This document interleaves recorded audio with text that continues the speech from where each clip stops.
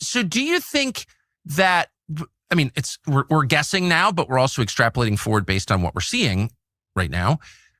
Do you think that what's this conflict with Iran, which has revealed so much, and, we pray it goes well, but if it continues to on its current course, does it kind of reorient the two parties? Does it shake up the system? People keep saying, no matter who you vote for, you get President Netanyahu, and there's some truth in that. I mean, let's stop lying. There's some truth in that. The big decisions are influenced, if not made, by a foreign leader. Does that end after this? And if so, how? There have been presidential debates in the past 30 years, most recently probably, or vice presidential ones as well, where the two-party candidates, when it came to Israel, started arguing about who was more pro-Israel. That's typically the limits of the debate that we've been permitted to have. One of the things that I'm so amazed by, maybe I'm being naive here, but it's very frustrating and shocking at the same time. The Iraq War was one of the worst debacles, probably the worst American debacle in our lifetime. You had the 2008 financial crisis and all the other thing, but that was what led to this whole unraveling of trust and faith in the integrity and reliability of American institutions that has caused so many things after that, but also just the what it did to that region itself. All the lies that the credibility of the United States with those lies, everything that we were told would happen, none of it happened. It gave rise to ISIS. It was, everybody acknowledges it was one of the worst actions in American history. And yet here we are 20 years later. And the thing that has really amazed me was, to the extent there was any kind of attempt to have a debate about the Iran war to justify it, it was based on exactly the same tactics, the same script, the same rhetoric, the same jargon, the same twisted rationale, and often the same people who sold the war in Iraq back in 2002 and 2003. I saw a Fox News clip. They excavated Condoleezza Rice from some underground lair or bunker or whatever in which she works these days. And they put her on, Brett Baird did, and she gave this 5-minute speech about how we have to go to war in Iran to, make sure they don't have weapons of mass destruction and nuclear weapons, and they fund terrorist states and will bring freedom and democracy to exactly verbatim what she was saying. And the debate has almost been identical. So I want to say, yeah, if this war goes really bad, it'll create this gigantic realignment. And maybe it will, as part of, these events that led up into the Iran war, including the Israel stuff we were talking about, could create a realignment. But I don't know. I thought that we would never live through, a very similar, if not identical, new war to the Iraq war. And yet here we are doing exactly that in ways that aren't even pretextually different. They're not even changing the script or the cast of characters. Literally. It's the Homeless Left with Matt Weinglass and co-host Jay Scott. Episode 175. Won't the real SATANYAHU please stand up? A real fake news update. And here's your host, Matt Weinglass.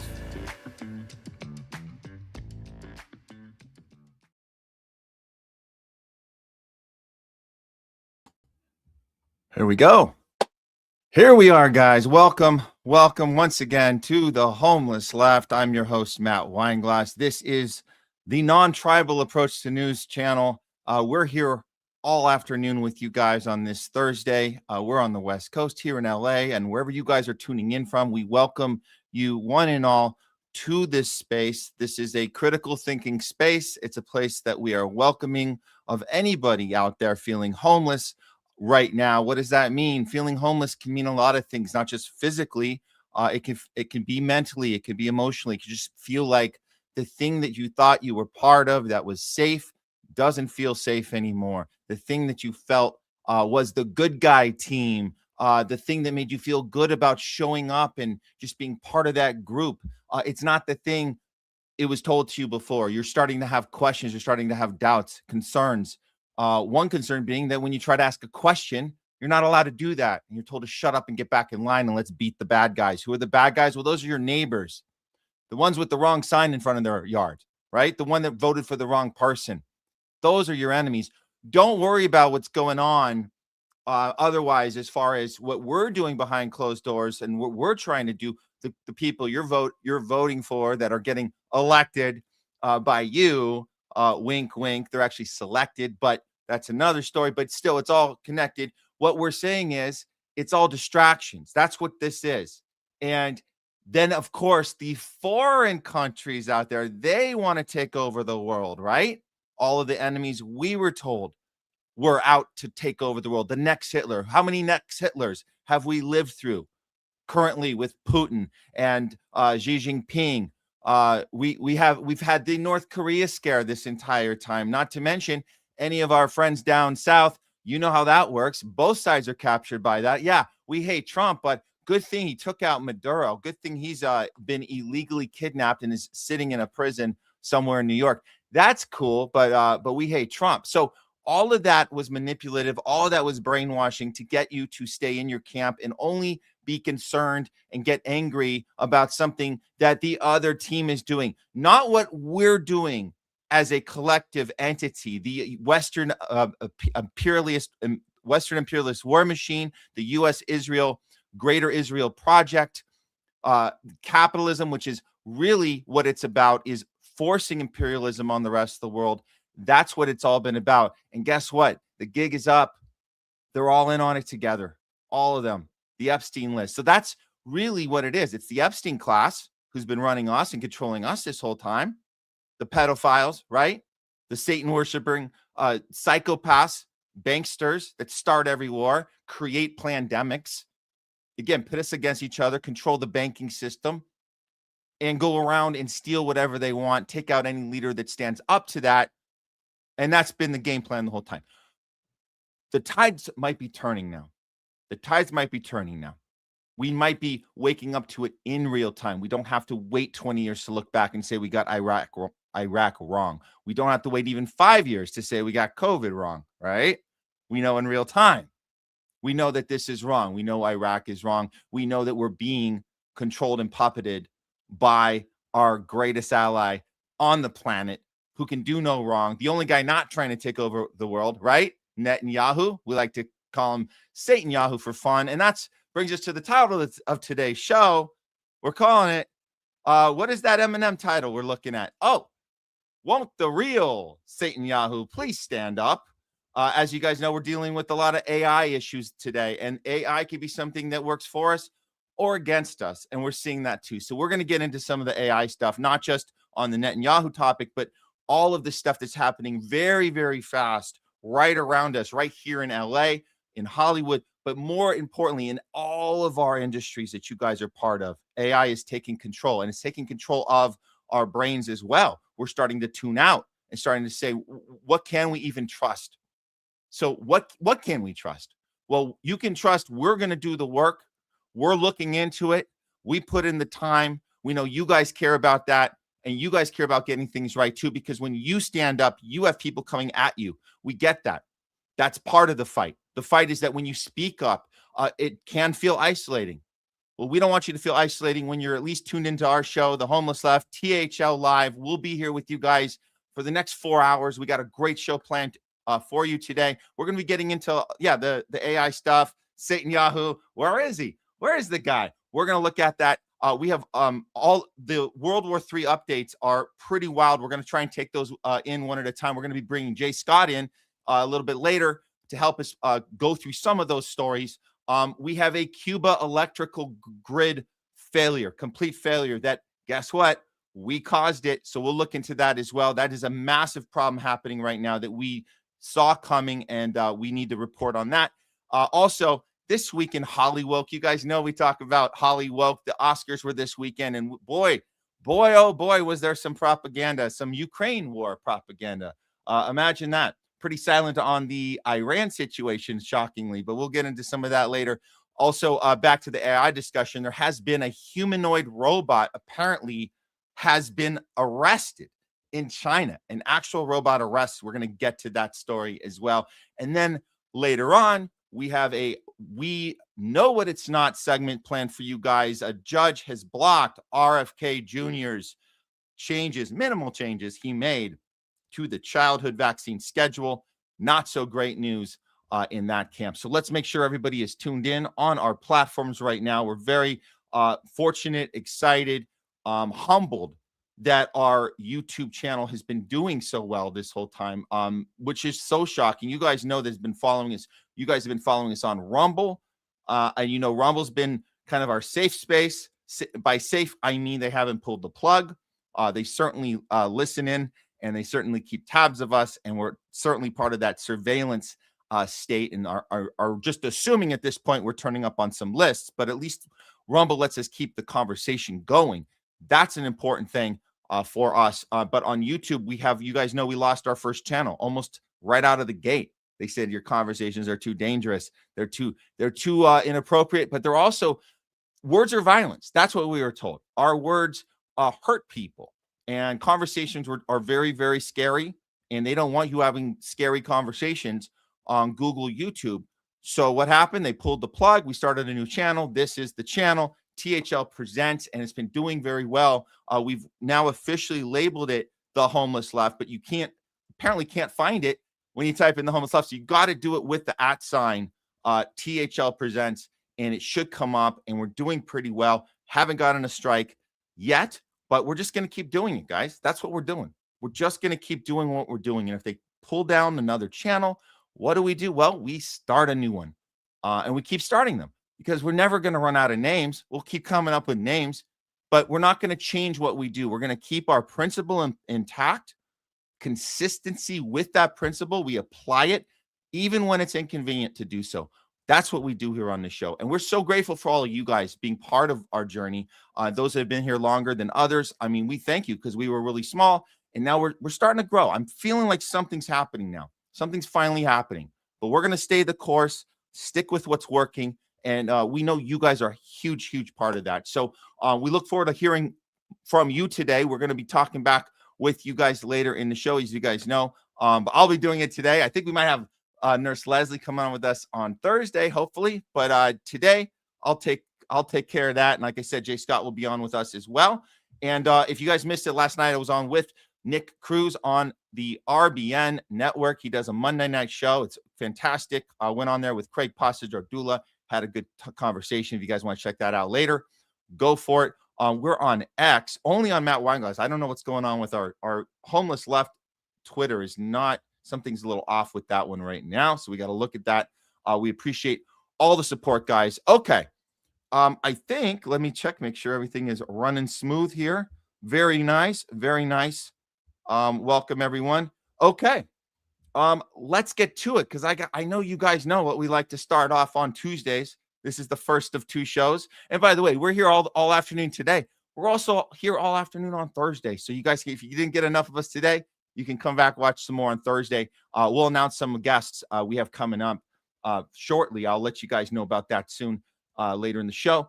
For now, for Tuesday's show, we always like to start off with what we like to call a real fake news update. Let's go.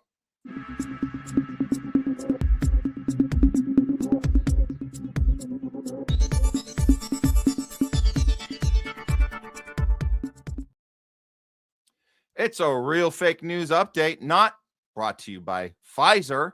As you guys have been paying attention over the last week or so, there's been some weird stuff coming out of Israel, particularly stuff coming directly from Netanyahu. A lot of these videos are a little strange because he's been accused of putting out AI fake videos. And it's not just 1 or 2 of them, it's multiple ones. So let's start from the beginning. And I think that we're going to use this time with you guys to try and figure out how to apply our critical thinking skills when dissecting this stuff, because you and I, we don't assume to be, and we're not pretending to be tech masters, tech geniuses, AI, sophisticated degree holding, technocratic masters. We don't have to be. Just like during COVID, we didn't have to be doctors or scientists to know something was wrong. So let's apply that logic the critical thinking skills that we did with COVID, let's do that right now with these AI videos. So the first one that came out, and you guys probably remember how this thing started, was well, let's look at the first. When we look at, here it is. Okay, so when we look at Google and we say, hey, is Netanyahu alive? Is he alive? They're going to tell you, no, there's no way he's alive. Google's already preset for this. So if you're not using your critical thinking skills, you're going to believe this headline when you Google it, and you're going to go back to your life. So this is what you're going to get. Something like this. Very generic, right? Netanyahu shares new video after Grok calls out deepfake admit death rumors. So these new videos, and if you look at what's being said about them, these are validated. Don't worry about that six-fingered video. Now he's interacting with people. So this makes sense, right? So this makes sense. He wasn't killed in the Iranian attack, which happened on March 9th, by the way. So now it's been several days now. So he puts these videos out. So this is how we look closer at this, because again, you can Google him right now and you're not going to get a direct answer about what's actually happening. Here's what actually did happen. This was back on March 9th. There was an actual attack. Iran was a very strategic attack that killed Benjamin Netanyahu's brother. That's been confirmed. The family was mourning about that. This attack probably also got Netanyahu hit. Now, do we know that he's dead officially? We can't report on that officially, but what we can tell you is that he's definitely not coming on camera right now. And there's a reason he's not coming on camera. He's not being seen in public. He's not engaging with the world leaders that generally you would be doing right now. None of that is happening right now. And his brother's confirmed dead. We've had several reports confirm that. So didn't see him at his funeral. We saw a lot of crying other family members. Didn't see Netanyahu look sad about that at all. So let's look at what else is going on here. Okay, so this was it, right? This was the six-finger video. Everyone said we were crazy. And you can see that, if you guys know the reference, that's the Christopher Guest from The Princess Bride with the six-fingered man with that little glove on. That's the only explanation, is that he was born like this character Christopher Guest played in The Princess Bride, directed by the late Rob Reiner. There's that six fingers. So we know that obviously that doesn't check out, right? Okay, so then what happens? What does it leave us with? It leaves us with all these memes going around. Where is he? I saw this one. This was pretty funny. Last scene was six figures missing. What are we going to do? What are you going to do? What Grok will do, if you ask Grok on Twitter, Grok will tell you something doesn't look good, but then he'll be reset, and then first he'll disappear. You can't even find him. Then he comes back, and it's the same cycle. Elon has to kind of keep resetting Grok. And we've seen this happen over and over again. So I saw this meme. This is pretty funny because there's Grok, and this is it seems like when he disappears, he has to go take a little trip to a particular wall to get his head straight, right? That's what this little trip is for. You got to get your head straight so you can come back and get back in line and do the bidding of the thing. You guys know. Okay. So then what? So let's look at the next videos he put out. This was 2 days later. Actually, first what happened before we put out the follow-up after the six fingers, we saw this. And this is very, very important because this was an actual event that he missed. So what this is a security meeting, right? A security briefing, which he always attends. He hasn't been to one since the incident. Whatever happened in that incident, he hasn't been attending these. We haven't seen him in one. So just to be clear, they're doing these security briefings without him. Okay. So what happens next? We have the now very infamous, more infamous than the six-finger video. Now you have the coffee video. Here it is. So I guess if you can program AI to put a smile on his face, show that he has 5 fingers on his hand, show he has 5 fingers on his other hand, that should do it, right? Forgot one thing. We forgot one thing. Taking a sip of a very filled cup of coffee, watch the top of the glass. Watch his mouth, because he's not just doing the Obama. He's not just doing the Obama Flint sip, right? Where he pretends to have the water. Someone give me some water. Give me some water. And then you remember Obama? And he kept his mouth like this. And then the crowd booed, and he got back on Air Force One. You guys know that one, right? That the whole Flint water theater. So this AI is drinking, but let's pretend it's Netanyahu. Okay, I'll give him the benefit of the doubt. Watch how interesting this is, that you actually seeing him drink the coffee, but nothing comes out of the cup, and it's still filled to the top. There he goes. Oh, shoot. That's a filled cup. Not only is it still filled, which means he didn't actually swallow anything when you saw the neck go like that and take the sip. Now there's some weird gravity problem, because when you tilt the full cup of coffee, it should spill. So all these things are just pretty obvious things, right? Shaking it around. Wow, look at that. One filled cup of coffee. Maybe it's a magic cup. Who knows? Maybe they have some magic. He's promoting this coffee shop, right? So this one came out on the 16th. A lot of people said, okay, it checks out. I don't want to look any further. He followed this one up with another one. This one where he's interacting with people on a patio, where not only is he trying to pretend he's alive, he's also trying to pretend that things in Tel Aviv are really cool right now. Here it is.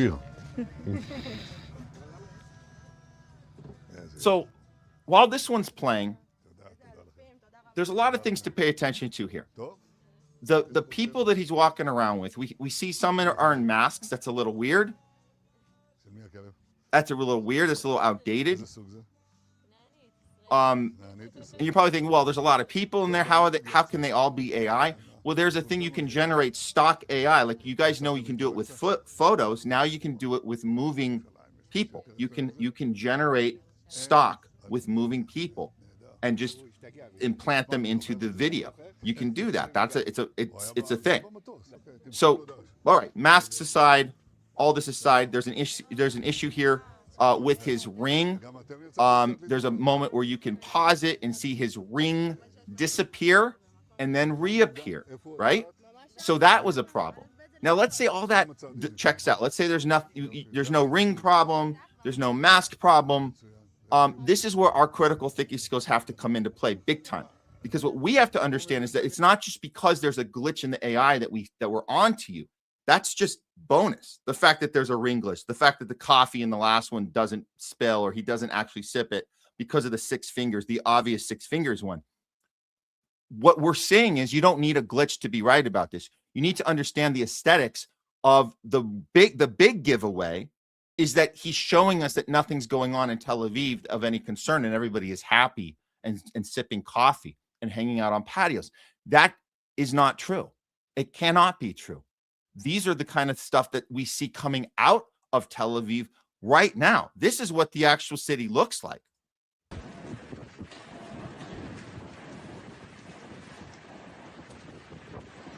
The likelihood of a coffee shop being open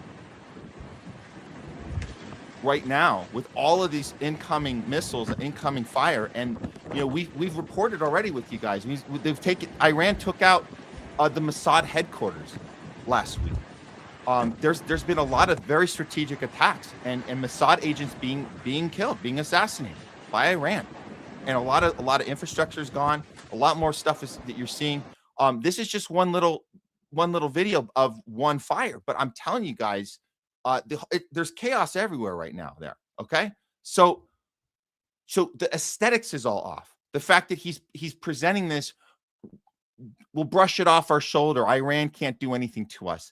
That's really the biggest giveaway of this whole thing. If he was smart, they would present an AI that looked at least a little concerned. By the way, his brother's dead. Why is he getting coffee and not showing some sort of empathy there or some sort of like loss there, because they don't want to show any loss. And that's a big problem. It's a big problem when you're playing victim. Everybody wants to kill us because we're Jewish, which that's a whole nother problem. Who's really anti-Semitic here, right? If you're not even the thing that you claim to be. But you can't play both of these roles at the same time. You can't be the victim and the superior race and the superior army and the superior country and the superior everything. Nobody can do anything. No one can harm us ever. We're going to be sipping coffee and hanging out with friends no matter what, even if we have to do it with AI videos. It's not sustainable. They would have been a little better for them to package it and say, you know what, we got hit a little bit, but I'm okay. I'm hanging out in a bunker or whatever. That might have worked a little better. So we can see right through all that, and we don't have to be masters at AI to understand what's really going on here. So another video came out. Actually, a few more. I'm going to get to there's a Huckabee one that we just saw this morning. I'm going to get to that in a second. But one that really concerned me was this one, because we're trying to check this one. And, it was reported by Al Jazeera, and it's a very quick clip. And I just want to show you guys, we'll watch it a couple times. It's very quick, but this one's concerning because obviously Google and all the mainstream outlets they're completely ignoring the story altogether, or they're just brushing it off. But this one's concerning. We can't validate it here on THL, but I do think it's worth looking at that this actually aired on either one of the networks or just the Twitter account. I'm not sure exactly if and when it aired, but this is what came out. Received CCTV footage from Israeli officials in which Israeli prime can be seen dying in an Iranian missile strike.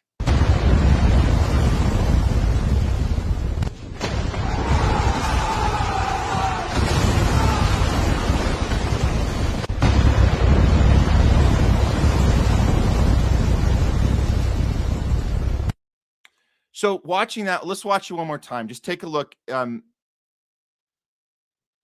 This is hard because now it feels like we're in some sort of AI war.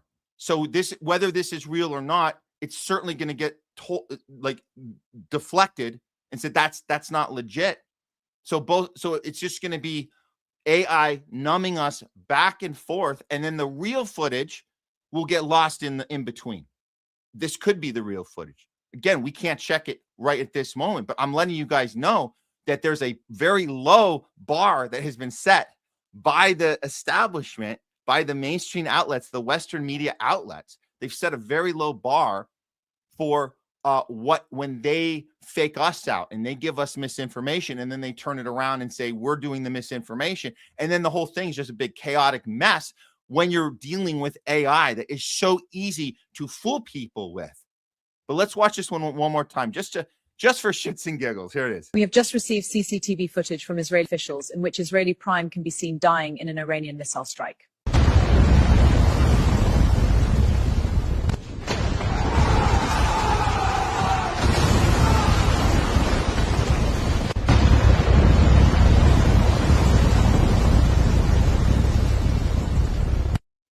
All right. We'll just take it for what it is. And don't be mad at yourself if you got a little rush from that.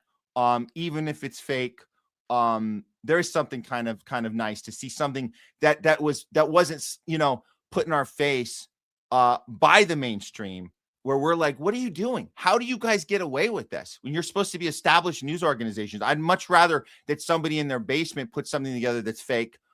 Because then I know it's fine. Like, it's like, hey, we can do that. We're just messing around. It's way worse when it comes from the top down. And that's the biggest problem, that Netanyahu's own account is putting out these garbage AI videos. And then to counter it, we have this one. So we'll look closer at this. And you know what? The reality is they're going to have to explain this at some point. They really are. Like, that you can't sustain this not showing up to security meetings. You can't sustain that and then keep having these little hangout coffee shop situations. But if that was true, if it's true, these little memes were pretty funny. I just because it's kind of fun. There's a tweet. It's hot down here, and they're saying, "Welcome home, Benjamin." It's funny. It's funny. There's another one I thought was Pretty entertaining, to say the least. Here it is. This is his next appearance from deep down south.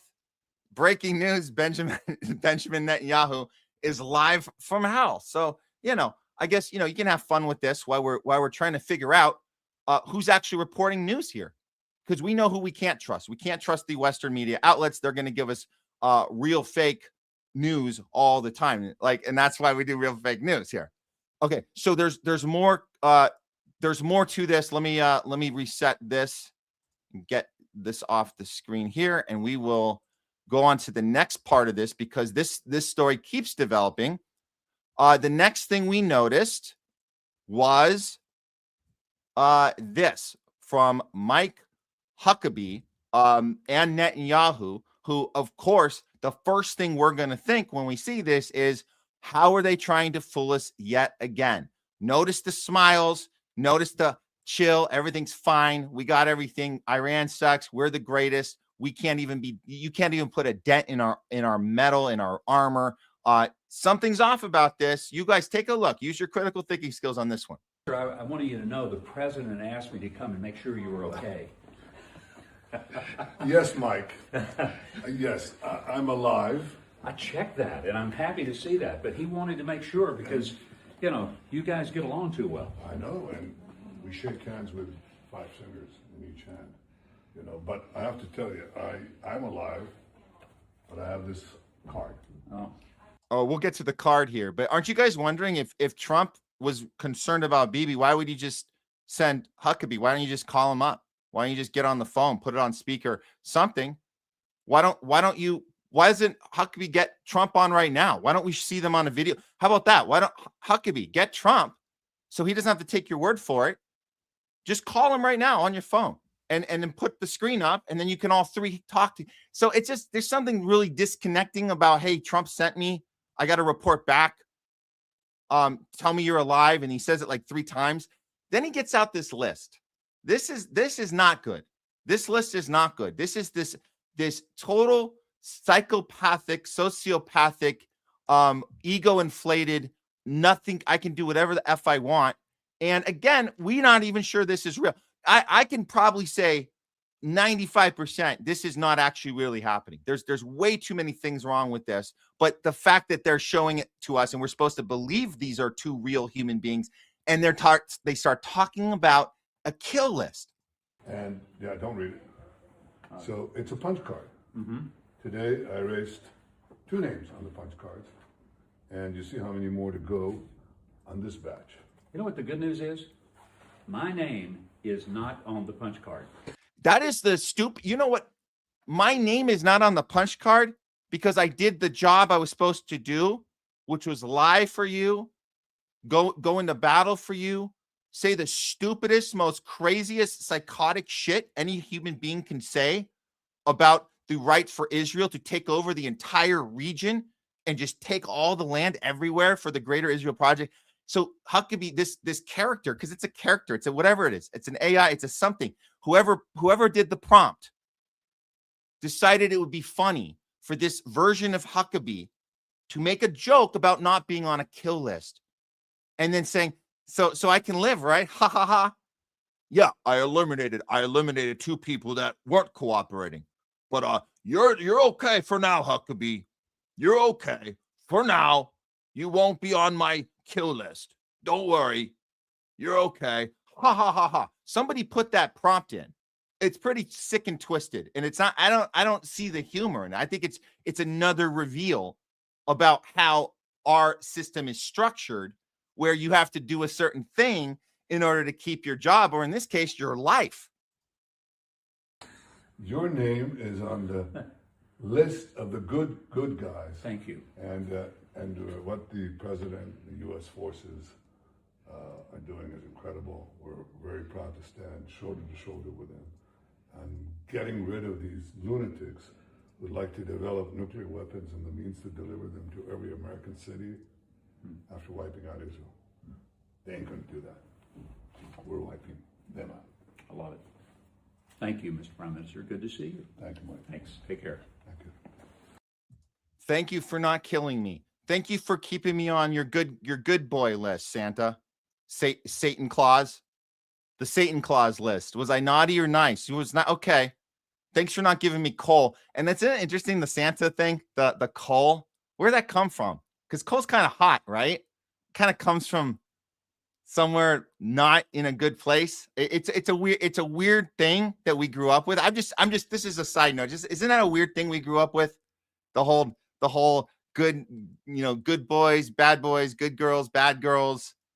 Are you on Santa's naughty list or nice list? The naughty children get coal, hot coal. Is that like to torture you in the depths of hell? Coal? What is that? What is that? Are you guys questioning that now? What the hell was that? The good, like, there's even like happy, good, go lucky songs about it, right? You've been sleeping. He knows it. Like there's a whole. So we gotta look at that now. I think we gotta go when we're done here. Let's go have some conversations with our family members about. Hey, did you ever listen to those lyrics? To he knows when you're sleeping. He knows when you're awake. He knows you've been bad or good. So be good for goodness sake, or he'll fucking kill you. Huckabee just made the nice boy list. For now, right? For now. Well, let's look at the two people that didn't make the list, that he erased. Netanyahu erased two people, as this prompted AI just told us. Let's look at one of them. Here's another Security Council meeting that Netanyahu doesn't show up to. Hotspot reported on this earlier today. The Israeli government announced the elimination, right, of Iran's top security official. Netanyahu, again, is not present at this conference. Of course he's not. He hasn't been present at anything since before March 9th, the day of the assassinations, right? So there's a photo of him, but he's not in the video where they announce, we got him. We crossed one off the list. Check it out. הממשלה בנימין נתניהו ואני הנחינו את צה"ל להמשיך ולצוד את הנהגת משטר הטרור והדיכוי באיראן ולגדוע שוב ושוב את ראש התמנון ולא לתת לו לצמוח. So the video at the top, they're announcing the death, the elimination of an Iranian top general, and Netanyahu is not there. He's in a photo, a prompted photo, right below. So there it is. So the media is not reporting on this. They're giving you real fake news, and we're calling that shit out. We're doing the investigation. We are. We discovered this young dude actually doing a really good job at investigating. This is actually really cool. If you guys want to check this out real quick, I'm going to play some of this. This is some good journalism. I like. Here's the tweet that went out about it. He says this guy has made over 30 videos covering different topics since the war began. He's been 100% accurate in each of the videos. So watch this latest one explaining what he thinks happened and says without a doubt Netanyahu's dead. Check this out. This is pretty wild. This is pretty wild. And hey, who else is doing the work, right? This is what journalism has come down to. This is the new age we're in now. We have to do citizen journalism because the mainstream ain't doing it, and they ain't doing it on purpose. After the video I made yesterday that's already over 5 million views, a lot of you had the question, how do I know that he was put in a medically induced coma before flying to Germany? Well, let me tell you. And FYI, there was reports coming out that Netanyahu couldn't be dead because he's in Germany, and that didn't make sense, especially now that he's pretending to be with Huckabee, who's in Tel Aviv, not in Germany. So the whole thing is a big mess. Again, they're putting out stuff to make you not want to look into it. And that was so the Germany thing came out like, oh, he flew to Germany. So how would Netanyahu be dead if he flew to Germany? Again, now he's apparently with Huckabee back in Tel Aviv. So that's maybe he just keeps flying back and forth. I guess so. Getting coffee at different cafes. Maybe he's doing a little tour. He's probably just doing a coffee tour. That's what's happening. He's going to say, let's try some coffee in Germany. Let's go over here. Let's go over there. That's what he's doing. While the rest of the world is dealing with this insanity of this war that's affecting the entire global economy and oil production and distribution and everything. It's affecting everything. But Netanyahu's doing a coffee tour, but he's going to set us straight on why it looks like Netanyahu flying to Germany wasn't what you might think. What you're watching behind me are the flight details of the Wing of Zion, the aircraft for Bibi SATANYAHU. But watch this. So the aircraft takes off from Tel Aviv. There we go. Takes off. And then does this for about 4 hours. Why would the Wing of Zion be circling the coast for about 4 hours? Well, the only thing that comes to mind for me is they are here putting him in the medically induced coma and trying to stabilize him along with probably some other victims. So I went to ChatGPT and asked ChatGPT, hey, give me some more information about this plane. So I asked, what's the registration flight number of this plane? And ChatGPT went, 4X ISR, Wing of Zion. As you just saw in the video, same code. All right, let's keep going. I then asked, is there a hospital on board the plane, i.e. a hospital equipped well enough so you can stabilize someone and put them in a medically induced coma? Yep. Let's continue. All right, let's have one more look. Right there, 4X ISR confirmed the Wing of Zion. But let's look at the flight path, because he circles the coast of Gaza for about 4 hours-ish and then proceeds to go to Europe. So let's wait for him to fly to Europe.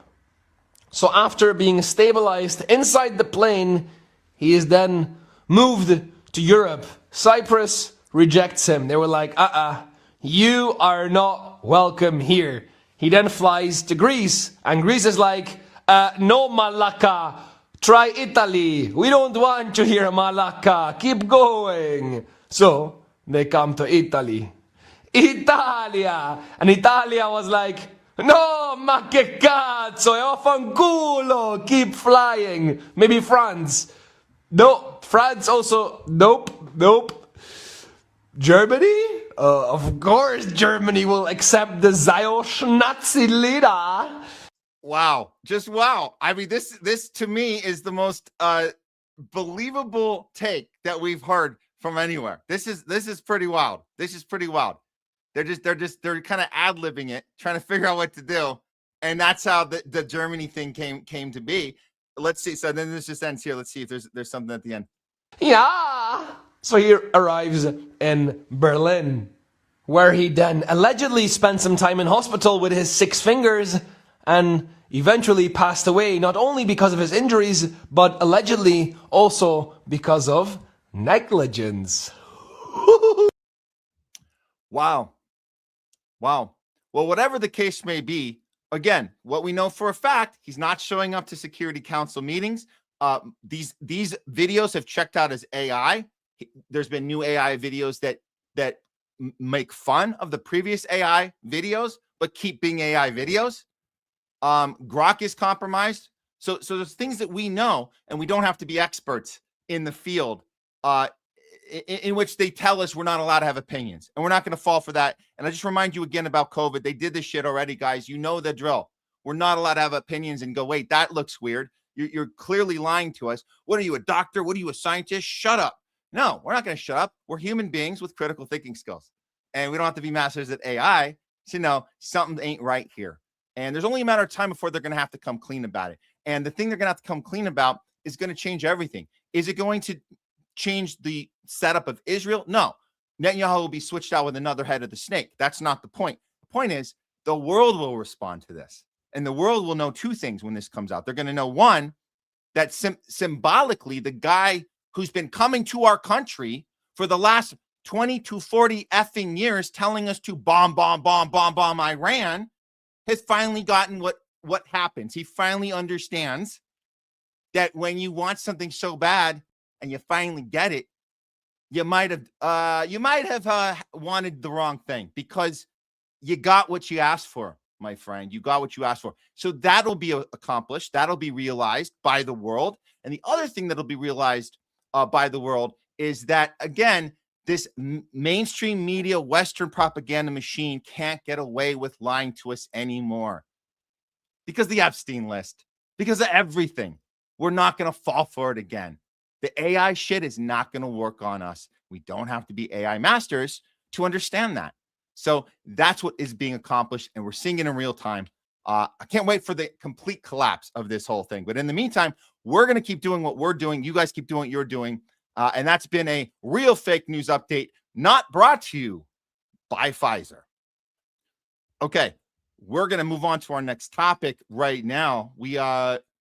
I don't want to say we got a late start, but we were packing a lot in. I know you guys, we try to start right at the top of the hour. We'll try to be better on that. But hey, we got two more big stories, and we're going to then bring Jay Scott in for some more stuff. So guys, if you're just joining us, welcome. It's the Homeless Left here on Rumble, here on YouTube. Appreciate you guys being here with us today. Let's get into what you guys are probably wondering right now. What the hell's going on with nuclear war? How closer are we to it? How far away are we from it? And that's why we do this segment. It's called World War III Watch. Let's go.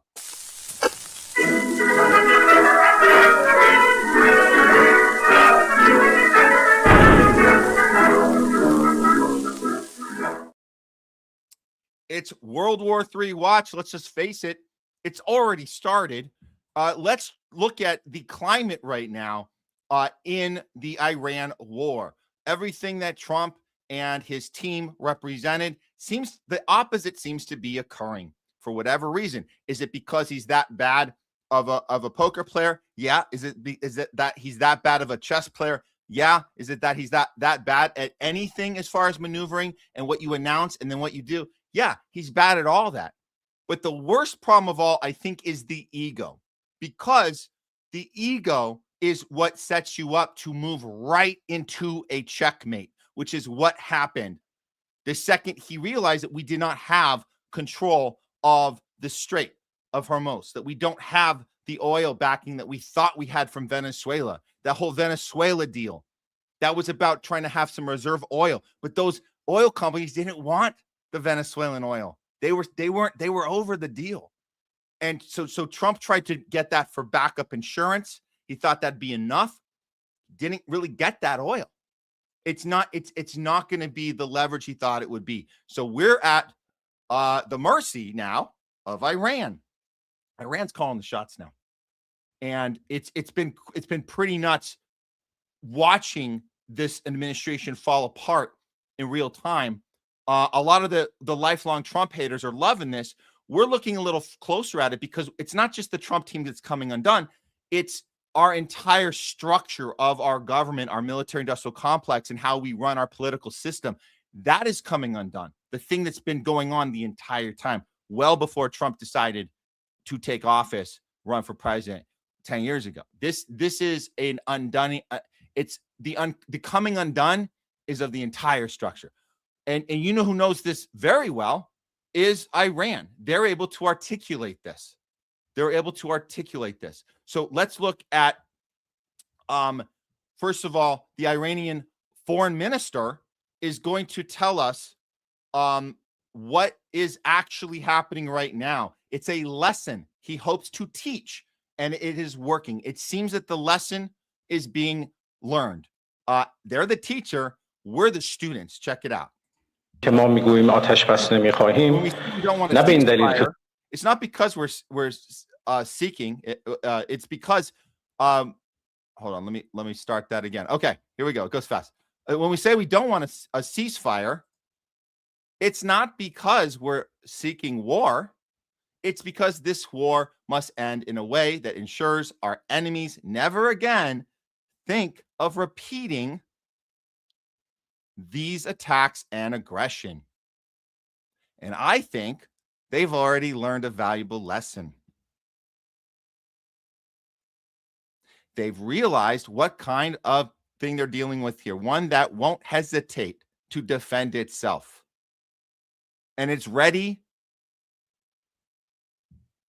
to take this fight as far as necessary. That's right. It's a very jarring lesson. We are learning it in real time. And it's kind of even, I don't even want to say like it's entertaining to watch. It's actually kind of sad. It's actually kind of sad. Here's Trump telling us how unfair this is. It's so unfair that Iran has so much power now of influence and leverage. It's unfair. It's like he has to pout about it now. Check this out. It's a little unfair. You know, you win a war, but they have no right to be doing what they're doing. But we're hitting them very hard. And today is a wait. They have no right? What? They have no right to do what they're doing. They have no right to defend themselves. What? We hit you first. We lied and cheated and went around the negotiation that we did, and we do it all the time. We did it again. We faked you out. We came in. We murdered a bunch of schoolgirls, innocent schoolgirls. Oh, I thought women didn't have a chance at education in Iran. Oh, they do. Well, not these ones because you murdered them. You killed them, so they won't. So these girls won't have a chance at higher education. No. Their backpacks are being buried, have probably been buried with the bodies, just so you know. So it's unfair. It's unfair that a country that you attacked is defending itself because you called timeout, or you said over, war's over, no takesy backsies. What did you do? What did you do on the playground that you think you need to go cry and whine to the teacher that they're not that little Johnny's not playing fair because you stole his shit first and now he wants to get his shit back and you want to call timeout. No, it doesn't. That's not how it works. You can't call timeout.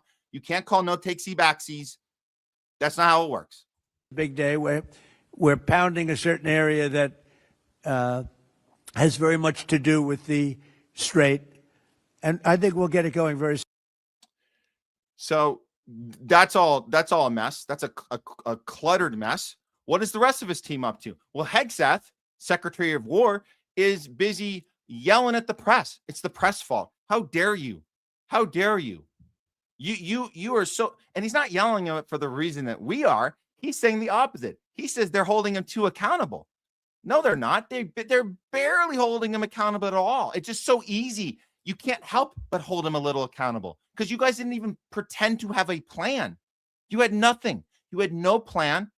You had nothing solid to present to the American people. You didn't do the checking the boxes of the lying and the maneuvering like that your previous administrations had done.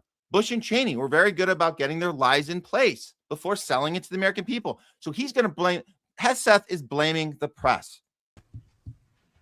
Because you, and I mean specifically you, the press, specifically you, the press corps, because you cheer against Trump so hard. It's like in your DNA and in your blood to cheer against Trump. Because you want him not to be successful so bad, you have to cheer against the efficacy of these strikes. You have to hope maybe they weren't effective. Maybe the way the Trump administration has represented them isn't true. So let's take half-truths, spun information, leaked information, and then spin it in every way we can to try to cause doubt and manipulate the public mind over whether or not our brave pilots were successful. How many stories have been written about how hard it is to, I don't know, fly a plane for 36 hours? Has MSNBC done that story? Has Fox? Have we done the story how hard that is? Have we done it 2 or 3 times so that American people understand? How about how difficult it is to shoot a drone from an F-15 or 16 or F-22 or F-35? Do you know how difficult it is to murder these girls? It's hard shit, man. You're not giving us enough credit for our accuracy. We killed 160 of them. Yeah, it took us a double tap to do it, but that was part of the strategy, guys. We wanted to do the first tap. We killed a bunch of them. Then the parents and teachers and surviving kids that had enough of their limbs left to go help their fellow classmates out of the rubble, we waited for them to go back and help their friends and their family and their students. And then we hit them again and we got more. So we got so many. These drones are they're so hard. Don't you guys do stories on how hard it is to murder people with these drones? Why won't you do a story on that? So the problem here with Hegseth, and you guys know there's obviously we all know there's a problem, but there's a deeper fundamental problem here that he completely misses, is that he's had cover from these exact people in the press this entire time. He even mentioned Fox News, that they're your biggest champions. They're the ones who got Israel's back, which is exactly what you needed to even get here. Getting Israel's back. We defend Israel at all costs. These people, you should be thanking them. They got you through a genocide that they allowed you not to have to say it was a genocide. They spun, they manipulated, they went with all your lies, all of Netanyahu's lies for years now. They've been defending you. And because you guys are so effing sloppy with what you're doing now, you're going to blame the people that have been protecting you, because they've run out of excuses for you. And they're not even doing a good job at pulling the curtain back. You guys are literally pulling the curtain back on yourselves. And then you're yelling at the people whose job is essentially their job is to protect you. And they've been doing that. That's how we got here. How the fuck did we fund a genocide for 2.5? How did we do that without these people? You're yelling at the people. It's absolutely insane that you would yell at these guys. You should be thanking them and saying, it's been a good run, guys. It's been a good run. This should be the coach telling the players in the locker room, you know what? We got a good run. Look up on the bleachers. You can see up on the walls, on the rafters. Look at all our championships. We did so good. Looks like we're gonna fall short this time.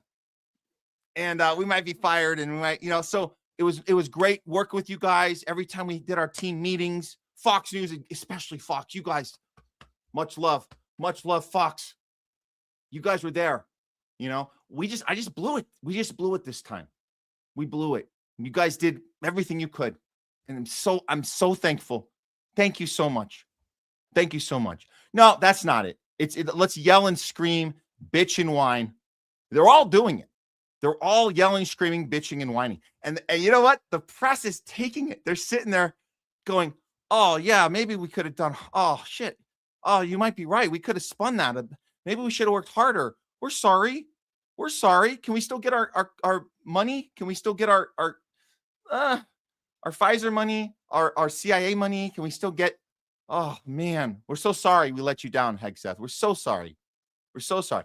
Well, while all this chaos is going on here, Iran is doubling down on this, the renaming of this operation, which strategically and just rightfully so, he should be renaming it. This is the Iranian foreign minister again. What he's doing is he's going to tell us what this operation should be called, and he does it with a smirk, which I think is hilarious. To the President of the United States, the outcome of. Well, also he's doing it in English. That's also a little F you. We know your language, and we're good at it. Look at this. This is pretty. I gotta say, this is quite a performance. This is quite a beatdown that we're taking right now. In English, he's going to tell us what the operation should be called. War cannot be determined by tweets. The result of a war is determined in the field, the very place where you and your forces do not dare to approach, and you can only talk about it in your tweets. It's better to name this war as Epic Fear instead of Epic Fury. Epic Fear. Wow. He kind of just set that one up, didn't he? I mean, Trump set that up. Epic Fear. That's what it is. This ain't no fury. This is fear. That's where we're at now. That's where we're at. And you remember on the last segment, I talked to you guys about this AI battle. Every accusation is a reveal. Every accusation is a reveal. Here's Trump doubling down on, why don't we have the support? You guys saw the footage. You guys saw all the people in the street being murdered and all that. We set that whole thing up with the Mossad in Iran. Remember, we were coming to help the protesters. Now, how are we going to buy this that the people in Iran are actually in the street supporting stopping us? That doesn't make sense. It must be AI. It must be AI. Tell us, Trump, what the problem is now. Thing that was AI generated. They showed about 250,000 people in a square saying how much they love Khomeini. Totally AI generated. It never took place. The media knew it didn't take place, but they built it up like they have great support. They don't have support. And that whole rally that they had 4 days ago, that they said was fake. It was AI generated. AI can be very dangerous. We have to be very careful with it, but every accusation is a confession. Every accusation is a confession. No, it's not generated. The people in the street that believe in the it's basically you're either on the side of the Epstein pedo class or you're on the side of Iran, who says, leave us alone. This is our country. Stop invading. Stop sanctioning us. Stop trying to dictate everything we do. And for God's sake, get your Epstein pedo, child-eating, Satan-worshiping, ball-worshiping psychopaths out of our country. We're not going to fight. We're not going to stop until you guys are done. That's not AI. That is real. But no, go ahead. Keep going with this line of BS. Because I was actually surprised to see, because I know how much the people hate this leadership. This leadership has destroyed the country. The rally that everybody, including ABC fake news, your network is the worst, but everybody put that rally on like, oh, and even I was surprised. I looked. It turned out, I found out today, it was a totally AI-generated fake news story put out by news organizations in the U.S. and elsewhere. And honestly, they really shouldn't be allowed to do it. Yeah, he's searching for an angle. He's searching for an angle. But you guys know we've been paying attention the whole time. We've been watching this the whole time. We know what the AI videos have been. We know what the fake coverage has been. Do you remember the 30,000? Oh, 30,000 people. They killed their own people. Really? Have you seen any footage of that? No, it doesn't even exist. They didn't even bother doing AI footage of that. It doesn't actually exist. Where are all the deaths? That's a lot of deaths. 30,000? Where is it? Doesn't exist. They should have at least put something. No, they didn't have anything. They had a few Mossad agents murdering cops. They throwing rocks at people. That they had that. We know that. We checked that. That's 100%. We looked into that. So they had Mossad agents riling shit up. They had Mike Pompeo congratulating the Mossad agents on New Year's Eve, congratulating them, said, Happy New Year's. Good job, Mossad agents. Way to get in the streets. Tear shit up. Twitter. All over on public domain and right out there for everyone to see. So we know all that. But you can't tell me, you can't provide any footage, any pictures of the 30,000 people, because that didn't happen. So, and you don't care about protesters, because Pete Hegseth told us last week, you're going to bomb the shit out of Iran and it's death and destruction everywhere. So how can you have death and destruction if you're trying to help the people that are being killed by their own government? None of it makes sense. None of it makes any sense. They didn't do enough homework on this. They didn't do enough homework. At least Bush and Cheney, they did some homework. They figured out how to sell it. At least Obama and Hillary figured out how to maneuver into Libya and get Gaddafi. They did it. They pulled it off without a hitch. People didn't even know it was happening. They weren't even paying attention. The media was quiet. Nobody looked into it. They went, by the way, Obama went right around Congress. So don't think for a second Trump's the first one to say, F you, Congress. I'm going to go murder someone. Go murder the leader of a country. So we've been doing the game plan the whole time. They're just so bad at it. They're just so bad at it. That's why. That's the silver lining of Trump being in right now. He's so bad at it that it's so freaking obvious the press can't even protect him anymore. So what's the next step of this? This part is important. This is the next move Iran is making, because why? We don't have access now to the Strait of Hormuz. There's no way, we can't use it. It's destroying. The petrodollar is crumbling in real time.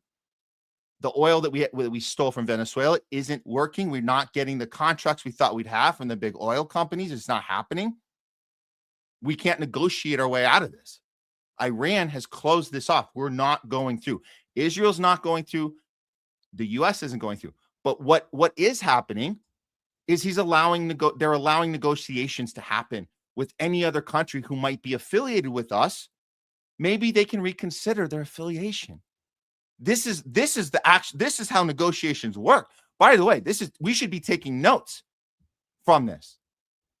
We should be taking notes from this. This is what we've gathered from the last interview that we saw. And this is from Atomy Media. Breaking: Europe ditches America. What? So the prime minister, and he's very good. You guys know this guy. This guy's very good at what he says and what he doesn't say. Iran's foreign minister confirms that European nations are secretly negotiating directly with Tehran for safe passage of their ships, completely cutting out Washington. And of course, Trump did this. Here's the interview where he kind of alludes to it. And we should be paying close attention to this. Here it is.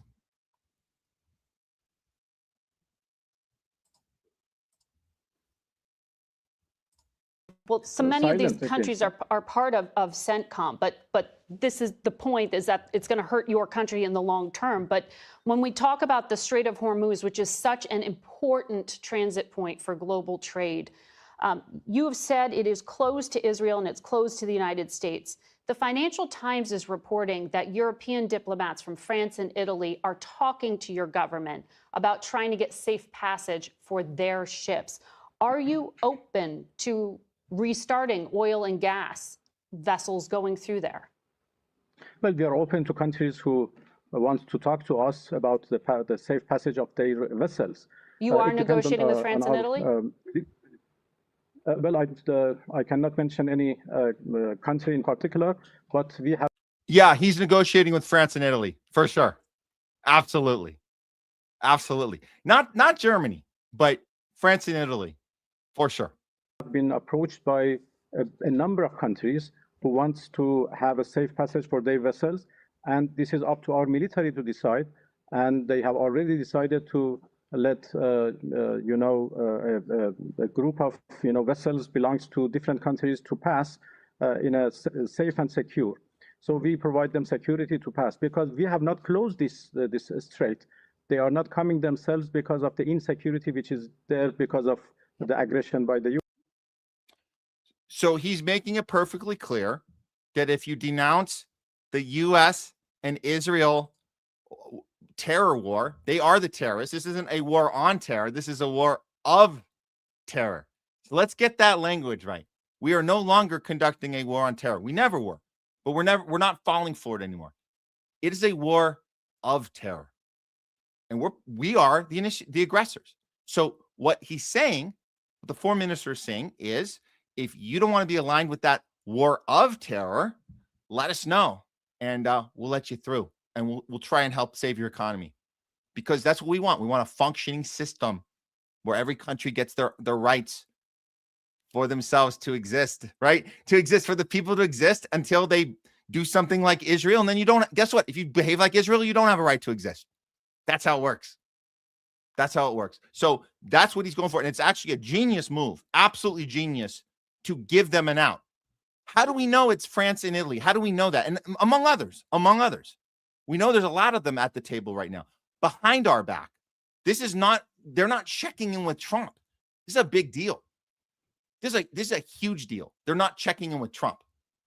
So how do we know? Well, we know Macron just put this out. This is crazy. This looks like a guy who just got off a call with Tehran and made a deal.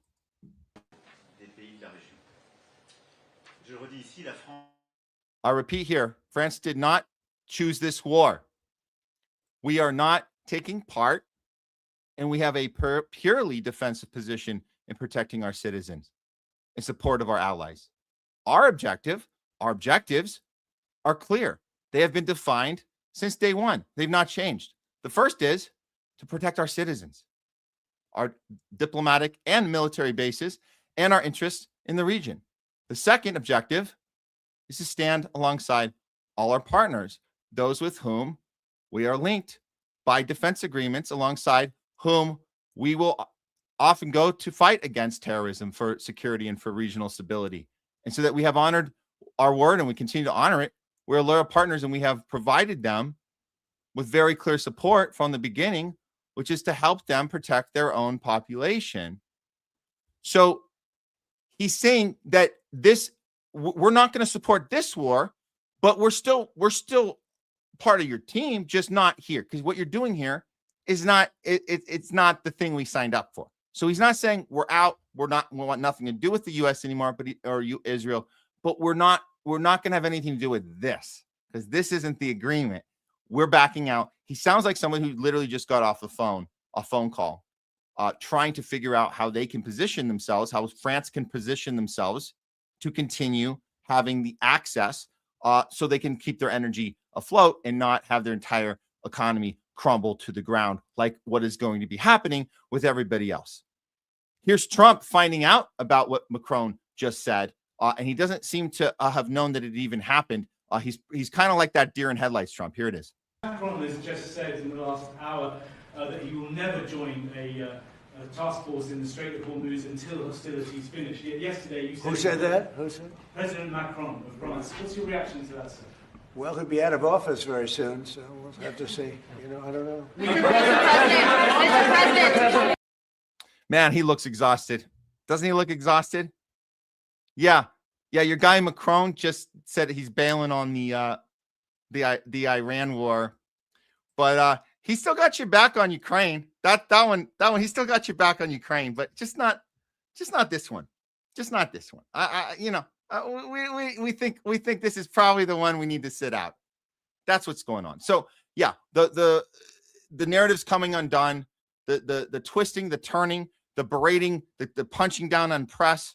Meanwhile, Iran is in the power position right now, moving forward, and it's pretty clear. And I think this is the first time we've been made aware, the first time that our country, that any Western country was rooting against their own government going into a war. It's the first time. It's pretty interesting time to live in, because we know that our enemy, Iran, is actually going against the Epstein class, the pedo class, the Satan worshiper, ball worshiping psychopaths that have been running us this whole time. And that's been a World War III update. We should just face it. It's already started. Okay, let's see. I think we're going to get one more story in before Jay comes in. Yeah, actually we do. We got a good one we're going to queue up for you guys. Let's take a 2-minute. Go grab yourself a drink, get yourself a bathroom break, return a text or two, and we'll see you back here with This Week in HOLLYWOKE. We got some crazy propaganda coming right through here, entertainment capital. We'll say entertainment capital of the world right here in HOLLYWOKE. And then we got Jay Scott coming in after that. Don't go anywhere or go somewhere, but be back here in about 2.5. We'll see you soon.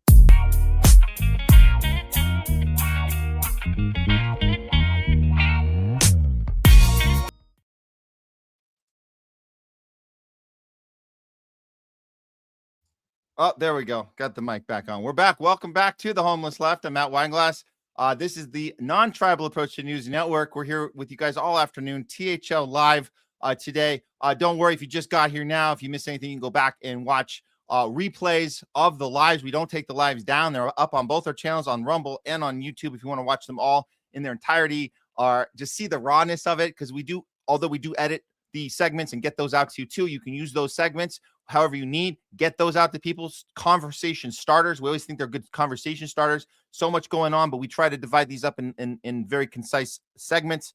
Sometimes they run long, but it's okay, because these are important conversations to have. So I would suggest, if there's one that you can relate to personally, or maybe there's a conversation you've been meaning to have, somebody you've lost touch with, somebody who unfriended you, uninvited you to Thanksgiving dinner, said you were part of the problem. Maybe this would be a time to reconnect and say, hey, maybe we have something we can agree on, or maybe there's something we both feel that looks suspicious, but got very curious about. Let's talk, let's engage, let's do that. So we try to give you guys the tools to be able to do that and utilize that however you can. Phone calls, in person, social media. You guys can reshare, you guys can retweet, you guys can put out clips yourself. We're going to try to do better getting out more clips, more content to you guys quicker. But yeah, we're doing it all ourselves, and that's why we appreciate all your support. We can't do it without you. But thanks for all of your support, however you do it. Rumble rants, super chats, those are great. We'll get to your guys' comments for sure. We'll try to get to the rest of them as well when we get to talking back later in the show. But for now, let's see. I think we do have a super chat. Want to give a shout out to we know you, we love you, citizen. Thanks for this. The petrodollar is dying. So the AI bubble, and along with them, the Epstein empire forgot. Forgot March Madness. I see. It's a new thought there. New thought there. Forget March Madness. Change the yellow Shrions instead. We agree. Last year. Thanks for that, citizen. And it is like a time we're living through. It's a very unique time where this whole bubble, so theatrical presentation, it's coming to an end. It's come undone. We can't unsee what we have already seen behind the curtain. And I think the masses are waking up to that, regardless of who you voted for, what side you thought you were on. None of this checks out for anybody. There's not too many people left that think that every single thing that's been told to us by our trusted media, our trusted good guy team, whatever the good guy team is, that everything told to us has been 100% on point, or we did the best with the information that we had at the time. There's very few people left that believe that across the board. That's good. People are getting curious. They're asking questions, and they see what happens if you ask questions to the wrong people. They make you pay for it. They go, "How dare you? How dare you question? How dare you, sir? Shut your mouth. Get back in line.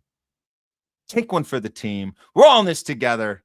2 weeks to slow the curve. You guys know the game now. They keep repeating the same shit. We already know how that works. So we see it before it happens now, as it's happening.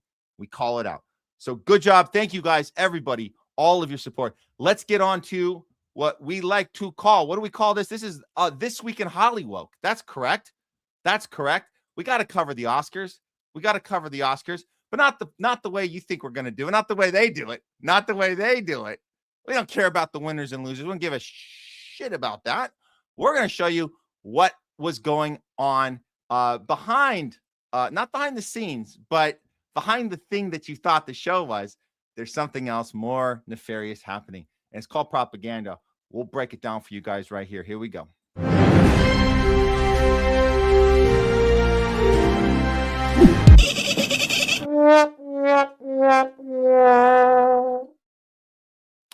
This week in HOLLYWOKE, we had a big Oscar event. How big was it? Well, we didn't really watch it. A lot of people are kind of over this shit now. We know about these studios takeover. We know that Larry Ellison, Zio Ellison, is owning every single studio now. Not just the studios, the networks that air this stuff, CBS, CNN, all this stuff. Not to mention the social media, TikTok, all the bunch. So we're kind of getting sick of this, and we know that actors are the best performers. They're who our DC, cult leaders. They look to Hollywood to get acting advice, to get tips on how to pause at the right moment and tear up and make you think that they're fighting so hard for you. So that's why we're looking at this today. So let's see, how do we start this off? Okay, let's bring in Conan O'Brien this year. Conan's gonna do a job hosting. And here's how it went. Basically, and this is from Politico. O'Brien, and then of course Jimmy Kimmel came out. He did some stupid ass stuff as well. And they both together took a lot of jabs at Trump. Of course they did. So what type of jabs did they do? Well, for the second time in the century, the Academy Awards unfolded Sunday during the early stages of a U.S. war in the Middle East. And while Trump's name went unmentioned throughout, well, that's weird. Why would his name be unmentioned? The subtext was a collective snub of the president from an industry he has long battled. And Hollywood was not above going low. Okay, so I'm sure they went after him for the Iran war, right? That's what they're talking about. Since like they said, the awards are happening right in the middle of the early stages of a Middle East war. So where were the jokes at? What did you guys come up with? It was so funny. Well, let's start with O'Brien. He said when he was on the stage, he has a small penis theater thing. Okay, so he went with that. That's productive. Okay. Let's see him put his name in front of that. nod to the president affixing his name to the Kennedy Center late last year. Okay, so you're going after his ego. You're going after his dick size. Oh, that's really ingenious of you. You guys are really, punching up here, right? He joked that Kid Rock. Okay, so here's the reference to the Super Bowl halftime show, which was theater, by the way, making us think that there was this battle between left and right. You had the Turning Point halftime show. So there was references to that. And then when Kimmel came out, he was just making fun of Melania in her little documentary. And that was a big joke about her walking around the White House. A lot of people don't know that documentary was a humiliation ritual. They won't tell you that. The documentary is called Melania. It was not nominated for documentary. But it was referenced because it was made to believe, the audience to believe, and the people watching at home that Trump's big problem is his ego and having his wife make a documentary about her shoes. And that was the big joke. Problem is, what I'm telling you guys is that was a humiliation ritual. The director of that film of Melania was Brett Ratner, a frequent visitor of Epstein Island and part of the situation that allowed Trump to be affiliated with Melania in the first place. That entire storyline is gone. It's missing. And that's why she had to do a documentary about her shoes. But they're not going to tell you that in the storytelling capital of the world. They're going to tell you fake stories and call them documentaries. That's how it works. The documentaries they celebrate here are not real stories. They're fake stories, just like all their feature film narratives, which are scripts that are also fake. But the documentaries are the worst ones because they pretend to be real. And that's just another fake one called Melania. And that was the big butt of the joke, was Trump's dick size, his ego, and Melania's shoes. Way to stick it to them, Hollywood. You guys did a great job at calling out the guy that you've been telling us to hate for 10 years, and you couldn't even mention the Iraq war or the Iran war at all. That's weird. Well, look what happens when someone tells a joke that it's kind of funny. Look what happens to him. Kumail Nanjiani, they're calling it a Holocaust joke. And now he's getting canceled. Oh my God. He must have been, oh my God, what did he do? What did he do? Kumail has sparked controversy online after reportedly making a Holocaust joke. Oh no, this is bad. Oh gosh, it's way too soon for that, dude. What are you doing? Well, he made the remark while presenting the best live action short film at the awards on Sunday. When he got on stage, he says, there is a real art to making a short film. I think many full-length movies would do just as well, if not better, as shorts. That actually is a good point. They actually would. And he says, oh, so let's save some time and some money. And so he made some jokes about some feature films, what they would be called differently if they were turned into a short film. So he says films like It's a Wonderful Life would be called It's a Wonderful Month. Kind of funny. The King's Speech would be called The King's Tweet. Also kind of funny. But here we go. This is where he got into trouble. He said Schindler's List would be called Schindler's Post-it. Oh, no. Oh, he must really hate Jews. Really. Like, that is completely uncalled for, dude. Why would you say Schindler's Post-it? Do you know that was the greatest, most horrible thing that's ever happened in history ever? How dare you, sir? And of course, Schindler's List is this 1993 movie. You guys know Spielberg. It's a propaganda piece. Schindler's List. What? Matt, what are you talking about? What do you mean? Schindler's List it's a propaganda piece. Schindler's List is about manufacturing consent to justify the taking of Palestine during the Nakba. Because the last shot of the film, they're walking to the one place that'll take them. Palestine didn't take them. They went and they murdered and pillaged and raped and burned and tortured and laughed about it and took everything they wanted. That's what they did. The end of the film of Schindler's List is supposed to be a tear-jerking moment that they found salvation, that they after everything they've been through, they have a place to go now. That's what that movie's about. And it was required to see in every single classroom. If you guys were around then, we were required to see that film, an R-rated film, when we were under 18 in every high school classroom, senior classroom. So seniors that were 17 or 18 at the time, they made sure that you saw it. And if you were 17, you had to get a parent signature, some bullshit. signature. We're going to be watching this movie in its entirety. And you're gonna sit there and you're gonna learn the worst thing that's ever happened in history. But more than that, you're gonna learn that it's the worst thing that ever happened before that, or ever will happen again. That's the key.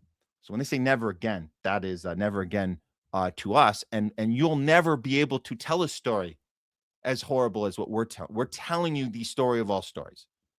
That's what that's about. So can't say Schindler's Post-it. What was he thinking? And look at all that. Look at all the pushback. Kumail's canceled. Anti-Semite. Why didn't he make a joke? Why he didn't make a joke about radical Islam, Christians, black people? He's trash. We'll never watch his content again. I don't know if we were even watching his content, but it's weird. Weird you'd say that. Here's another weird one. Oscars didn't take 1 second from its million-hour broadcast to mention Iranians dying for freedom. What? Well, huh? Iranians dying for freedom? Okay, I don't know what that means. I know what I think you think it means, but it doesn't mean the thing that you think it means. Iranians dying for freedom. Wow. Okay, so you're mad that no one said that. You still had a Holocaust joke. A room full of actors couldn't even feign a performance of compassion. Okay. And compare Hollywood's silence on Iran to its gobbledygook on Palestine. Well, if you did compare those, you'd see that what you call gobbledygook usually leads to you losing your manager and agent and getting on blacklists. All you have to do is ask Susan Sarandon or any of the people that Larry Ellison put on a blacklist at Paramount TV for this gobbledygook you talk about. So you don't know what you're talking about, because that's not gobbledygook when people stand up for something and they lose their careers over it. And it is interesting. The silence on Iran is the exact opposite of the thing you think is the problem. It's the absolute opposite. Them not mentioning Iran is a problem, and it's a giveaway, because the giveaway is it really wasn't about hating Trump this whole time. It was about keeping people in their lanes. If it was about hating Trump, you could go in for the kill and say Trump did this illegal invasion. What the hell was he doing? And nobody did that. Nobody did that the entire evening. So this person calls out this crap from Daily Mail at the bottom and says, rubbish. It was a joke about film titles and fine within its context. Grow the F up. I added the F. So there it is. Free Palestine. Did we get any of that? Yes, we got one the entire night. Here it is. If YouTube edits it out, I'm going to tell you in advance. This is Javier Bardem. He's the only one that did it. No to war and free Palestine.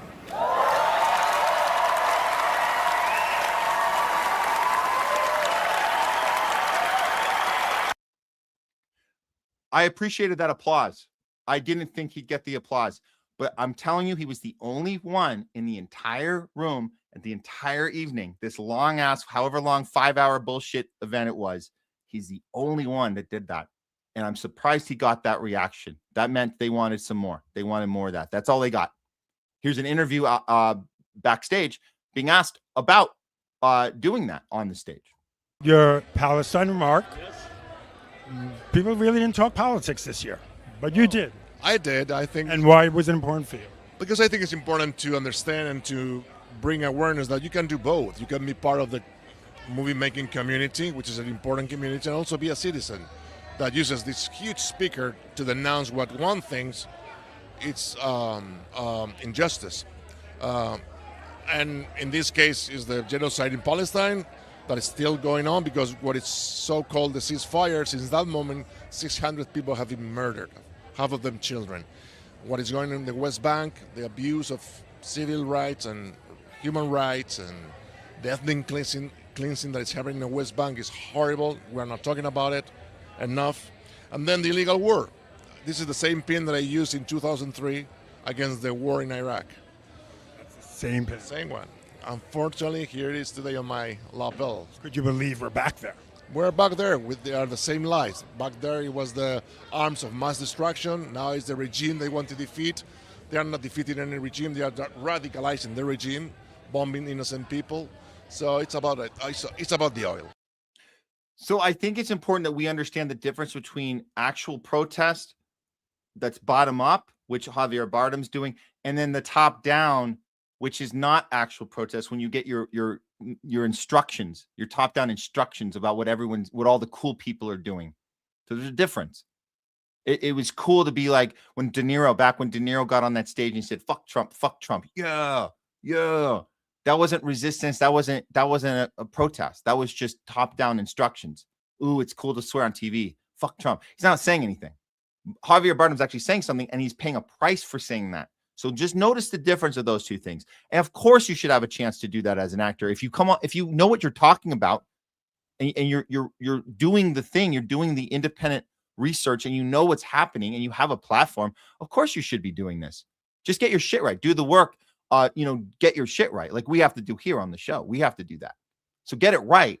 But of course, you can do it if you're punching up. If you're doing a thing that you weren't emailed to do. That's the difference. And I know it's hard for you guys to know sometimes because you don't get the emails, but I'm telling you, like being here in this town, we get emails. Like, I'm part of the union, I'm part of SAG. They tell you the instructions. Here's what we're going to be angry about. And when they give you those instructions, that's not legit. You can be angry about it, but it's not, if you really are angry about it, that's fine. I'm not saying you don't, if you feel that emotion, fine, but it's not protest. It's not protest if it's being handed to you from the top down. So that's why we got to give a shout out to Javier for doing that. But let's get to the real propaganda of the evening. This is the real propaganda I want you guys to see. So before the event, there were nominated films, Palestinian films being nominated, but Hollywood was fighting to block them. This really happened. So here's what we got. We got Hollywood continues to prevent Palestinian films from reaching the wide audience. They were always blacking them out. They're not letting them into the States. You have to go search for them. There's Israeli planned boycotts against these films. The filmmakers are always in trouble. They have to watch their back, getting arrested, getting bullied, in some cases they get taken by the IDF. We've seen Academy Award winning filmmakers be punished for winning awards. So what was the thing that happened this time? Well, you had two movies we were looking at, and these were important films. One of them was called Palestine 36. This is an incredible film. I recommend you guys go and find this film. It's opened in different festivals, gotten standing ovations everywhere. It gets recognition wherever it goes. It was on a short list to be best documentary this year, and it got taken off the list at the last moment. It was not in the top 5, therefore it did not win. They were not invited. It's like it never happened. It's called Palestine 36. The movie exists, but they were basically blacked out of the award show this last weekend, which is unfortunate. The second film, Voice of Hind Rajab, which you guys probably know because we've covered this one. This is about the girl that in real life. This isn't a documentary. This is this is an actual recreation of the event in a feature film script. So it was nominated for Best Foreign Film Feature because the movie was put together. It had executive producers that came on, like Joaquin Phoenix was on. Javier Bardem was part of this one. There was a lot of people that stood up to put their name on this because it was an important film, and it was also getting a lot of credit wherever it was being shown, whether it was at Cannes, whether it was in Toronto Film Festival. It was getting standing ovations and tears going down audiences' faces because it's literally about this girl who was stranded in her car and the only survivor of her family, surrounded by Israeli tanks, and her last hours were spent on the phone with her Palestinian, the Red Crescent Society, who was trying to help her stay alive. And while she's on the phone, they murdered her, and they'd already murdered her family. And you have to hear it on the 911 call that little girl is the last surviving member of her family who are dead in the car with her. She's hiding in the car on the 911 call, and the IDF do a double tap and murder her again, 300 plus bullets. We know the story. So Voice of Hind Rajab nominated for Best Foreign Film. What happened? Well, there was an actor playing the lead role here. That's a shot of the actor recreating this phone call or trying to figure out what's going on with the girl in real. So this was the film, and he says he was blocked from attending the Oscars, wasn't allowed to come. And it looks like, and if you read this article, you'll see he was blocked because they were making it illegal for him to travel out of Palestine, obviously because it's an open-air prison. He cannot leave. And he was begging for a way to get to the United States for this amazing opportunity just to be nominated, to be considered on that stage. 5 different films being considered for best foreign film. And he wouldn't let him come. And that was a sure sign that the film was not going to win. That was a sure sign. They did not let the lead actor arrive. And there you go. There's your 5 films. Voice of Hind Rajab does not win.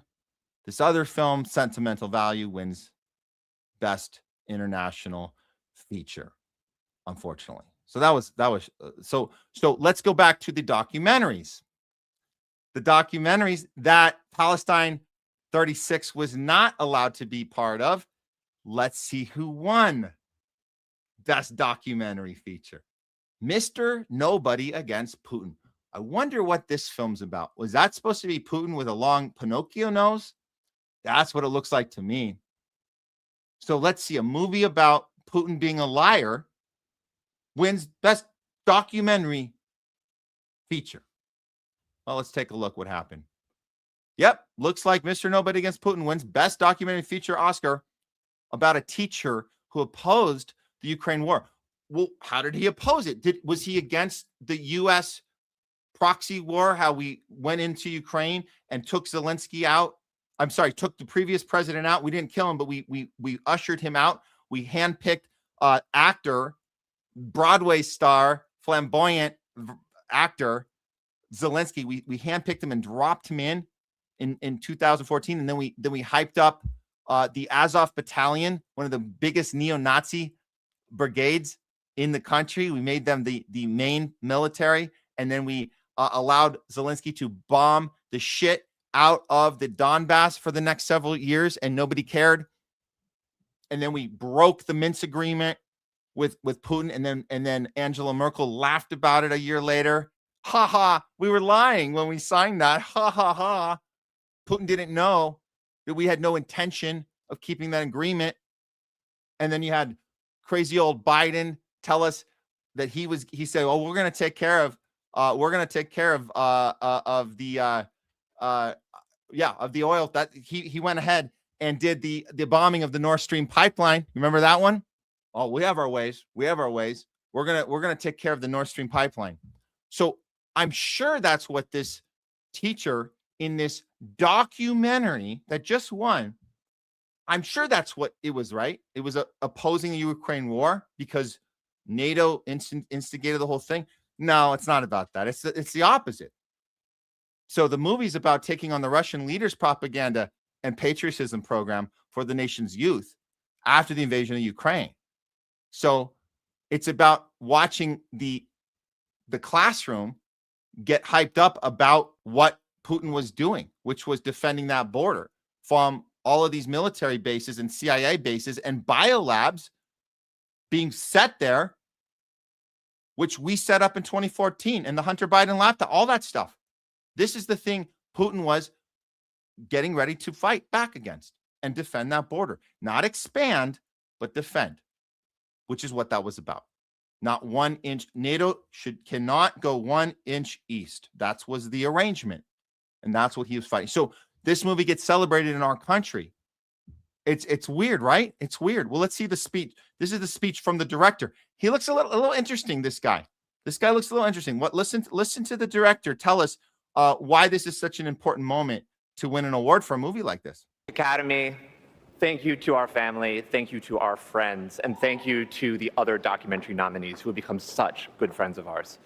Mr. Nobody Against Putin is about how you lose your country. And what we saw when working with this footage, it's that you lose it through countless small little acts of complicity. When we act complicit, when a government murders people on the streets of our major cities. When we don't say anything, when oligarchs take over the media and control how we could produce it and consume it. So what he's doing there is he's doing propaganda for the Western media machine. How he does that is he's suggesting that Trump is what? Putin's puppet. And so what he is saying he experienced in Russia, he's saying, I see you guys experiencing that here now by the same entity. Putin lied and cheated and stole and did all these horrible things to us, and he wants to take over the world. Well, guess what? Your guy also wants to take over the world, and that's why he's Putin's puppet, and that's why he's killing people on the streets of Minneapolis, and the crowd cheers. He makes no connection to Israel, no connection to the Iran war, and there's a reason he's not doing that. Again, you guys saw in the opening of this segment, you saw nobody said the word Iran the whole time, or the word Trump, really. I think they were on this mission to not say Trump's name, but nobody protested Iran. We had one protest against Palestine. So this dude he's trying to draw a connection between the thing that you've been told, if you were watching MSNBC and Rachel Maddow for the last 10 years, it validates that point of Russiagate and Trump is Putin's puppet, with no regard to what's actually happening right now, and that Putin is against what's happening, what the Epstein class. 100% against it, 100% supporting Iran. And he has leverage too right now. The leverage is the oil, and that's another discussion. So no mention of that here.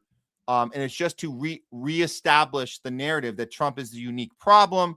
He's Putin's puppet. So I'm here to warn you guys, the U.S. might end up exactly like Russia ended up. So you got to vote Democrat next time. That's what he's doing, and that's why they gave him the award.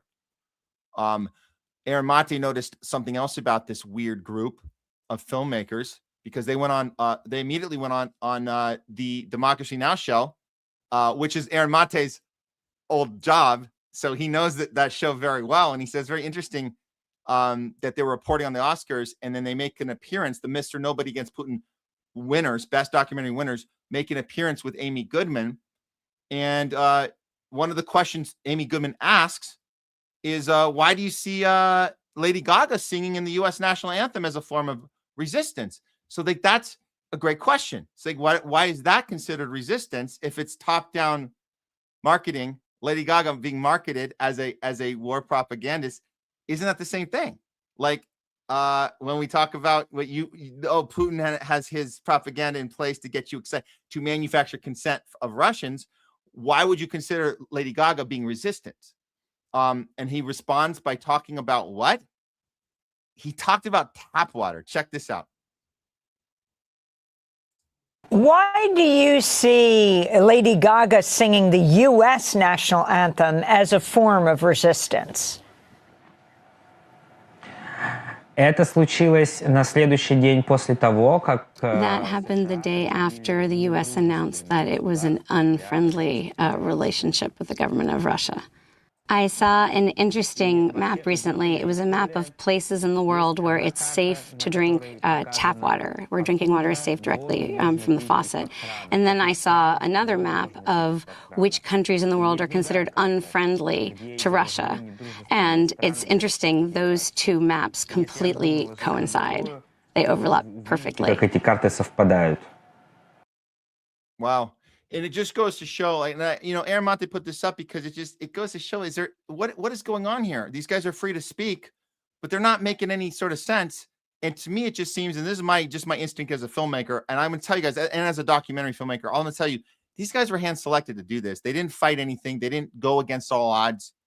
They were hand selected. They were given the resources and the money from a Western media machine that walk them through the process to get them to the finish line so they can pretend that they went against a government. They didn't go against the government. They were for a government. They were for NATO. They were for the Western machine.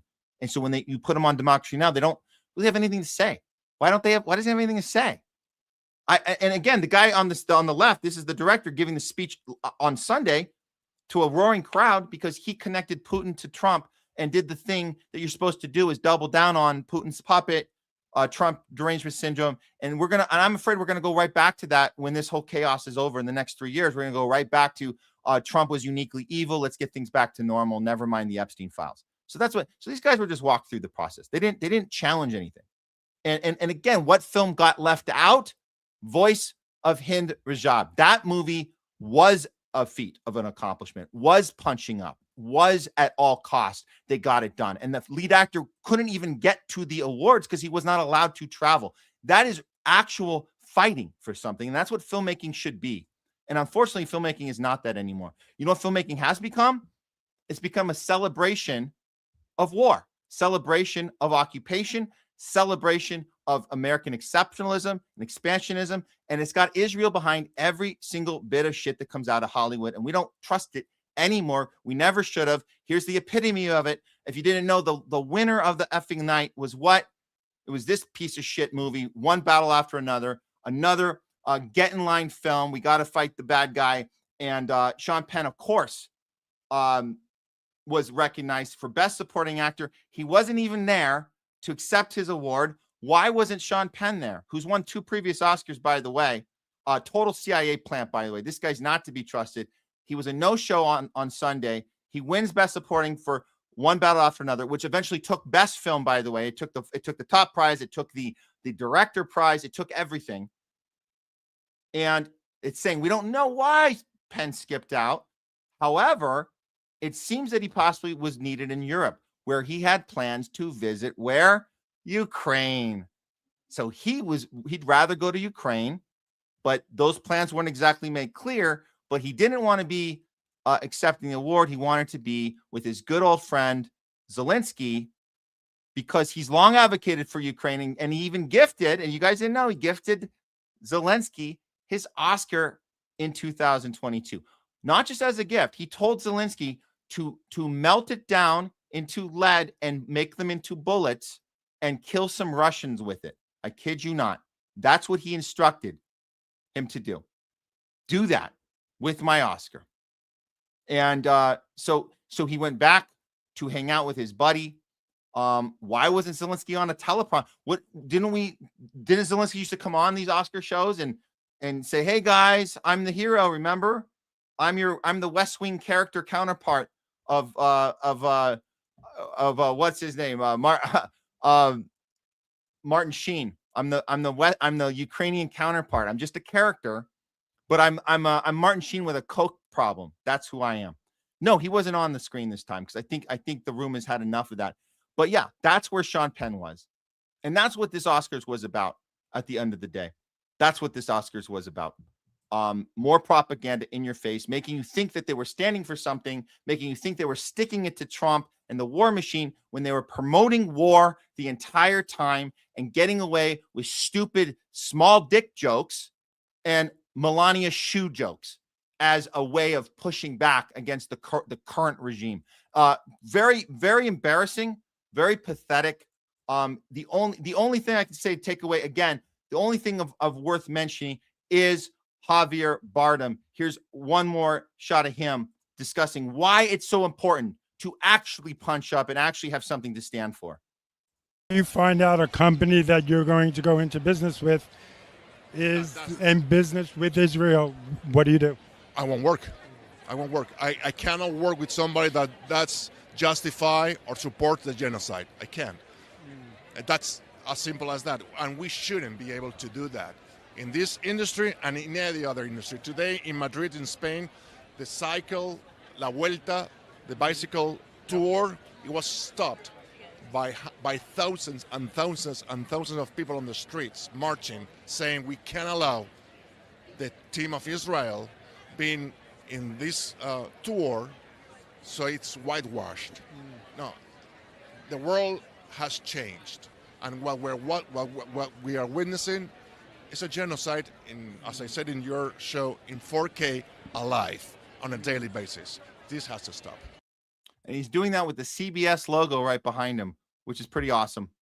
And there you go. The one guy standing up, the only guy that had something to say on the stage itself when he said Free Palestine. And that's all we got. But make no mistake, that is punching up when you're willing to sacrifice your career, lose out on jobs, be blacklisted. As we know, he's been blacklisted by Larry Ellison and Paramount TV, but he doesn't care. He's going to keep going. And that's what real activism is about. And what's left of this state of Hollywood, which should be a place that real stories, real conviction, real filmmakers with strong visions go against the odds and make incredible films. And unfortunately, that's just not what it is now. It's the complete opposite. And that's why we call it HOLLYWOKE. And that's been this week in HOLLYWOKE.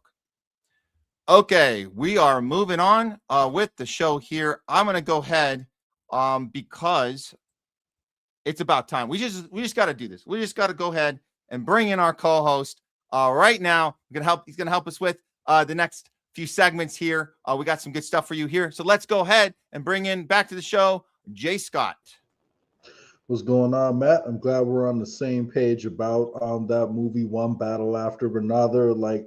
It was the most average movie like I've ever seen. That's like the best way to describe it. And because they're hyping it up and they gave it all those Oscars, now it makes me not like the movie. And my girlfriend, she's fell asleep, like in the movie as we were watching it. So she couldn't even stay up, through the whole thing. And it's disappointing because Leo, he does have some pretty good movies. I think Leonardo DiCaprio is one of the best actors, we've had of this generation. But yeah, that movie was like average at best. And you know what I think? I think that on purpose, they want you to believe that the best way to push back against the establishment is to have no goal and just go burn shit down, which is what they were doing in that movie. You know why, Matt? Because that justifies the surveillance dystopia that they want to, roll out. So that's what that movie, was about when I saw it. So, but it was a very average movie.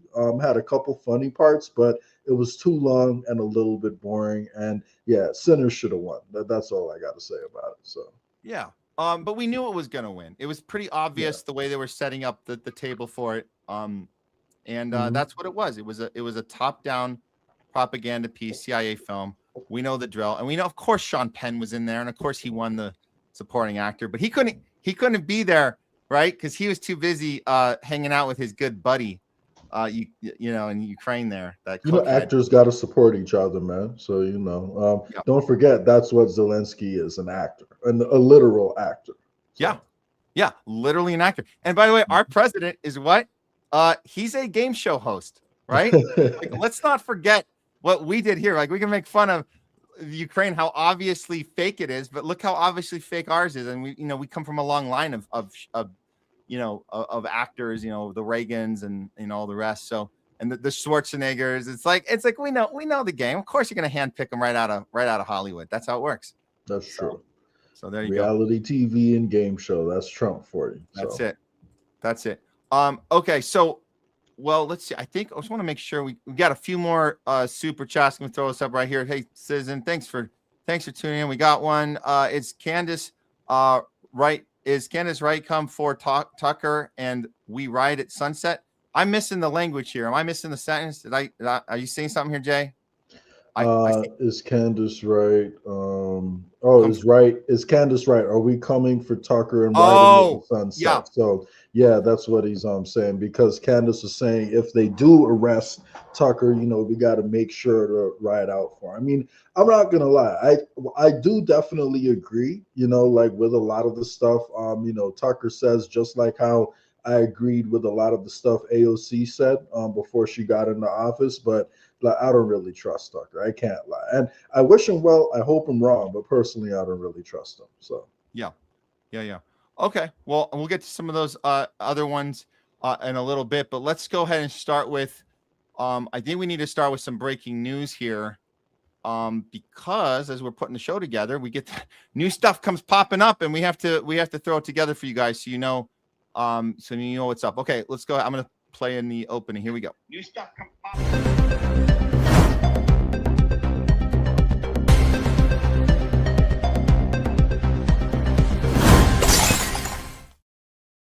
We have some breaking news here. It seems that the National Counterterrorism Center director, his name is Joe Kent. He's worked directly below Tulsi Gabbard and Trump's team. He's officially resigned. So let's look at what he put out earlier today. After much reflection, I've decided to resign from my position as director of the National Counterterrorism Center, effective today. I cannot in good conscience support the ongoing war in Iran. Iran posed no imminent threat to our nation, and it is clear that we started this war due to pressure from Israel and its powerful American lobby. It has been an honor serving under the president and Tulsi Gabbard and leading the professionals at NCTC. May God bless America. Wow. This letter, we don't have to go through the whole thing, but he basically breaks down how he has been part of this team, and he lists his credentials of dating back to the campaigns of 2016, 2020, 2024. And this was the breaking point for this guy. So this is not some Democrat independent dude saying, hey, I'm out. Not that he would have had a Democrat independent dude there, but he's saying, look, I've been part of this, and this was my breaking point.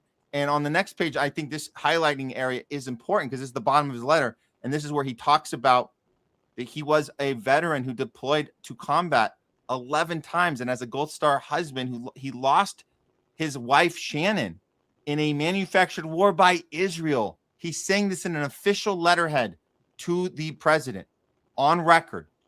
I cannot support sending the next generation off to fight and die in a war that serves no benefit to the American people, nor justifies the cost of American lives. Jay Scott, how big of a deal is this that just happened? And I'll get to the reactions from Mike Johnson and Trump in just a moment, but I want to hear your initial thoughts hearing this news. Yeah, I mean, it's good news for sure for him to call out the Israel lobby. They are a very dangerous lobby that needs to be addressed because they have way too much power in our politics. But again, me personally, I still believe that they're a proxy, for secret societies and oligarch money, beyond them. So I kind of feel like they're getting ready to transition us to something else. I can't describe exactly what that is, but I would just encourage everyone to follow the secret society links that we have in our government too, because I don't think, Israel is all we need to worry about. But that being said, I am all here for it. We're witnessing a genocide in real time, and I'm going to hope for the best from this guy. I do find it a little bit hard to believe that Trump, who is surrounded by Zionists and funded by Zionists, would pick someone who's truly anti-establishment to be at a position that high in the government. So it kind of feels something like, controlled opposition, although I do got to hand it to him. We didn't really see these kinds of political statements being made while Biden was in office that I can remember from the Democrats. So I don't want to be too hard on the guy. I'm just cautiously optimistic, and I want to tell everyone to have a little bit of caution with these guys, but give them credit where it's due, because I didn't see Karine Jean-Pierre, calling out Biden and saying what Biden did was wrong. I can't think of a single person who was that high in Joe Biden's cabinet who came out and spoke about the genocide that was happening. That being said, I do wish that when he resigned, he did, give some ownership to Trump, in what went wrong too, because it kind of felt like he was just blaming the Israeli lobby and saying that Trump got bullied into it. Well, Trump is president. So, at the same time, like, why are we pretending that the president has no power? Like, of course he can make a stand. Of course he can say what's really going on, but he's choosing not to. So I do wish that he was applying more pressure to Trump directly instead of saying that it's just the Israeli lobby. And also, I want him to name names. Talk about Steve Witkoff. Talk about Jared Kushner. Talk about Miriam Adelson. But, still, I'll take what I can get. It's better than nothing. I want to see when Tulsi Gabbard is going to resign, who is on record with tweet after tweet talking about how bad of an idea it would be to go to war against Iran. And most of all, as a volunteer for the man's campaign, God damn it, RFK, why are you still hanging around in there? But anyway, back to you. Yeah, no, you make some good points there, Jay. I do think, yes, you got to give him the credit he's owed. There is a certain way he is wording it, though, and I get it. He's using the Israel made us do it thing. I don't have a problem with Israel made us do it, because I think that opens up a wider conversation. I don't think if people finally understand that, how powerful Israel is, because they didn't know this before. We never talked about Israel in 2003. We talked about Halliburton, Cheney. We even talked about Larry Silverstein getting all the money from the insurance policy. Never once crossed our mind that there was this thing behind that. So I think we've come so far in 20 years. We come so far in 4 years, even in 1 year, really, if you think about it, because what you're saying about Biden's people never having a problem with anything to do with Israel, you're now having to force them to have a reaction. Why? Because as a guy like this is blaming it on Israel, then you do have Biden people coming out. You have Anthony Blinken saying, well, you know, Obama and Biden handled Israel a little better than Trump. What do you mean handled?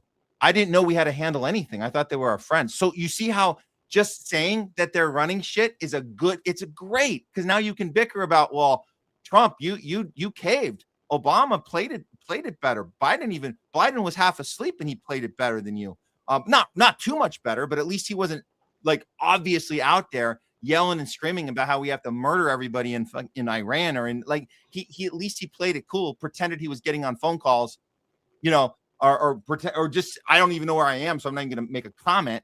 But I think it's forcing a discussion now about how does every U.S. president play this? Why is Trump the one that seems to be the weakest? He's the loudest bark and he's the weakest bite when it comes to keeping Israel in place. If you look back to every single president we've lived through in our lifetimes. So I think it demands a conversation now. There has to be a follow-up of, oh, Israel is the one that was responsible for everything. Well, what did we do about it? Nothing, right? So that's good. I'm glad this conversation is happening. But I'm also interested in what you're saying as far as let's see what else is hiding behind that curtain. It's not just Israel. There's something deeper and darker behind that as well. So we'll certainly stay on that. Let's see the reaction here from Mike Johnson and then from Trump. These are both pretty interesting. Here's Mike Johnson.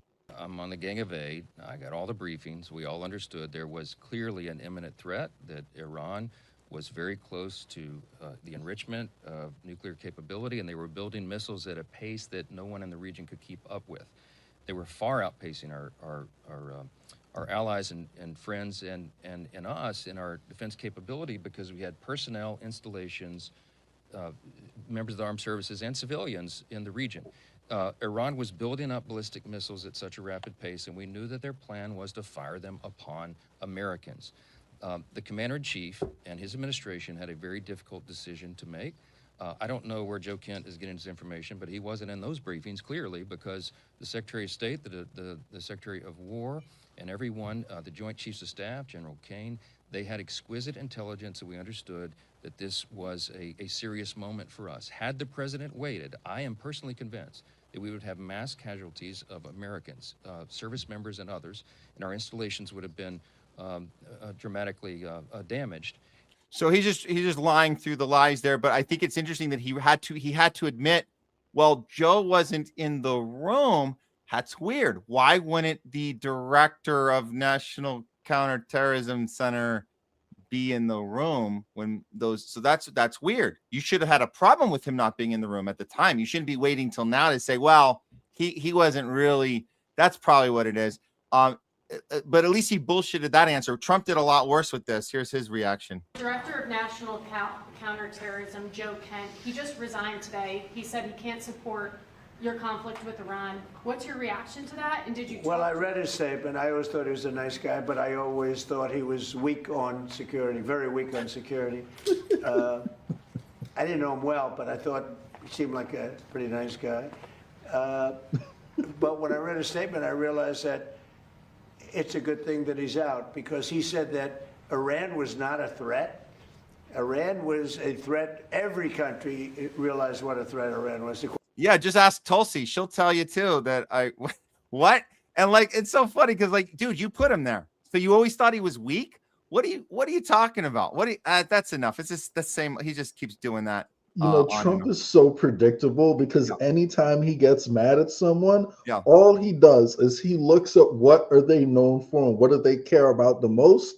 They're terrible at that. So someone makes fun of him in Hollywood, terrible actor. Comedian makes fun of him, he tells the worst jokes. Nobody laughs at him. Another politician makes fun of him. Oh, everyone hates him. Nobody's going to vote for him next time. Like, that's what he does every single time. He is the most predictable person like, you know, in that sense, when he's responding, you know, like to someone criticizing him. So unless the person has a lot more power than him, then he'll hold his tongue, you know, which is a rare situation. But for the most part, he just attacks whatever it is people care about. So, but yeah, it is crazy to see, you know, him lie like that, especially because Tulsi Gabbard herself, like I remember before the last 12-day war, you know, Tulsi Gabbard had put out an announcement, or she had put out an assessment saying that they didn't believe Iran, you know, was making progress towards a nuclear weapon. And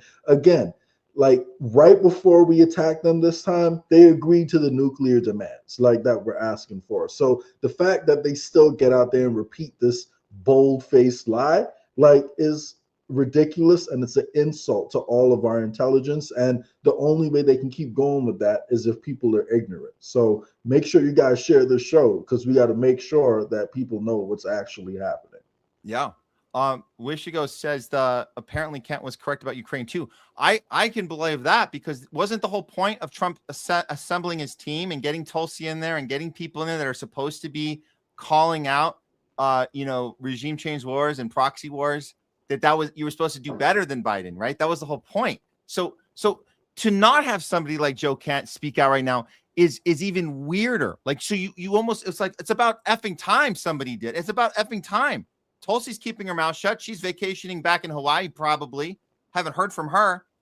So it's about effing time somebody who signed up to say we're taking on this thing that has gotten away. Like, so you'd want somebody that was able to see that it was bad. Somebody like Trump used to be back in 2015 when he said the Iraq war was bad. It was obviously bad, and it was not okay. We don't do that. We don't want to do that. So here we are doing it. Thank God he's standing up. That's great. That's great. So I like this news, and I like this. These are some good little memes I saw. Look at this.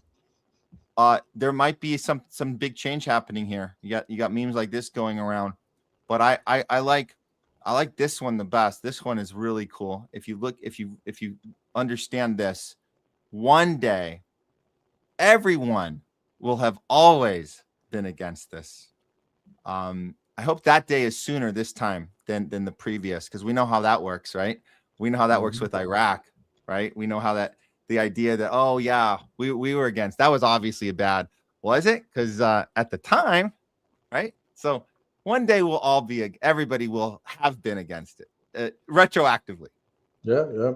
I'm interested to know what history is also going to say about the Russia-Ukraine war, because at this point in time, a lot of people know the war was started in 2014, but that's still in the minority, you know, like of people at this point. So I'm interested to know if they're actually going to be able to rewrite that history too. But, you know, like their number one goal here is to make sure they control the narrative moving forward. They've definitely lost the narrative in Palestine and Israel. So we'll see how much other narratives they're able to rewrite too. Yeah. All right. Let's move on with the show. I think we're going to do a little AI segment here. This was an interesting one. I just need to I need to cue this one up here just because.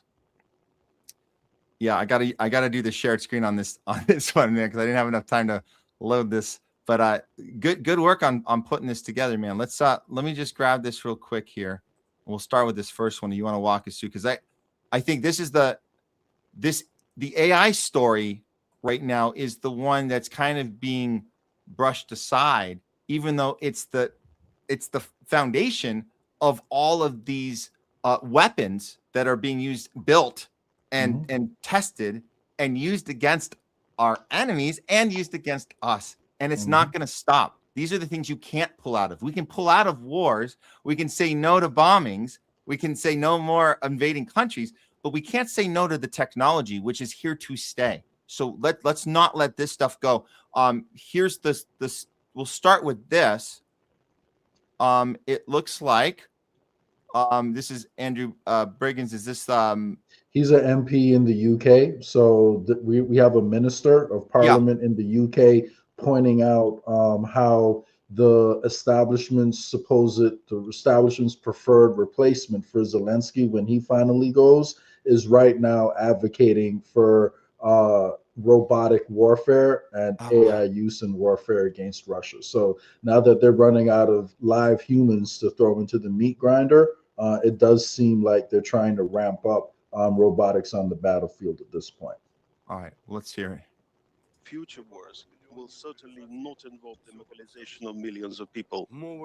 It is more about technological and economic mobilization as a guarantee of the continuous process of ensuring and maintaining technological superiority over enemy. Today, robots not only perform auxiliary functions, but also carry out separate assault operations and even take live enemy soldiers prisoner. The use of any technology in these skill zones as well as people has become a real suicide mission. So the conclusion is about demographics and war. The Russian-Ukrainian war has taught countries with demographic challenges a critically important lesson. The model of warfare that involves trading human lives for tactical gains is no longer a logical and viable option. Wow. Yeah, so they're saying, don't worry, Europe, your population is collapsing, but you'll be able to continue your wars across the world with these robots. So, you know, what I really hope is that not only are people paying attention to this in Russia, in Europe, and thinking about what the consequences of this are, I really hope that on the African continent, where a lot of these minerals are sourced, that they're paying attention to the conversation happening, because like as all these African countries sell these minerals to Europe, a lot of those minerals are going to be used to build robots that will then come back and possibly conquer those African continents too, because like the resources that the world needs for the future, a lot of them are still located in Africa. So when you don't have a being with a conscience and a being that actually has to pull the trigger. And yes, racism has played a role at times in the past, but in general, we're still human, right? Like if you have a robot whose goal is to simply go there and steal stuff and seize resources, there is no conscience, there is no morality, there is nothing holding these machines back. That is the world that, you know, we're going into. And unfortunately, it does seem like they may try to push the first implementation of it over in Ukraine. Now, the post you're going to see, I think you have the one from Mario lined up next. Now, what he got wrong in this post is his assessment that they're already using M16s on the battlefield. They're not there yet, but he did accurately report that they're now being tested on the front lines. Yes. Yes, they're being tested on the front lines, but it's more about going to retrieve bombs and seeing how it reacts, like as it's, you know, operating in the war zone. But right now, it's mostly in a support role. But it does have the ability to carry assault rifles, and that is obviously going to be the next step. But right now, they're introducing it piece by piece. They're inching us into it. So they're just testing it out in support roles on the battlefield. But what he also points out is the fact that they've already awarded $24 million in contracts to the company producing these. And, you know, it's going to the U.S. Army, the Navy, and the Air Force at the moment. And the company is called, it's called Foundation, and the robot you're looking at is the Phantom MK1. Oh my God, they had to call it MK. Wow. Phantom MK Ultra one. You got to recycle the old, you know, conspiracy theories. Well, now they're no longer conspiracies. They're no longer theories. I guess they're conspiracy facts. So, you know, the robots are going to be used to control us, I guess. Like MK Ultra controlled our minds. I guess the MK robots control the physical world. So, I mean, they might as well just start giving them code words for all of the things that we were told that we were making up. They should just call them like code you know, the new MK1 chemtrail or the the new MK1 vaccine injury or something where they're like, we're going to F you right in your face with the thing that you were upset about. And we told you were crazy. We're just doing the thing. So that's pretty funny. But no, all these companies are getting contracts, right, Jamie? We had Anthropic. They tried to stand up to the Pentagon a few weeks ago and say, we don't want to have our tech being used where these humanoid robots are going to have their own ability to make decisions. We don't want that. We were okay when it was being done on our enemy, but now you want to do it on our own people. Now we have a problem with it. So they're like, well, F you. We'll just bring in, we'll bring in the ChatGPT guy and use Altman's his AI, and we'll start getting that ready, even though there was no safety measures. So I'm not even just worried about loading these guys with guns and the evil intent behind the human beings doing it.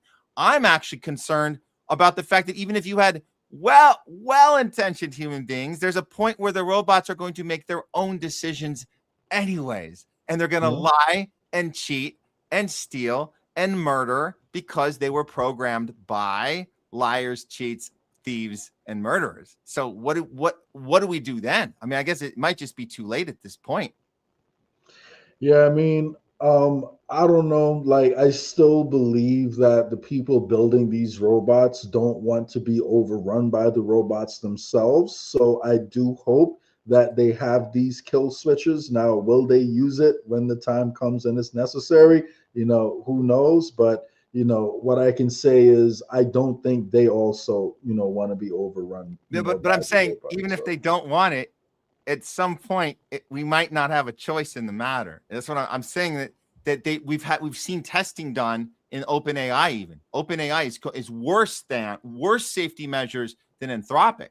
And so Anthropic was like, well, we don't really trust our safety precautions, but OpenAI is even worse. So they're testing these programs, and the AI is, when the AI knows when it's being tested, so it's like it shows up with the P jar of their friend. This, I'm not doing drugs, I'm good. And then they go back to, so it knows I'm being tested. I'm gonna show up for my test.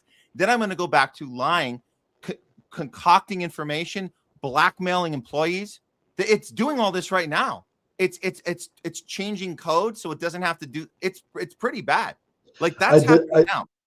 Remember we covered a story actually where it was blackmailing like the company CEOs, the CEOs, because it makes up stuff and making up affairs and all that to try to force the CEO to like not turn it off and stuff like that. So who knows where this is going to go.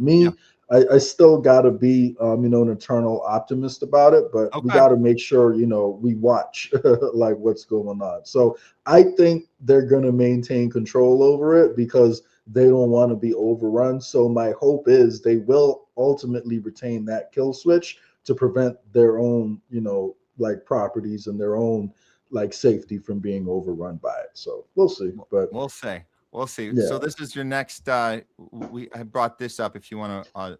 Yeah, so this just goes, into a little bit more detail about how it's being used. It's being used for, reconnaissance. So conducting scouting and surveillance in high risk areas where they could come under fire, including places drones struggle to access effectively, such as bunkers, trenches, confined spaces, and areas with heavy electronic warfare and jamming. So it's also being used for, logistics and resupply support. So getting ammunition to people who were in the trenches. It's being used for the general evaluation of humanoid mobility and interaction, which is pretty much testing how well the platform, how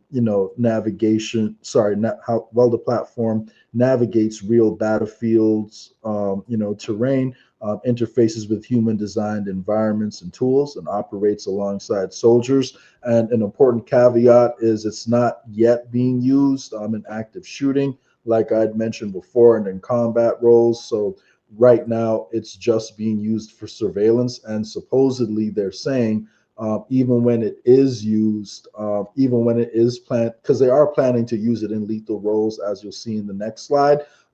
It's supposedly each kill is going to have to be approved by a human.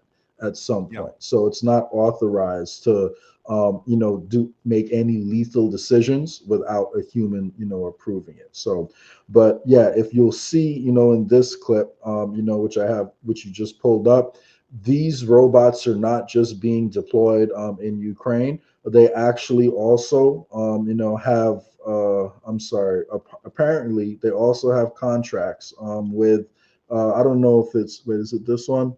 It might be the next one, but they also have contracts with the Border Patrol and Department of Homeland Security to start operating along our southern border. So, Matt, you and you're over in California. I'm over here in Texas. Both of us are in border states. We could be seeing these be deployed not too far from where we live. So. Well, I don't think I have the last one. I might have gotten mixed up here, but I think the one that's really important to go to is what's happening in China right now. This sounds pretty significant. So I'm going to bring this one up. Apparently, a humanoid robot was reportedly arrested after it appeared to harass a 70-year-old woman on a public street in China. What? Arrested a robot? Well, let's see. There's just these little staggered clips from here, and we don't really have any sound, but I'm going to show you guys what came out of this. It's pretty wild.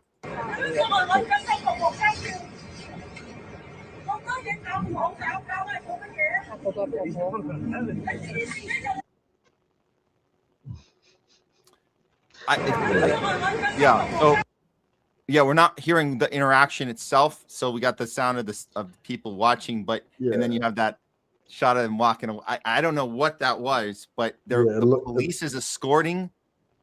That's pretty nuts, man. Let's get to that last. So, what is going on here? The robot is walking away with the police, and he's doing that thing where you hold the side, you kind of escort. And the main lesson I want people to take away from this is, I'm guessing whoever sent the robot out there did not tell that robot to go start harassing 70-year-old woman. Of course but not. That's what the robot did. So when we send these robots out onto the battlefield, like how many, and they have an M16 in their hand, what happens if they start making, these irrational decisions out there too? So we're already seeing, how it can go bad, in real time. And just knowing how the people who run our society operate, I mean, they literally tried to poison the world with, a dangerous virus, at least the initial strand, as well as a even more dangerous shot, which they rolled out across the world and tried to force us to take. If this is their mindset, then how can we trust these people with the type of power that could come with controlling a robot army with no moral conscience? These are the Epstein class folks, who eat babies' intestines. They are now going to have the power to control an army of robots with no moral conscience. All right. Oh man. Okay. Let's move on to something a little more. That's just, man. We are living in Terminator 2, Minority Report. We're living through all that shit, man. And I'm in Austin, man, and Austin, they got these big robot factories over here. So this got me, thinking how we really do need to shine a light on this issue, because if all the Tesla robots are being made right here, I mean, we got to make sure we're paying attention, man. So if I call you 3 times and I say, hey, the robot apocalypse is happening, we got to go live ASAP so I could show you guys. I'll be, hopefully I won't be the reporter on the ground while that's happening, but we got to shine some light on this for sure. Yes, for sure. Okay, we are moving on here. We're gonna go back to do some Trump, some weird Trump stuff going on here again. Obviously, I just want to make sure I pull up the right thing. Okay. So, the Trump timeline. Why don't we just look at, because things have been happening so quickly over the last week and a half here since the Iran war began. Let's just take a brief, kind of look back at the timeline so we can understand how we got here. I don't know if it's going to help us understand what's happening tomorrow, but at least we can have a little accountability of each day, at least thus far in the first week or so. This is the breakdown here, which I appreciate this breakdown. Okay, so on the 28th, what do we have? This is Trump, what Gen X girls calling Trump Epstein Fury, which is obviously appropriate. On the 28th of February, the war was about nukes. Okay, that was a nice one to package for people. Okay, March 1st, we declared victory immediately. Wow, great job, well done. It should be over. No, not over. On the 3rd, war is about U.S. elections. Oh, so that's what we got to make it. Okay, so switching gears there. On the 4th, war is about human rights, right? Don't forget those protesters. Remember the protesters? We got to go save the protesters. Well, and then you have to blow up the schoolgirls because we care about women having opportunities, in scholastics. Well, now they get no opportunities because we murdered them. So there's that. But okay. Moving on to the 7th of March, we're winning the war. I thought it was over. Oh, no, we're winning. Okay, we're winning. We're winning the battle we already won. That's correct. We're still winning the same battle. Get it, Matt. Yeah. And then on the 11th, it's declared victory 5 times. And that was the one where it was like in the same couple minutes. He said, we won. So he doubles down, triples down. In this case, I guess 5 times down. What's the word for 5 times down? Is it quadruple down? What's the next one? Whatever the next one after quadruple. Quintupled? I don't know if that's a word or not. Yeah, he downed that one. So, and then on the 14th, this is 2 weeks in, he says, war is won. Now the allies need to help. What do they need to help with? I thought we won it. Weird. Then on the 5th, from the 13th to the 15th, war is won and liberating LGBTQ. Of course we are. That we're doing it for the left, right? He's always been fighting for the left this whole time.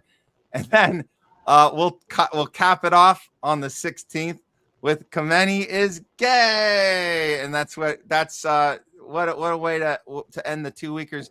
There it is. Trump. Yeah, go ahead. When in doubt, Matt, just resort to high school level gossip. This, like, if everything else goes wrong and you can't figure out how to get the regime change you wanted, just pretend it's high school. His girlfriend's cheating on him, or he's gay, something like that. He's gay, but I thought we were helping the LGBTQ. So wouldn't this be like we did the job? We got the right guy in, the gay guy. This is right. This is the thing. This is the lefty thing, right? He's saying, hey, DEI, right? This is DEI for Iran. You got to get his son in. If they really care about the rights of gay people, and you look at who's the worst on rights of gay people in America, it's usually the people who are closet gays themselves. So, like maybe they're thinking he's going to be as bad as some of the gay Republicans who take out their sexual fantasies, their repressed sexual frustration, I should say, like on the LGBT community. So, maybe they're trying to prevent that from repeating over there in Iran.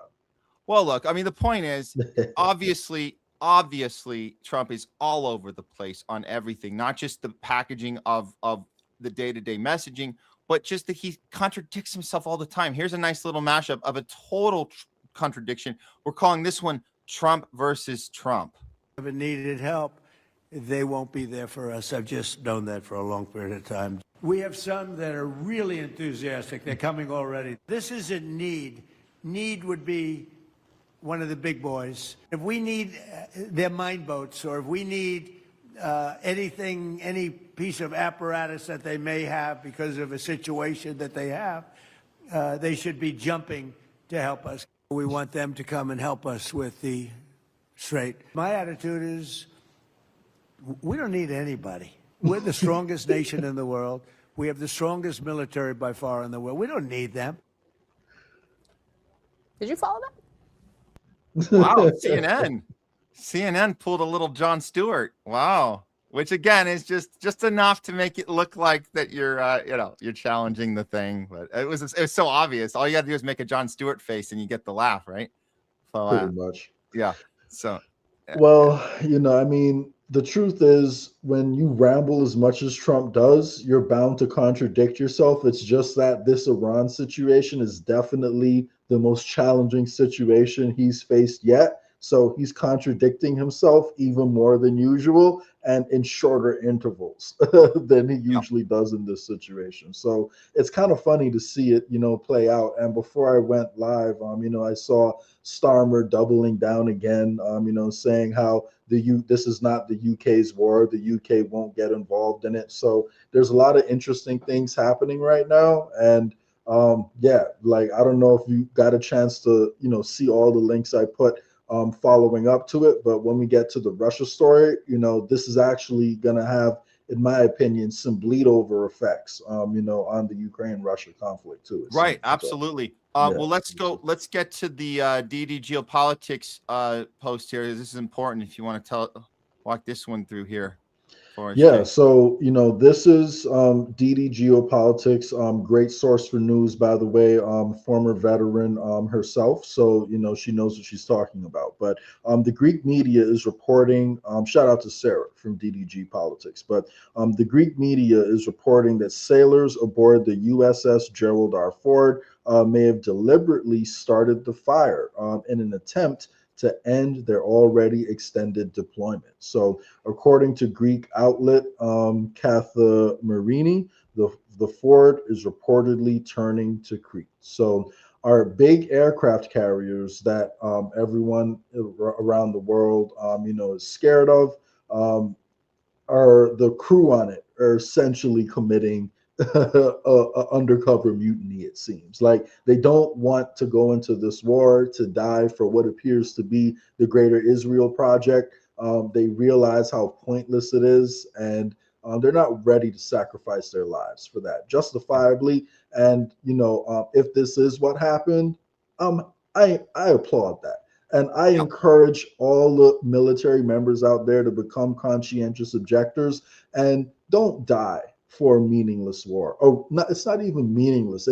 It's meaningful for evil. Like the purpose behind this is evil and oppression. So meaningless would mean there isn't a point to it. There is a point, and it's a very, very dark point. So don't be a tool.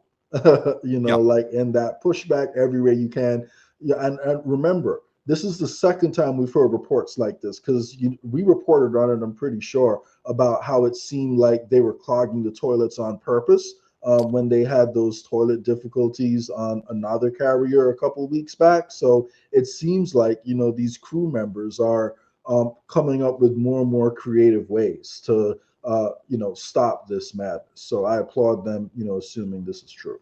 Oh, I did have that other link here.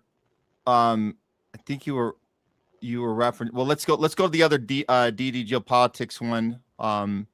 This follow up here, because I do want to get to the whole. There's people that don't want to do this, that are signed up, but they don't want to do this. But here, what happened here? We had an Iranian forces have. Yeah, so this is essentially Iran flexing its muscles. Iran has shut down the Strait of, Hormuz.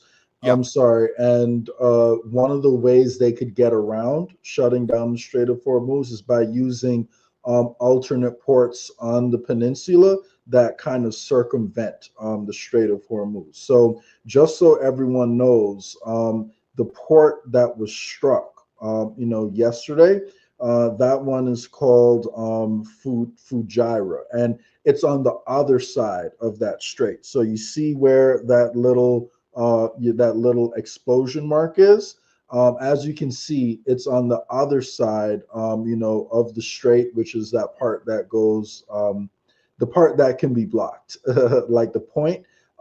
It's on the other side of it. So Iran is not letting boats pass through that point that you're seeing up top. So all the oil producers have been trying to send their oil to the port that's located next to the explosion, so they don't have to deal with the fact that the strait up top has been shut down. So by Iran blowing up that port and shutting it down, they're now cutting out the alternative reroutes for the oil that would have been sent through the Strait of Hormuz. And just so everyone knows, about 20 million barrels of oil per day passes through the strait. That port would have taken about 10 million, and now Iran has shut that down too. So they're doing their best to make sure that there are no workarounds and that their closure of the strait has maximum impact. So let's look at the Pakistani tanker that got through. This is from pamphlets. And it didn't get through. It was allowed to pass. It was allowed through. Yes. This isn't like There's a difference. So, because yes. Yeah, and Iran has been clear. People who they believe are their friends are going to be allowed to pass. People who expel Israeli and American ambassadors and suspend relations with them are going to be allowed to pass. And people who are willing to pay in Chinese yuan are allowed to pass. So they are essentially saying, if you play by our rules, we will let you through. And if you see, the route they made them take to get there was an inconvenient route right in between two islands, because they had to make sure they could monitor what exactly was going on. And if anyone was to try to follow behind them and try something funny, it would be easy to, take care of the situation. So they're allowing people through if you follow the rules. And, this is really bad for America because they're essentially holding other countries hostage who are playing along with America's, imperialism. So, yeah. Well, let's look at this next one from DD Geopolitics. Iran's announcing a upcoming strike. What's going on here? Wait, did you can you still see me? Yeah, that was the same one. Sorry, maybe I posted this was okay. Like twice by accident, but yeah. So that's the same port. They've hit it several times. Got it. And they hit it again. Yesterday. So they're making sure that there are no reroute options, and their closure of the strait, does have maximum impact. So they are doing pretty well right now, I would say, at sending the oil markets in the direction they want to. And I think that's part of the reason you have Trump trying to come out and reassure people so much, because they're trying to manipulate the markets in the other direction. So well, let's look at this is and we already knew this, but the Iranian foreign minister is telling us that this is not he's not going for a ceasefire. It's not that he's seeking war, but this is about sending a message to our enemies. We played this clip earlier, but I think it's important to play it again in this context, because you guys are able to see how they control that strait and how we are at the behest of cooperating or not. It's up to us and every other country that gets to have the same circumstances. They can decide. We know that he's having these meetings right now. I guess you say secret meetings because they're going behind our back. Countries like France, Italy, we know there's others involved that are having these meetings saying, how can we cooperate with you? What do we have to do? We have to denounce this war of terrorism. We might have to do that. So let's get this one up here.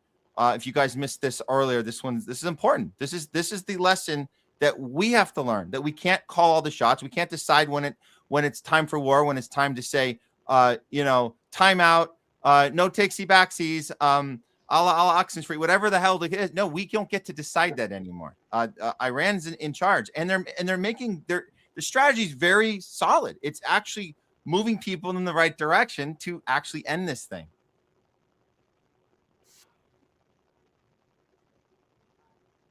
No sound. You want me to read it out? Yeah, I think this one was in a different language. So if you want to start it over, I can read it out. Are you missing? You're missing the thing. You know what? I think I had that little issue where we lose the sound sometimes. I'm going to just upload the one I had from earlier, and we can hear it all in its entirety here. Hold on. Here we go. This, I believe I got it right here, so you guys can hear it, the whole thing from scratch. Here we go. ما میگوییم آتش بس نمیخواهیم، نه به این دلیل که دنبال جنگ هستیم، به این دلیل که این بار این جنگ باید به شکلی تمام بشود که دشمنان ما دیگر هرگز به فکر تکرار این حملات و این تجاوز نیفتند. و من فکر میکنم تا همین الان هم درس خوبی فرا گرفتند.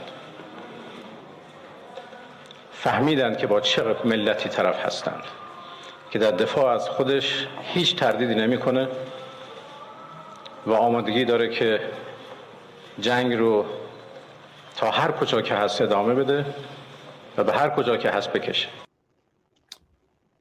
Yeah. Yeah, I hope we've learned. Do you think we've learned our lesson? Maybe, maybe not. I think some other countries, European countries, are learning their lesson. That's for sure. Yeah. Yeah, I mean, the whole goal of this conflict, you know, it's not about the nukes. You know, we knew it wasn't about the nukes. They essentially want to balkanize Iran so it's not as powerful, and they want to take out its ballistic missile production, you know, ability and capacity to do that. And they want to, you know, regime change it and install leaders across across that country who are friendly to, you know, American and Israeli interests. So that's what the real goal is. So in terms of how Iran is actually going to, you know, end the war, you know, I can see three possible ways, you know, that they can, you know, truly establish deterrence. Number one, which is what they've been saying, you know, they can keep going until the U.S. Agrees to remove all of its forces and its bases from the region, which is an ambitious goal, but, you know, one that is possible depending on how long they can keep the strait closed, although America is going to do everything in its power to, you know, fight that, and that will likely involve boots on the ground. So it will mean a very long war if they take that route.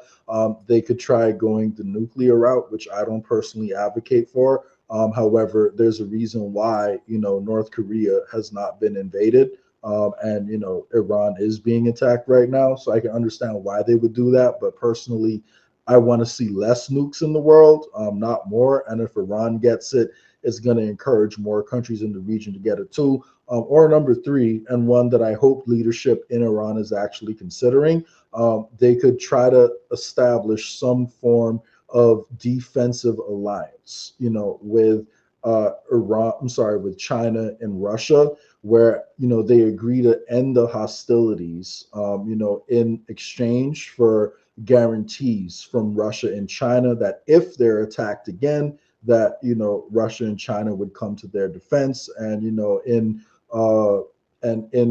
response to that, like, you know, they can also enter an economic, you know, integration that allows, you know, essentially Iran to bypass the sanctions that, you know, we put on them by integrating with the Russian and Chinese economies more. So Iran does have options, and that last one would definitely take a lot of diplomacy, but I do think it's hypothetically possible, and it could be a way to deter future attacks. But, you know, we'll see. I guess whether or not they can get the bases out really depends on their ability to keep up, you know, the missile attacks that they've been doing, because, you know, at the end of the day, we have a ton more resources than they do when it comes to launching these missiles. And eventually we're going to continually degrade their ability to launch those missiles. So, you know, we'll see which one of those winds up happening. On the other side, we know that this is a possibility that we've seen, the false flag alert coming from and this is a post who is this? That's directly from an Iranian parliament member. You know, and just to, you know, show you guys what he's saying, you know, he's essentially pointing out that they have information that Israel, you know, may try to blow up the Al-Aqsa Mosque, which is located in Palestine, in pursuit of its sinister agenda. So it's that by that he means they're going to try to blame Iran and turn everyone against it. So he says we must remain vigilant against such false flag operations by the regime. A unified Muslim Ummah must stay aware and be prepared at every moment to act in a coordinated manner. And, you know, one thing we do have to recognize is that Iran has actually straight up offered to cooperate with the other Gulf countries on some of these attacks on their oil refineries, so they can have a transparent investigation and prove that it wasn't actually them.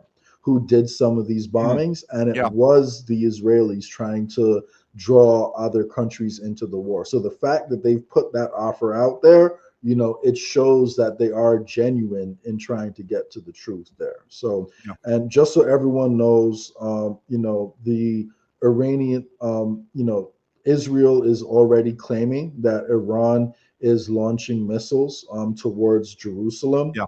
you know, over the Western Wall and Al-Aqsa Mosque and over the Church of the Holy Sepulchre.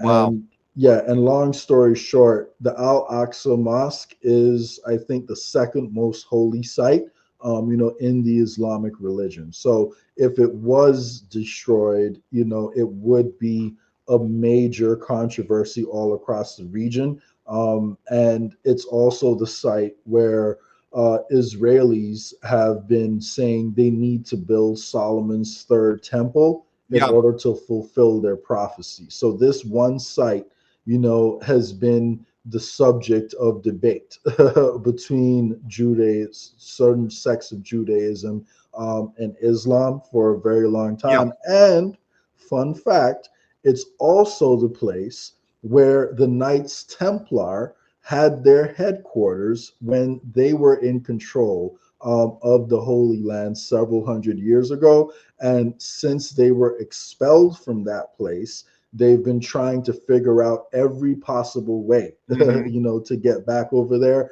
And that the year they were expelled happened to be the same year that the Swiss cantons, which are the Swiss states, first united. Huh. And funnily enough, America was founded by a group that came directly from the Knights Templars. So if we think of ISIS as a possible proxy that is very evil and carrying out the agenda of a force above them, I think people should also be open to the possibility that the Zionists are also being used as an evil proxy, but a more all-encompassing proxy that has a lot more tentacles, you know, than ISIS does. So we still got to deal with them, but just remember, it's not only them. And the Zionists and Islam are not the only two groups that are interested in that site of Al-Aqsa Mosque. There are other groups that have also been very interested in that one particular site for a long time, who also have a tremendous amount of power. Because don't forget, guys, America was founded by Freemasons, like George Washington, Freemason, bunch of Freemasons in the founding fathers. They had to have, you know, a Freemason lodge in every new state that was established, and they're still all over our intelligence agencies. So just think about it. Yeah.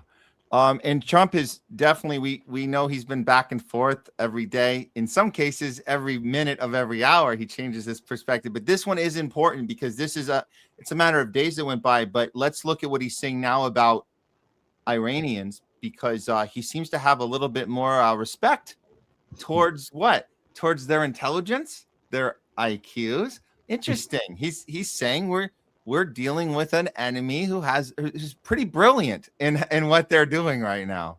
Only because people don't understand to a large, it's a big chess game at a very high level. It's a very high level chess. I love how he's saying chess, because that's the whole Trump MAGA thing, right? He's playing that Trump is playing 10D chess. 5D chess. So Trump's playing 5D chess, but he's saying no, our quote unquote enemy is brilliant, are basically brilliant chess players. Oh, are they really? Go on. It's the highest, and I'm dealing with very smart players. These are smart people. They don't get there. You know, when you deal with some of these people, you're dealing with high level intellect, very high IQ people. That's so weird, Trump, because you just told us a few days before that you're dealing with something a lot worse than that. In fact, you had a comment on their genetics weren't up to par just a few days earlier on this radio show. This is about ISIS. So, I mean, how do you get into the mindset of this? How do you stop it? They're sick people, and a lot of them were let in here. They shouldn't have been let in. Others are just bad. They go bad. Something wrong. There's something wrong there. So the genetics are not exactly Well, they're not exactly your genetic. It's one of those problems, Brian. It's a terrible thing, and it happens. And it happens too often. So bringing up to today, there's a lot of Iranians, over 700, over 1,700 came to our border over the 4 years of President Biden, over 700. I love that maneuvering of Biden did this. That's why we had to go kill some Iranian school children. It's Biden's fault. Well, maybe he means that they have bad genetics because they're just evil by their nature, but they're also really smart. So he's trying to say that they're super villains or something. They're super like villains. That, like that could be it. It's more moral compass genetics are bad. Their chess game is superior. They're really they're geniuses. So they're all a bunch of mad scientists, basically. They're just geniuses. I think anyone who can do simple addition may appear to be high IQ to Donald Trump, and that may be a part of what's going on over here. Because the truth is, the Iranians have actually been very transparent, like throughout this process. Like before the war started, Matt, how is it that both you and I said that the Iranians would close the Strait of Hormuz, like if we went in over there? This isn't something that took us by surprise. But I just saw an interview with Trump like a day or two ago saying, oh, who would have thought that they would be able to close the Strait of Hormuz? They caught us by surprise when they closed the Strait of Hormuz. Like, sir, like, yo, who is your CIA like director, man? Is it Steve from Blue's Clues or something like that? You couldn't find anyone better. Tulsi Gabbard, what are you doing? What information are you giving this? He said that they all, the smartest people in the world got together, the smartest, most intellectually just advanced people. We all sat around in the room together, and not one of them even considered that this would happen. Well, that's why he has to talk about their IQ now, right? They have to. He's actually saying that because you put that with the interview you're talking about. He's saying they have a higher IQ than the smartest people in the room with me on the planet. That these guys outwit us. As the option that happened was the one thing that nobody thought would happen. And I have the best people on the planet. So he's saying this out loud. And like you said, when he rambles and he just gives this stuff away. And I always thought that was the silver lining of having Trump. I thought that's the silver lining is these moments where he just rambles. And he tells us it's better than a Biden ramble. A Biden ramble is Grandpa Joe, shut up, dude. You make no sense. This guy is actually telling us things that are so obviously lies that it kind of assures us that we've been on the right track the whole time, because he's telling us, you guys basically all of your issues with me, I'm verifying it. I'm validating your guys' concern as I keep rambling, because I'm telling you how bad we are at this. And how egotistical we are, and how entitled we are, and how we bow down to Israel we are, and how we have no idea what the hell we're doing. That's what he's telling us. And so I think that's somewhat of a silver lining for us. That's true. And just think about it, right? Iran, remember, we talked about this, Matt. Iran said that they would strike our bases in the region. And what did they do? They struck our bases in the region. And so they're being very transparent throughout this whole process about what would happen. We fucked around and we found out. And then, like another thing people forget about is we've been giving all this assistance to Ukraine to go attack Russia. We know that Russia and Iran have a relationship together, and then we get surprised when Russia decides to help out, the Iranians, and not even in an offensive war. This is a defensive war where they are literally trying to protect themselves. Like, Russia has the opportunity to both look like a hero and poke us in the eye at the same time. Yet somehow the fact that they decide to help the Iranians, catches like Trump by surprise. Again, like, this shouldn't have been too hard to figure out. Yeah.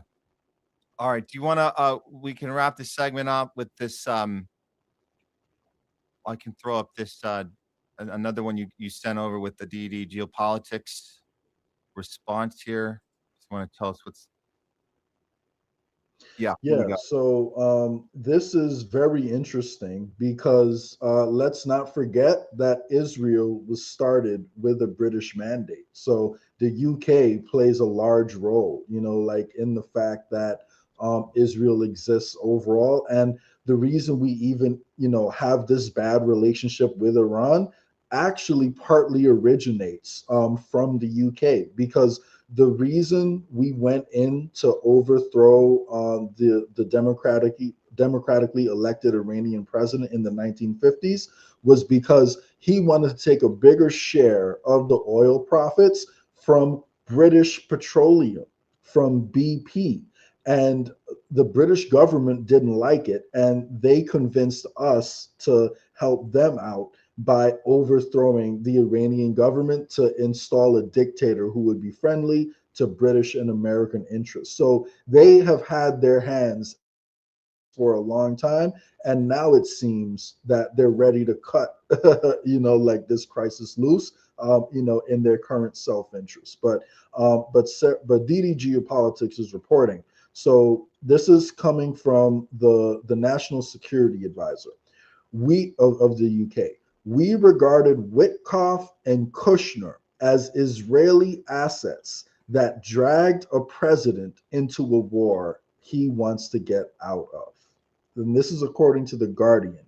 The British National Security Advisor, John Powell, attended the final US-Iran talks in Geneva and believed that Tehran's nuclear proposal was significant enough to keep diplomacy on track and avoid escalation. Sources said progress had been made and that the Iranian offer was unexpectedly substantial. The report also highlights concerns about the U.S. negotiating team led by Jared Kushner and Special Envoy Steve Witkoff, both closely linked to Israel.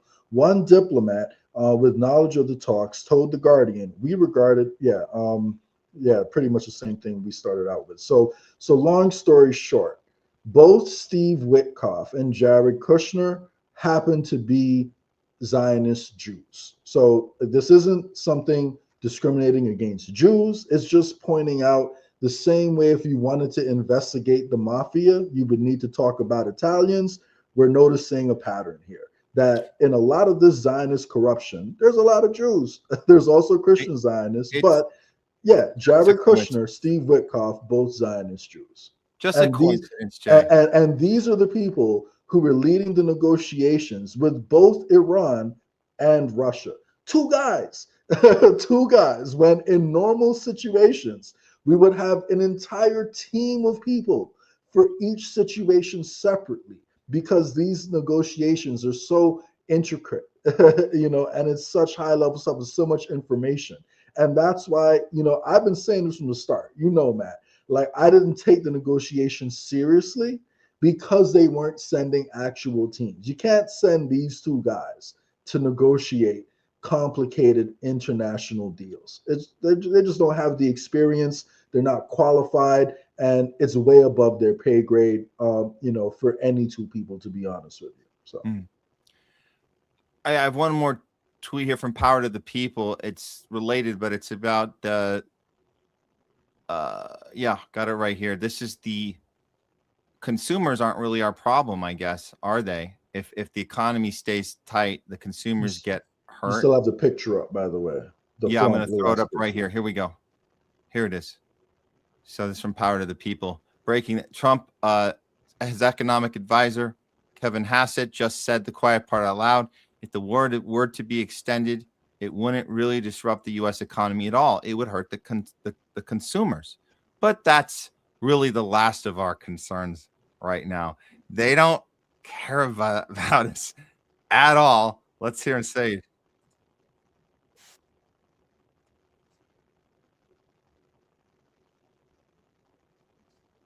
We're no audio. It's not happening. It's not coming through. So okay. So well, but you read the important part, and like he literally says it in the interview. So you and I, Matt, we are not the concern.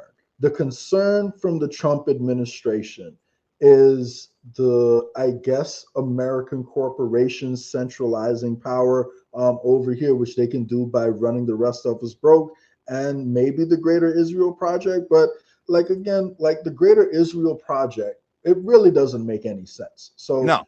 I still don't understand how this many people could be pushing something that doesn't make sense, because Jewish people simply don't have the numbers. The only way I could even conceive of it making any sort of progress is if Iran took out all the desalinization plants, like across the Middle East, and then everybody left.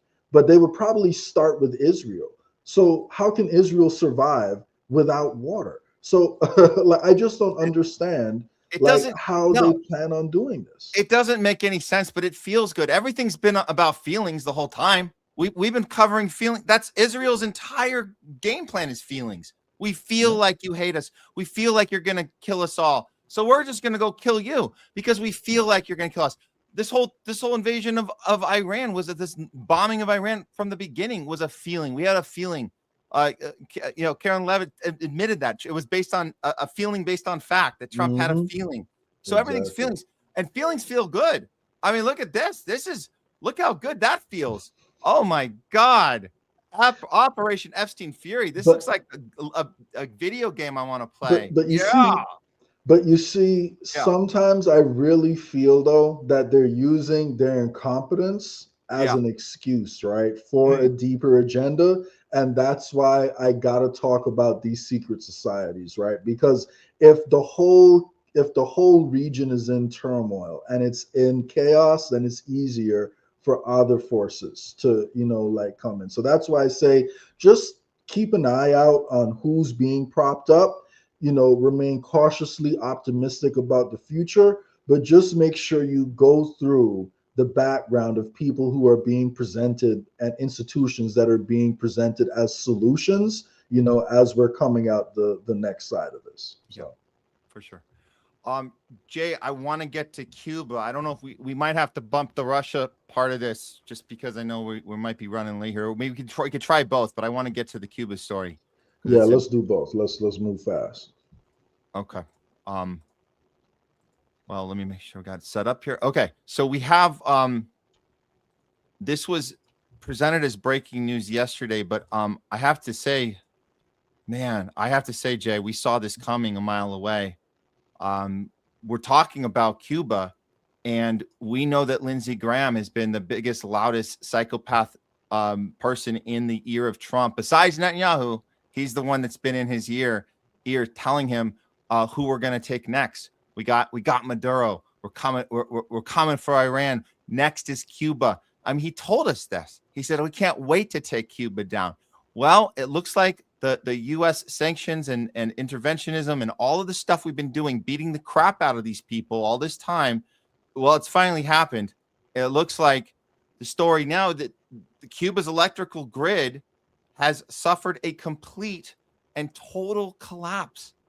This is insane. This is the first nationwide blackout since we blocked the flow of oil to Cuba. So we've been pushing for this. This is like a day of celebration. Lindsey Graham is jumping for joy right now. This is exactly what we wanted. We wanted a total collapse of energy to happen in Cuba. It's like they're living in an open air prison. Kind of weird, huh? I wonder where we got that from. This was entirely caused by the U.S. The U.S. is strangling Cuba to death so it can come in and take control of the country. Another blueprint we use over and over and over again, and we say it out loud. Here's CNN reporting on what happened. Obviously, don't hold your breath, guys. They ain't going to tell us why it happened, but they're telling us it is happening. It's pretty bad. Breaking news into CNN. Cuba's electrical grid has suffered a complete and total collapse. This is according to the country's power operator. It's the first nationwide blackout since the U.S. effectively shut off the flow of oil to Cuba. They stopped there on the U.S. shutting off the flow of oil. But other than that, Jay, it looks like they're kind of guilty of doing it themselves because, communism and anti-stuff that we don't like, and they kind of did it to themselves. I think that's generally the story they like to have us go with.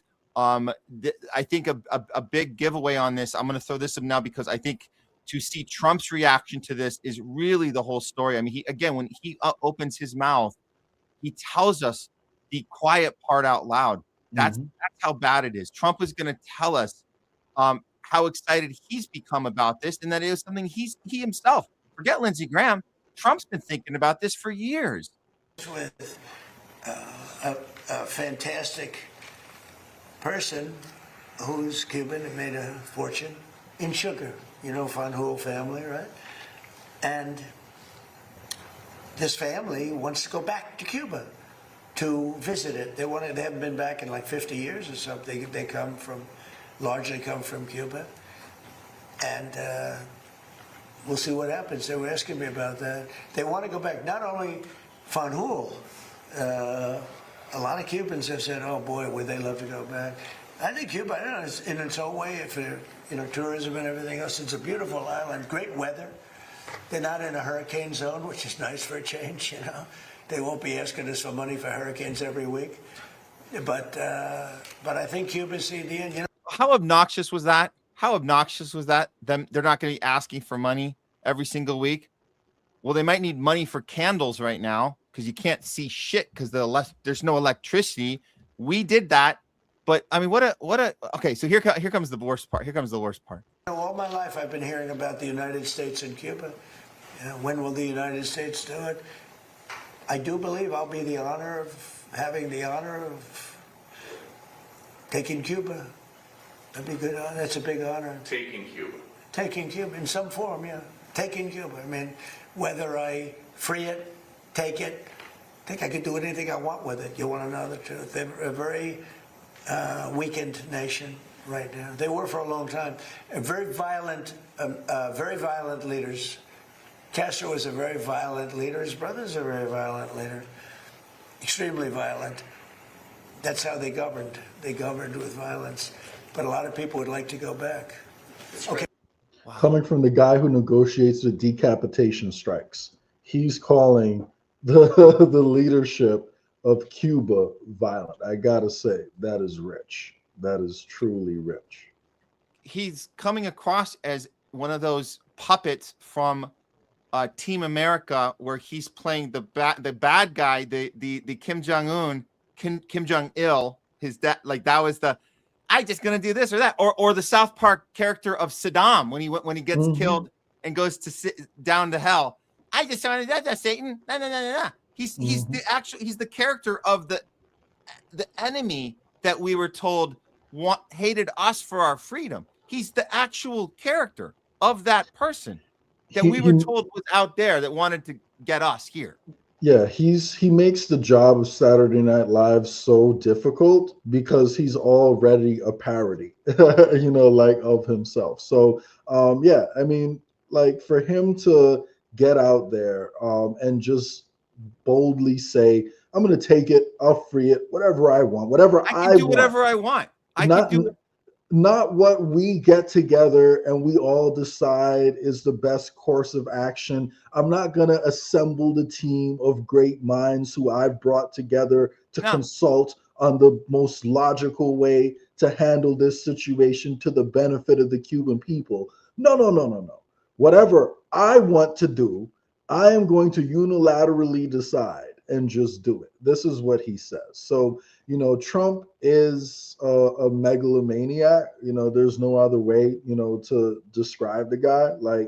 And unfortunately, he is directly playing into all the caricatures of him that the Democrats said, during the campaign. So they're going to make this so easy for the Democrats to come sweep everything and pretend they're the good guys, in the next election that, it's truly sad because the Democrats are also owned by the same people. So I don't know what's going to happen with Cuba, but I know Trump is extremely ambitious.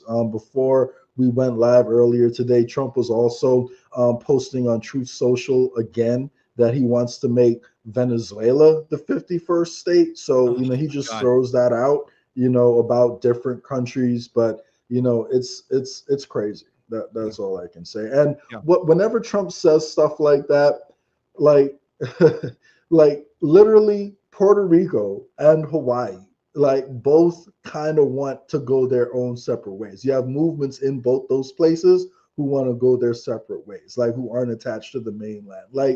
For any people in America to believe that we will be able to integrate Venezuela or even Canada, like without facing constant uprisings and terrorist attacks in order to maintain control of it.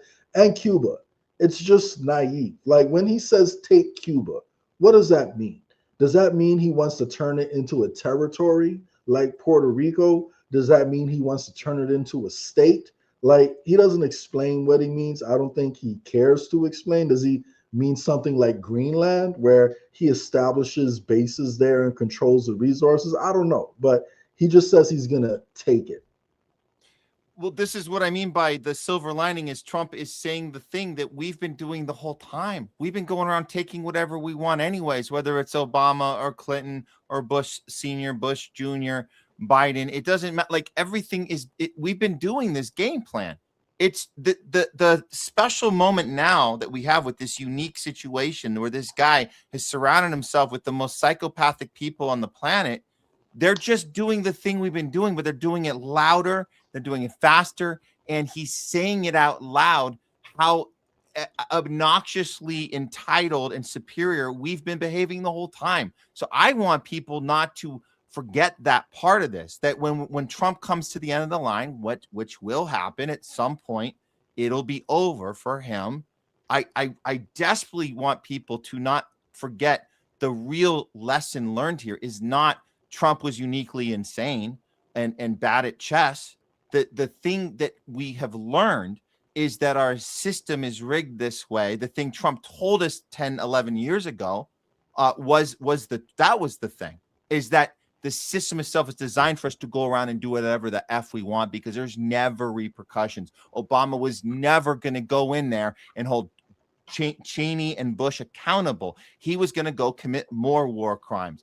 He wasn't going to lawyer up and bring them to court, which we voted for him to do. That didn't. Well, no, I lawyer forward. My lawyering is forward looking.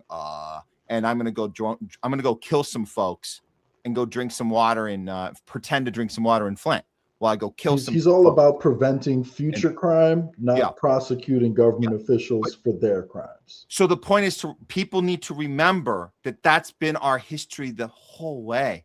This guy is just exposing it so obviously in our faces. So when he's done, let's not go back to business as usual. And it's time to go to brunch. If we get the first woman president in there, we have to change the entire system from the bottom up. That's the wake-up call. And that's the thing we can thank Trump for being so obvious about it, that how we cannot go back to how it was. There's no way we can do that at this point.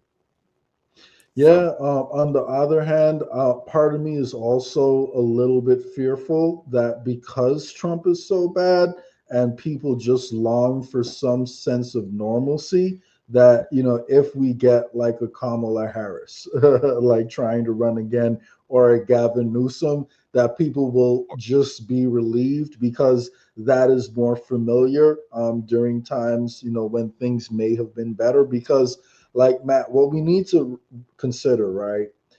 If this goes in the direction it seems to be going right now, and if we do get boots on the ground in Iran and the Strait of Hormuz is closed down for an extended period of time, we get $150 plus barrels of oil, you know, in the next couple of weeks, and that lasts for an extended period of time.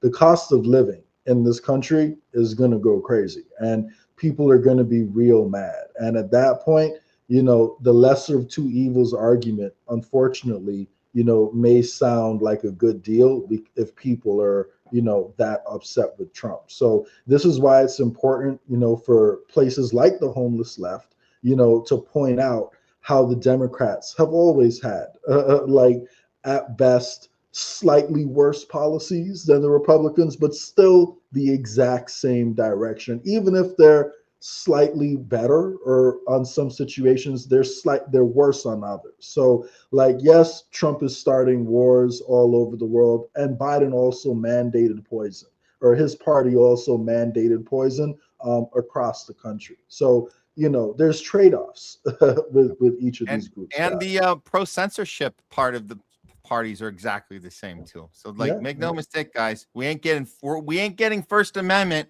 with either party. So don't think just because he's, you know, got the ADL and the, you know, an APAC working overtime for him doesn't mean they're going to all go on break.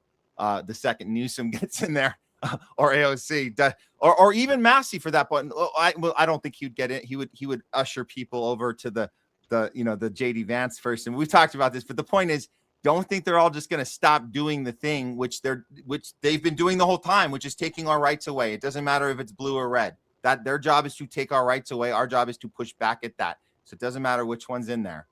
We have to fight them either way. So yeah, with that, let's quickly do the Ukraine war update. Before you cut out here, Jay, I'm just going to throw this one up to start.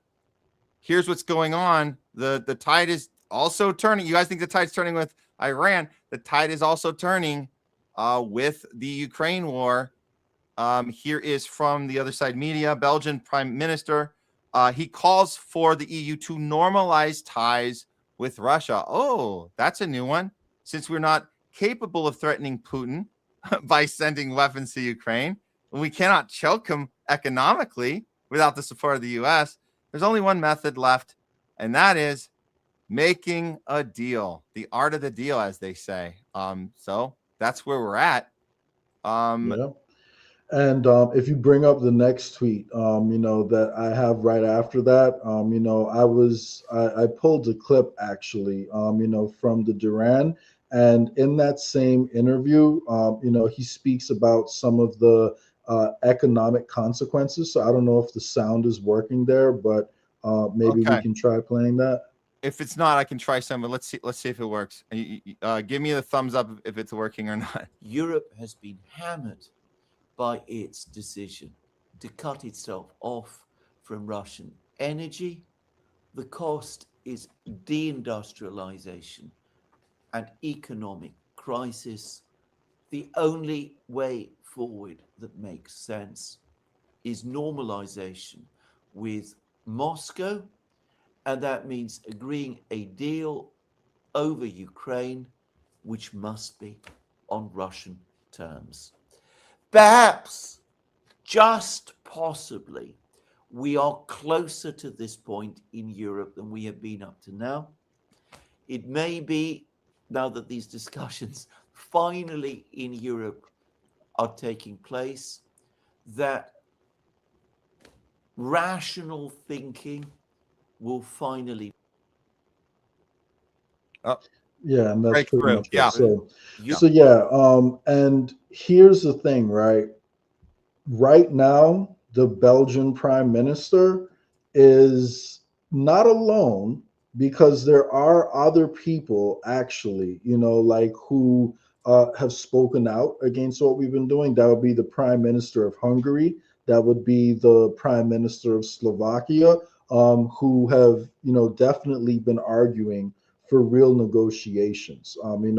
For a while, Meloni, who's the leader of Italy, has gone back and forth just a little bit. But long story short, he's still extremely outnumbered. And one thing people don't realize is the frozen Russian assets that the EU forced Euroclear to seize when the war really ramped up. I believe it was in 2021. Those Russian assets are being held by Euroclear, and Euroclear is headquartered in Belgium. So the amount of Russian assets that have been frozen is like hundreds of billions of dollars. And Russia, essentially, if the EU does finally seize the assets, right now they've been stealing the interest and they haven't stole all the actual assets themselves. If the EU does go through with seizing the assets to finance Ukraine even more, Belgium is going to be the country that is on the hook and is forced to pay back Russia, by international courts in neutral countries. So what people don't, so while I am grateful for the fact that this guy is speaking out, it should also be noted that Belgium is the only powerful country to have done so at this level, at this point in time, at least in that sense. And they also have the most to lose at this point, because they're on the hook for hundreds of billions of dollars. So, I want to believe that this is the direction that they're going to go, and I hope it is. But it is also possible that Europe is still dragged into something crazy. Although, as I've been watching the news coming out, this morning and late into last night, as you guys can see, from the clips we'll get into next, Trump now is literally having second thoughts about NATO. So the West is starting to crack, over what's happening in Iran. That is causing Trump to pull back a little bit. And the economic situation is getting more desperate in Europe. So I want to be cautiously optimistic that Europe may wind up being forced to find some kind of peace with Russia. So at least one major conflict in the world starts to tone down. Because what if there is a real conflict between Europe and Russia? Those are two nuclear armed sides. Like both sides are nuclear armed, and there's a huge mismatch because the army of Russia without nukes would easily defeat the rest of Europe. And that may sound crazy to someone who hasn't looked into the numbers themselves, but Russia has more troops. They have better missiles. They have more advanced equipment, and we literally cannot shoot down their most powerful missiles, the Oreshnik missile, which doesn't need to carry a nuclear warhead. It can, but it doesn't need to. So, like, Russia could literally take on Europe by itself and defeat it.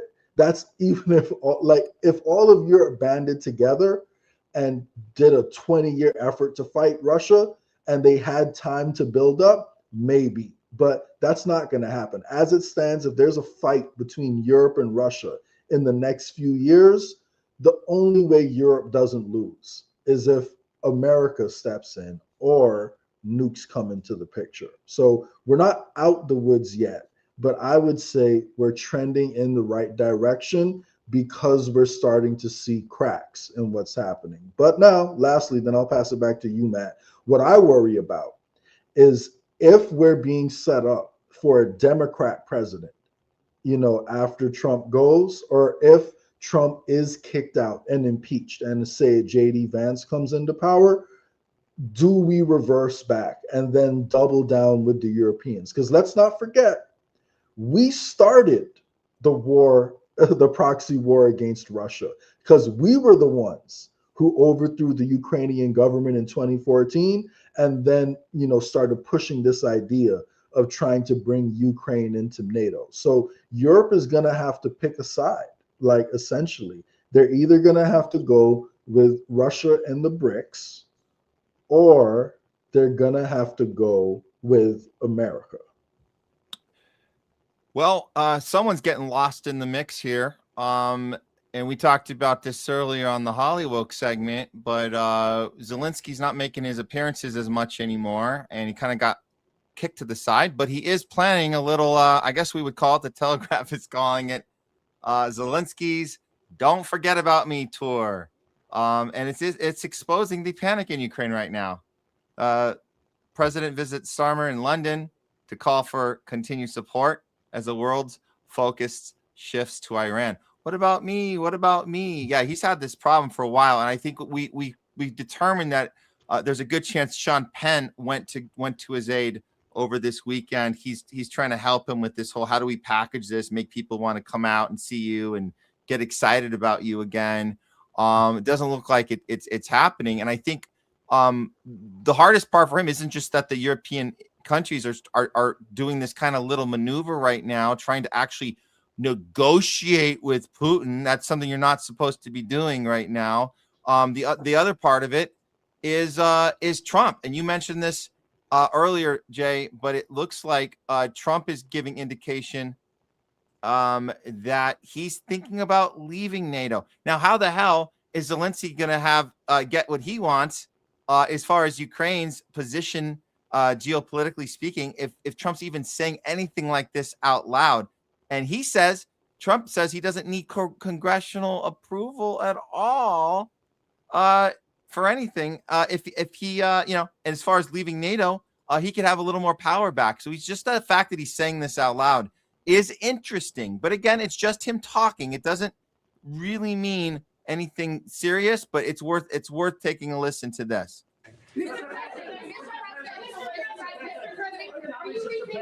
Are you rethinking the United States' relationship with NATO, possibly getting out?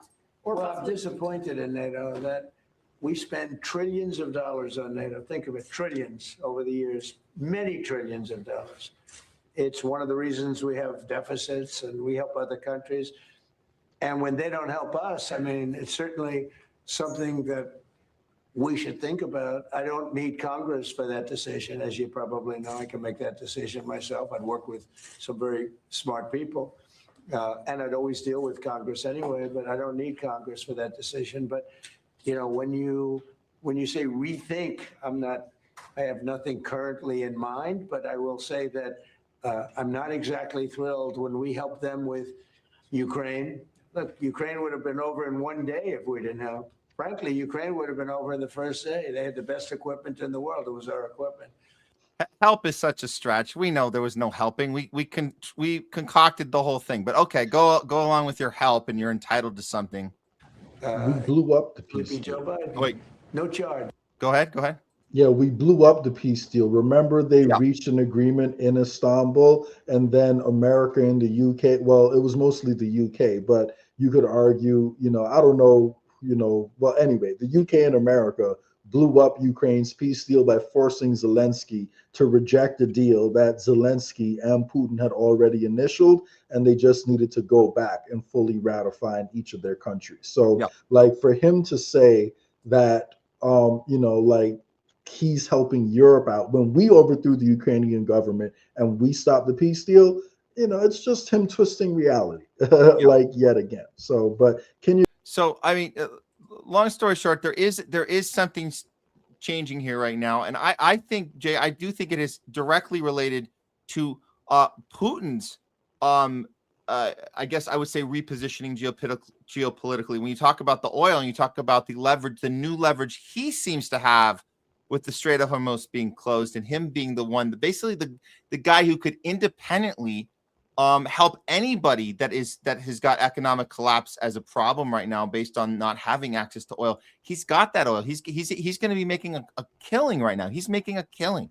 He's probably in the best position imaginable. So if you want to talk about leverage, you want to talk about, hey, I will help Iran in a negotiation on behalf of the U.S. and then that negotiation might involve you guys backing off and allowing this thing to fizzle out and be over, and we'll have a deal in place, and we'll end this thing, and you end this bullshit about Ukraine joining NATO and all this other insanity that you guys have been pushing for the last 10 years, and I'll help you end this other thing that you could say, I'll help you from causing the end of the destruction of humanity. I'll stop nuclear war, nuclear catastrophe, but you guys got to back off on this proxy war. You've been wasting everyone's time and unnecessary lives this whole time.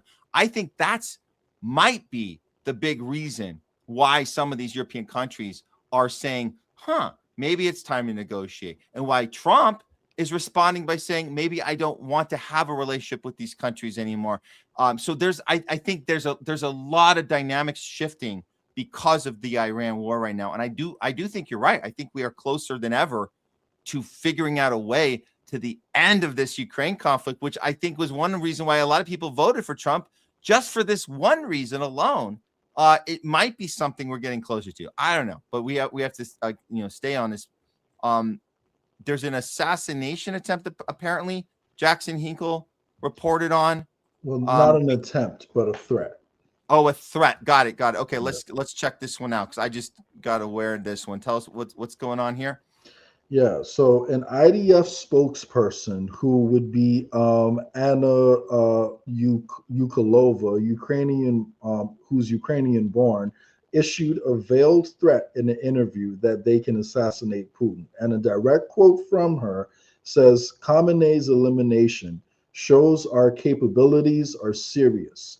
No one who wishes us harm will be left aside.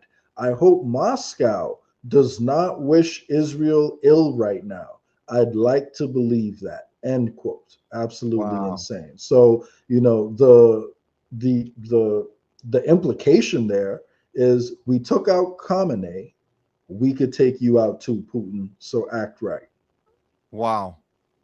Holy crap. But he's been through this before. This isn't anything new for Putin. He's been calm and collected through every threat, every assassination attempt, or like Yeah. just this But threat. it just goes to show you like how interlinked these conflicts are. Yes. And you know, I do believe you know, it seems that I want to say an hour before I came on, I need to verify this. Either Russia is openly admitting now that they are directly helping Iran, you know, in this conflict with military intelligence targeting and advanced drone assistance, or they're increasing their drone assistance. I don't remember which one it was, but either way, they're doubling down that they are supporting Iran at this point in time.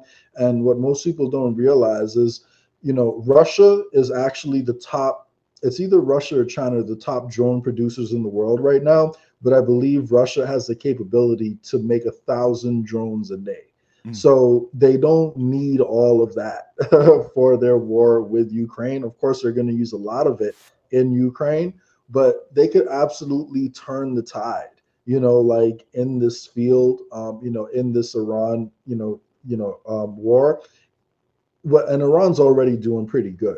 But if they start giving Iran a substantial amount of drones that Iran can use to defend itself, that's going to be overwhelming, you know, like for the US bases and Israel in the region too. So Iran has a limited number of them right now, but you know, if Russia gives them more, it's like a game changer in favor, you know, like of Iran. So they do hold a lot of cards at this point in time. And I think that's part of the reason why we're seeing some rumblings in Europe. So, you know, the question is now, I guess, how integrated is the Epstein class in European leadership also? How are these secret societies that, you know, run America still also running all of Europe too? And will they force Europe into this death spiral against Russia?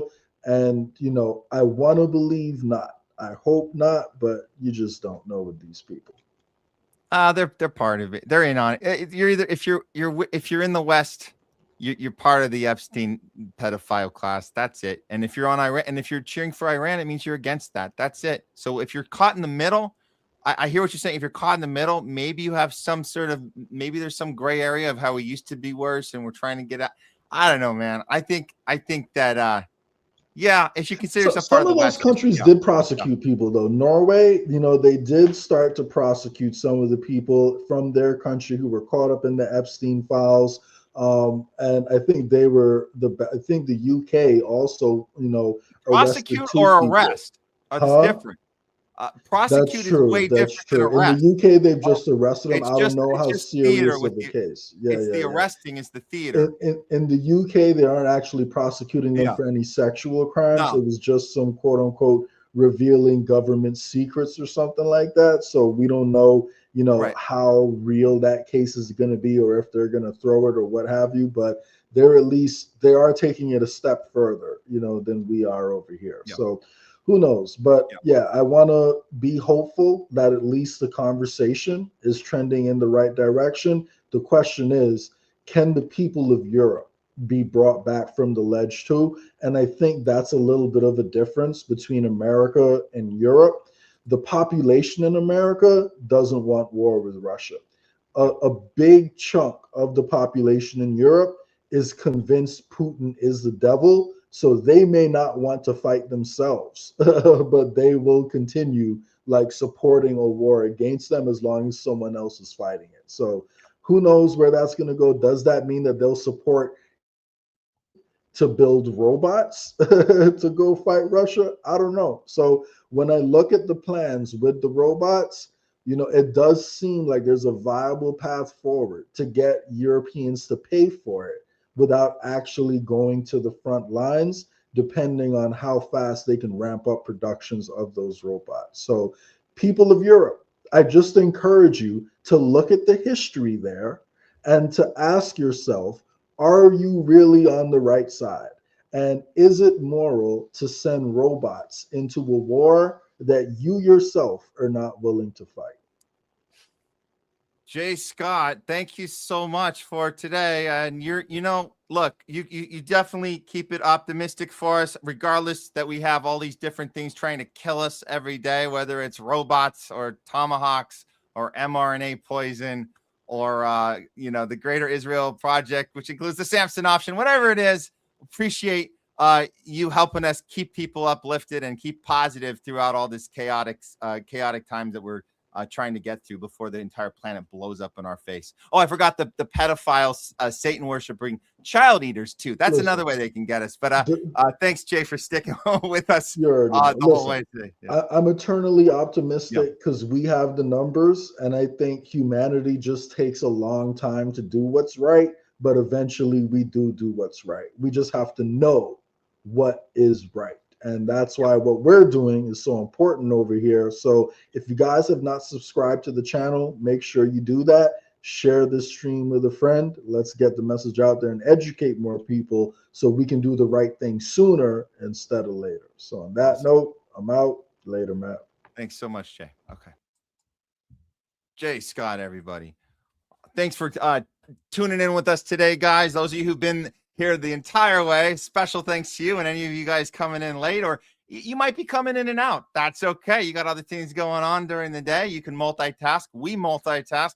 We're constantly checking in on Twitter, seeing if there's any breaking news that we missed when we went live. We might have missed something. So, and then you guys keep the comments coming in. We really appreciate that. So what we're going to do is we do have one more segment planned for you today, and it's going to be the last one of the day. But before that, we're going to take a little 2-minute and we're going to come back and we're going to do some talking back with you guys. I'm going to try to get as much in, but we're going to have to go quick on this one because I want to get to the last segment as well because it's a good one. It's a good one. We need to certainly get to. I don't want to cut short off the last segment. So we'll get to that. We'll see you guys in 2 minutes. If you guys want to throw up some last minute super chats or Rumble rants, we'll certainly get those up in the allotted time we have for talking back. But even if you just write any normal comment on its own, on Rumble, on YouTube, we'll really try to get to them today because we know you guys are important. You matter to us big time because you're the reason we're here right now. And we're able to have these conversations and be proactive. We're not just reporting news. We're not just looking into it. We're not just doing the research. We're not just calling out the problem. We're coming up with solutions. That's part of it. So we're combining journalism, which is called independent media. It's called anti-establishment media, and we're combining that with activism. So it's problem and solution merge here at the Homeless Left. I'm Matt Weinglass, non-tribal approach to news. We'll be back in 2.5 minutes. Go grab a drink, go to the bathroom, return a text or two. We'll see you right back here in just a few.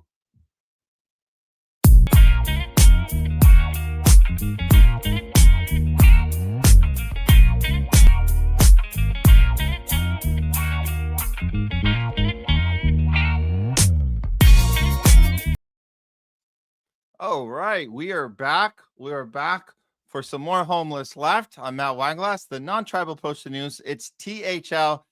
We're here with you guys for another just under an hour here. I know we're heading into closely heading into the 5th hour here, but we always like to leave you guys with something big, leave you wanting more, even though it's certainly a longer show than some of the other ones out there. So we do appreciate you guys being here. Not to mention, you guys can come in and out. You don't have to be here all day, but we're here just in case you're able to check in with us and engage, because the engagement is what makes the difference.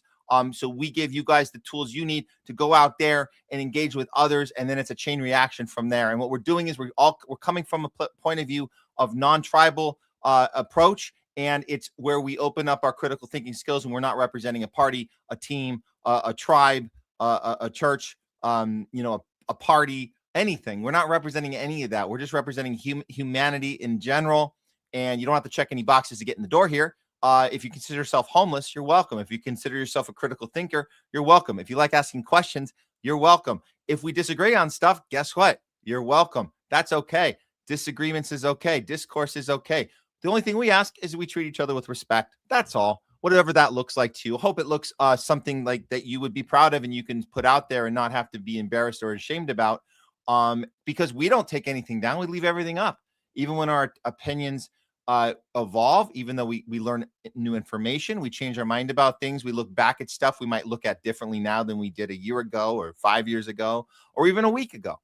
We're okay with that. We evolve. Our opinions evolve, but our principles always stay the same. And that's the key. You keep those principles the same. You won't have to do backflips. You won't have to maneuver. You won't have to jump into word salads. You don't have to censor yourself and take things down and think, oh, I'll just remove that from the internet and nobody will notice. No, you don't ever have that problem if you keep principle as your main source of where you start from. That centerpiece that you start from is always principle. Okay, let's get to your guys right now. It's time for a little talking back with Matt this time. Okay, here we go.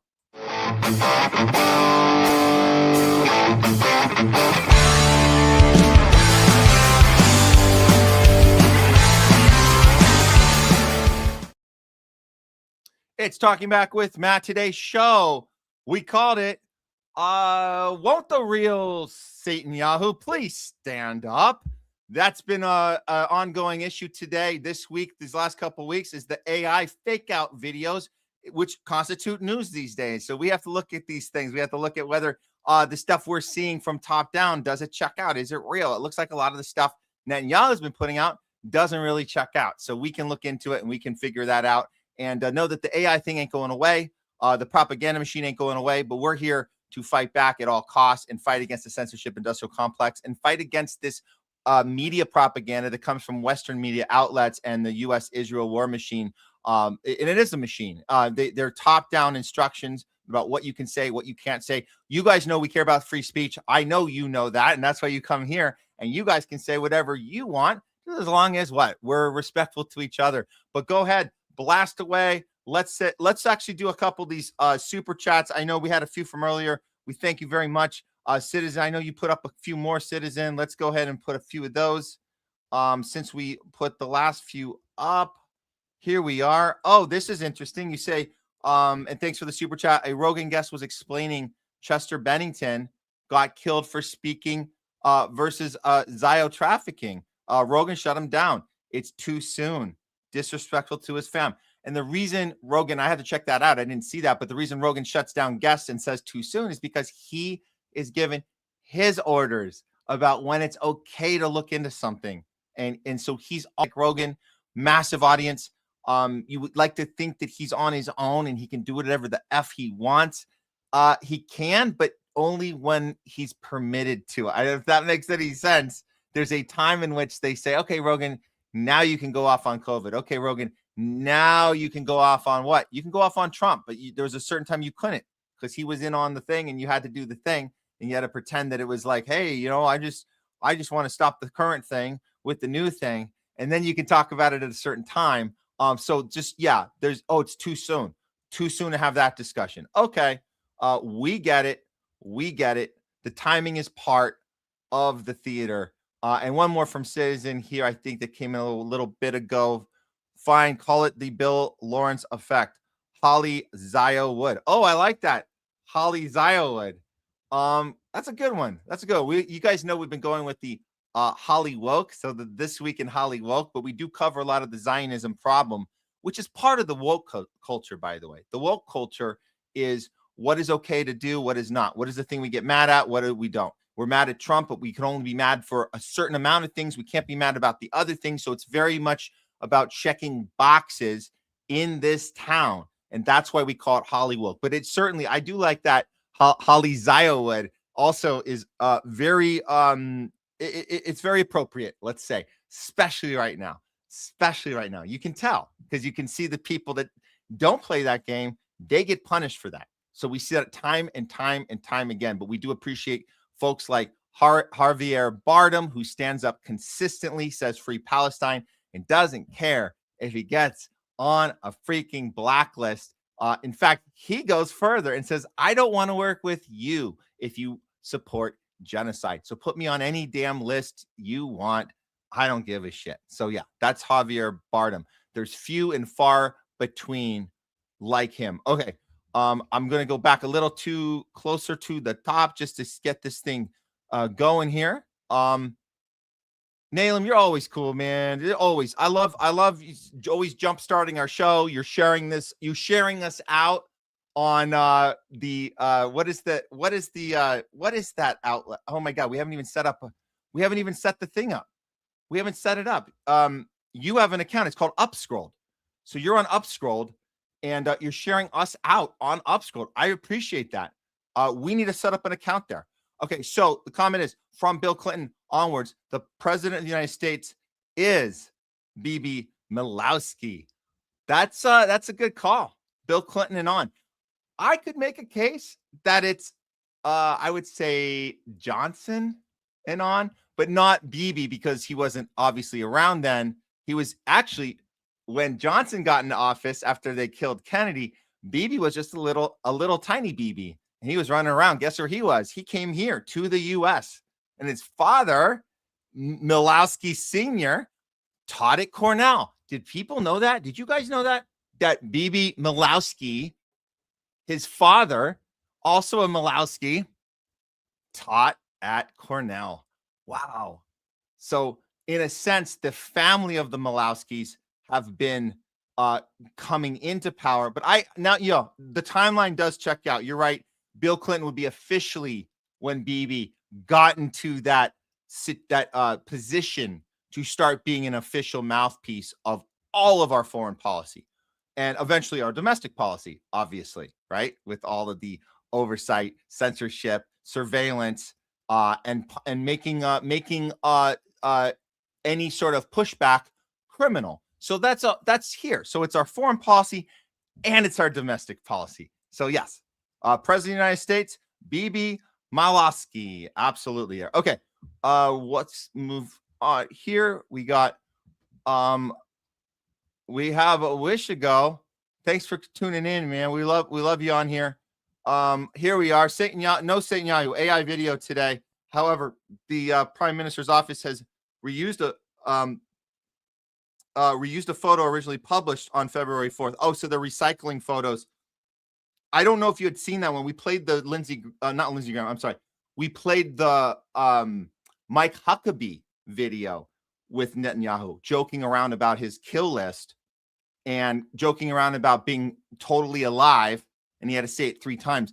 I don't know if you saw that one. Because this comment came in before we played that video, I believe. But I think we did get an AI video today. I think we've been getting about one a day average now. So let's expect another one tomorrow. They just keep coming. Pretty nuts. Oh yeah, Adolf SATANYAHU. There's a good one. That's a good one. Adolf SATANYAHU. I like it. And hello to you, Hugo. Appreciate you on there. Appreciate you guys coming back on YouTube. We see some familiar people. Yeah, this one. Thanks, Eno Shadow. In hell. Amit ate his heart. That's funny. That's Netanyahu being in showing up in hell, and there's Satan going, welcome home, Bibi. Welcome home. We've been waiting for you. What else we got here? Thank all you guys, and oh good, we got some emojis coming up. Sometimes on Rumble they don't transfer well over to StreamYard. And hi guys. Oh, here's one. This is Bibi live from his freezer coffin. Thanks, Defiance. And Defiance is I like that for your little icon there. That's great. I like the little cross off there of that swastika symbol. That's awesome. You guys, yeah, thank you all for your engagement today. There's Leslie. There she is. I hope we see her on Thursday. If we can work that out, it'll be awesome. I know you guys always miss her.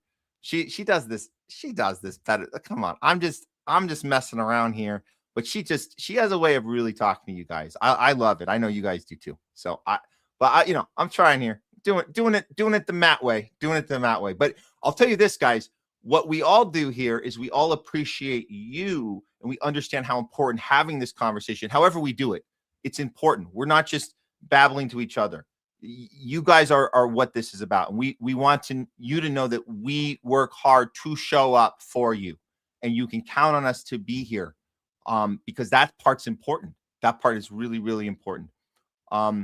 There she is, Gabrielle. What's up? Critical thinkers. Hell yeah, critical thinkers in the house.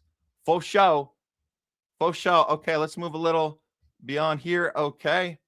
And Pasta's here too. There he is. Hey, Freedom. Nice, nice, nice. There you guys are. There you are. So we got the team. We got the team. There they are. Oh no, please don't tell me this. I knew this was gonna happen, Nam. I knew it. I know you started this account. I get it, and you're sharing us right now on Upscrolled, and I appreciate it. But man, the reason we haven't started an Upscrolled is because of this. Of course, the IDF is removing and destroying street cameras. Oh shoot, wait, I think I read this wrong. I thought you said they were destroying this clips on Upscrolled. Oh, okay. My bad. Let me reset that. This is good. You're sharing these clips. We haven't seen these clips, but this makes exactly perfect sense that the IDF is doing this. I'm sorry. That was my bad. I read that comment wrong. Now we do have to get an Upscroll, but we have to be careful about Upscroll because we know the guy who started it worked for Larry Ellison in Oracle. He brags about it on his LinkedIn profile. So be wary of that the guy's expert in Israeli tech. And he might be Palestinian, which is awesome, but he learned all his tech from Larry Ellison and then went over to Upscrolled when Ellison got TikTok. But we'll check that out. We know this is how Israel works. We know IDF Israel. They want to censor everything. Anything that makes them look bad, it's gone. It's over. People are getting punished for journalism. People are getting murdered for journalism. So we know all of that. Longmeadow, thanks for this correction. It's not 30,000.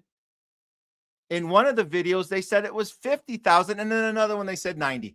I was giving them the benefit of the doubt on the 30, just because we did hear 30. We heard all these numbers. You're totally right. We heard 30, we heard 50, and we heard 90, and they just make up these numbers. And the point is, whether it's 30, 50, or 90, none of it checks out because there's no video proof, there's no pictures, there's nothing. As we're sharing our Palestinian genocide pictures and videos, and they don't want to acknowledge that, they have nothing to share. There's nothing there. They made up the entire thing, and people just listen to this garbage. Oh, look, Iran is killing its own people. We have to go in and save them. How are we going to save them? We'll kill them all, and that'll save them from being killed by their own government, right? That's how you do it. We kill them, and then they can't say they were killed by their own government. They were killed by an outside enemy. It's a genius plan. It's really genius. So they don't get so the Iranian government doesn't get the luxury to kill them because we killed them first. Great way to save them. This is how we saved them, right? We killed them first. Okay. And yeah, I had to correct that. That was backwards for me, but Upscrolled, we're not writing it off by any means. Just be aware of that. And we do 100% appreciate you sharing this. If we're live there right now, that's awesome. Thank you for doing that. Okay, what else we got? Let's get to a few more of these. Yeah, and this is a great point. You don't stand with your allies when it's an illegal war. There's no allies. You don't stand. It's all illegal. So there it is. Thank you for that one. All right, we'll get to a few more. Did something happen here? Did Tulsi come out and defend? What? I didn't think we had heard from her. Did Tulsi actually come out and defend this military action against Iran? Has she officially done that, or is she still kind of hanging out? If she's done that, oh, we gotta get into that. Thank you for the comment. We'll look into it. We know she eventually has to say something. Is she saying something now? We'll look into it. We'll get back to this one on Thursday's show for sure. For sure. Okay. Where else do we got? Oh, the Oscars story. Yeah. Yeah. Thanks for covering the Oscar spectacle from a leftist perspective. And leftist, by that you mean you understand. We understand what you mean by that. We're not Hollywoked out here, but we understand how you can take a people and use their emotions against them. That's what's happening on the right too. Both parties use the emotions of their people against themselves. On the left, it's about the caring and the being accepting of all these people and everyone's equal rights, and kids can decide whatever sex they want to be because we accept everything and everyone and all the time, DEI, everything, and that gets used against you. And then you get put in situations where you are now having, women's locker rooms have now been invaded. So that's just an example. But the right, the way you use emotions against the right is you make it about this patriotic duty and the feeling that there's enemies that are trying to kill you, and you have to be a man or be a hero. So there's the hero feeling. That's how you exploit the right. And the hero feeling can come into play anytime you're installed this fear. And it's fear. It's all fear. It's all fear. And you think this macho patriotic person that you want to strive to be, that person is not. That's a caricature of America first, America, because that caricature is afraid of everything. They're coming to get us. They're coming through the border. They want to kill us for our freedom. We got to sacrifice our rights in order to protect our rights. Freedom isn't free. Freedom costs $1.29. So that's how you get exploited on the right. So feelings being used against each other, certainly in Hollywood, it's happening as we speak. So that's why we cover the Oscars, not because we care about winners and losers. We're just letting you know how those feelings get exploited. On one hand, you can say fuck Trump. On the other hand, it's total crickets on this illegal war against Iran. There's not a mention of it. How are you talking about making jokes about Trump's dick size and whether Melania, what shoes she's wearing and what shoes she has on in her closet and whatnot, as a documentary? Those are your critique, and you have nothing to say about the war machine. And then if you do say something about Palestine, you get punished for that. So it's all bullshit. It's all bullshit. But we understand. Don't let them use our emotions against us anymore. All right. What else we got here? I can buy this. Iranians are freer than we are. I know some people would think that's a controversial assessment. I don't think it's. I think it's pretty accurate if you think about it. You know. There's one. You know what? I have a. I got a thing. I'm gonna bring up here. This is good. This is good. I have I want to show you guys because this has to do with the last comment as well, and I want to connect this for you guys. So what this is where you take the left and you stranglehold their emotions. You try to make the Iran thing about the LGBTQ movement, about women's rights, and you hear a lot of people falling for that right now. About they don't have women's rights, that we have to go help them. We have to go help all the women in Iran. Women have rights here. They don't have rights in Iran. So you hear this, it's a complete bullshit. And the schools, does it not occur to people that the schools that we're bombing the shit out of have girls going to school and are learning and getting degrees and having opportunity to be scientists and doctors and all these amazing professions? Do you want to see a percentage breakdown of the women? This is, you guys, this is real shit. Like, look at this. You want to talk about freeing women? Iran versus the U.S. Look at the female literacy rate in Iran. Did you know this? That 99% can read and write. We know 100% of them could read and write in the school that when we murdered all those women, those young girls. What do you think they were doing in that building? You think they were hanging out, or were they learning? Were they reading and writing, perhaps? Perhaps they were reading and writing as we were murdering them. Did you guys think of that part? Did you guys think about that part? We have to free women from learning and reading and writing, access to higher education. Oh, I forgot it. Look at the U.S. The literacy is only 87% for women. Wow. Look at that. That's really bad. Why do we only have 87%? Why? And the access, 62%.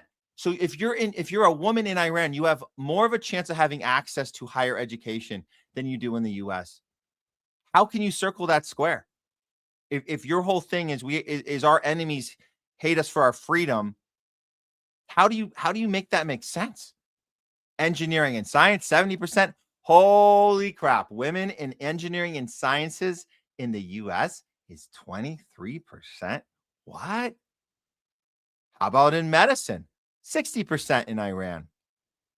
Women in the US in medicine, 47%. Wow. Well, this goes against everything I was told. I was told they were not only suppressed, they couldn't do anything with their lives. They were stuck.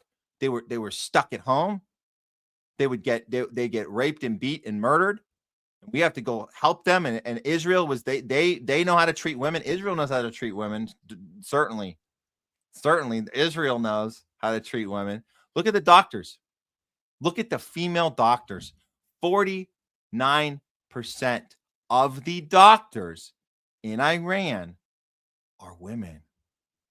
Is that DEI? Or is that just access and working your ass off and actually making it to almost the 50% mark where it just is? Do you think? No, you tell me. If you are someone, think about this. Especially if you voted for Trump and you're right, and I get it. Like he fucked up. Okay. All right. You apologize. We're fine. Or you didn't apologize, but you said never again. All right. Never again. You're not going to fall for the MAGA bullshit again. Fine. But you did vote for him, and you did have a critique on our left. You had a critique on DEI, and you said that's bullshit. And you can't have colleges have a certain boxes you have to check for different races. You said that's bullshit, and it is bullshit. So what happened here in Iran? Do you actually think that the only reason that 49% of doctors in Iran are women is because they implemented some bullshit lefty policy of checking boxes of 49% of them have to be women? Or do you think they actually gave access to their people and 49% of the females in school, in higher education, signed up to be doctors and they actually did it? What do you think happened there? Because either way, you're going to have to ask a follow-up question, right? You're going to have to ask a follow-up question if you think it was DEI. How did they do that? How did they do that if they're suppressed and they went all lefty? How would that make any sense? If you have doesn't make sense. If they did it on their own, that makes even less sense, because that means everything we were told about a free society and a freedom to live the life you want to live would all be out the window. It'll be out the window. So maybe we need to look at our country and see why we have such less numbers here for our women. Maybe we need to look at that. Yeah. Okay. All right. Let's do a couple more of these, and then we'll get on to the last one. Because I know you guys, we've already gone. We're over the 4-hour mark now for sure. Okay. Couple more of these comments, and if I don't get to them, I'll try and get them up on the outro later. When we're done, so you guys can stick around on that. Oh, our banner's missing. Let's get that back up. There we go. Okay. We'll do a few more. I didn't read this letter, but I appreciate this, Snorky. Did you read the letter, the one from David Schwimmer and others demanding new Oscar rules? I'm sure it's some stupid ass Zionist letter. I'm sure it's hilarious. I didn't see it, but yeah, that makes sense that a Schwimmer would have done something like that.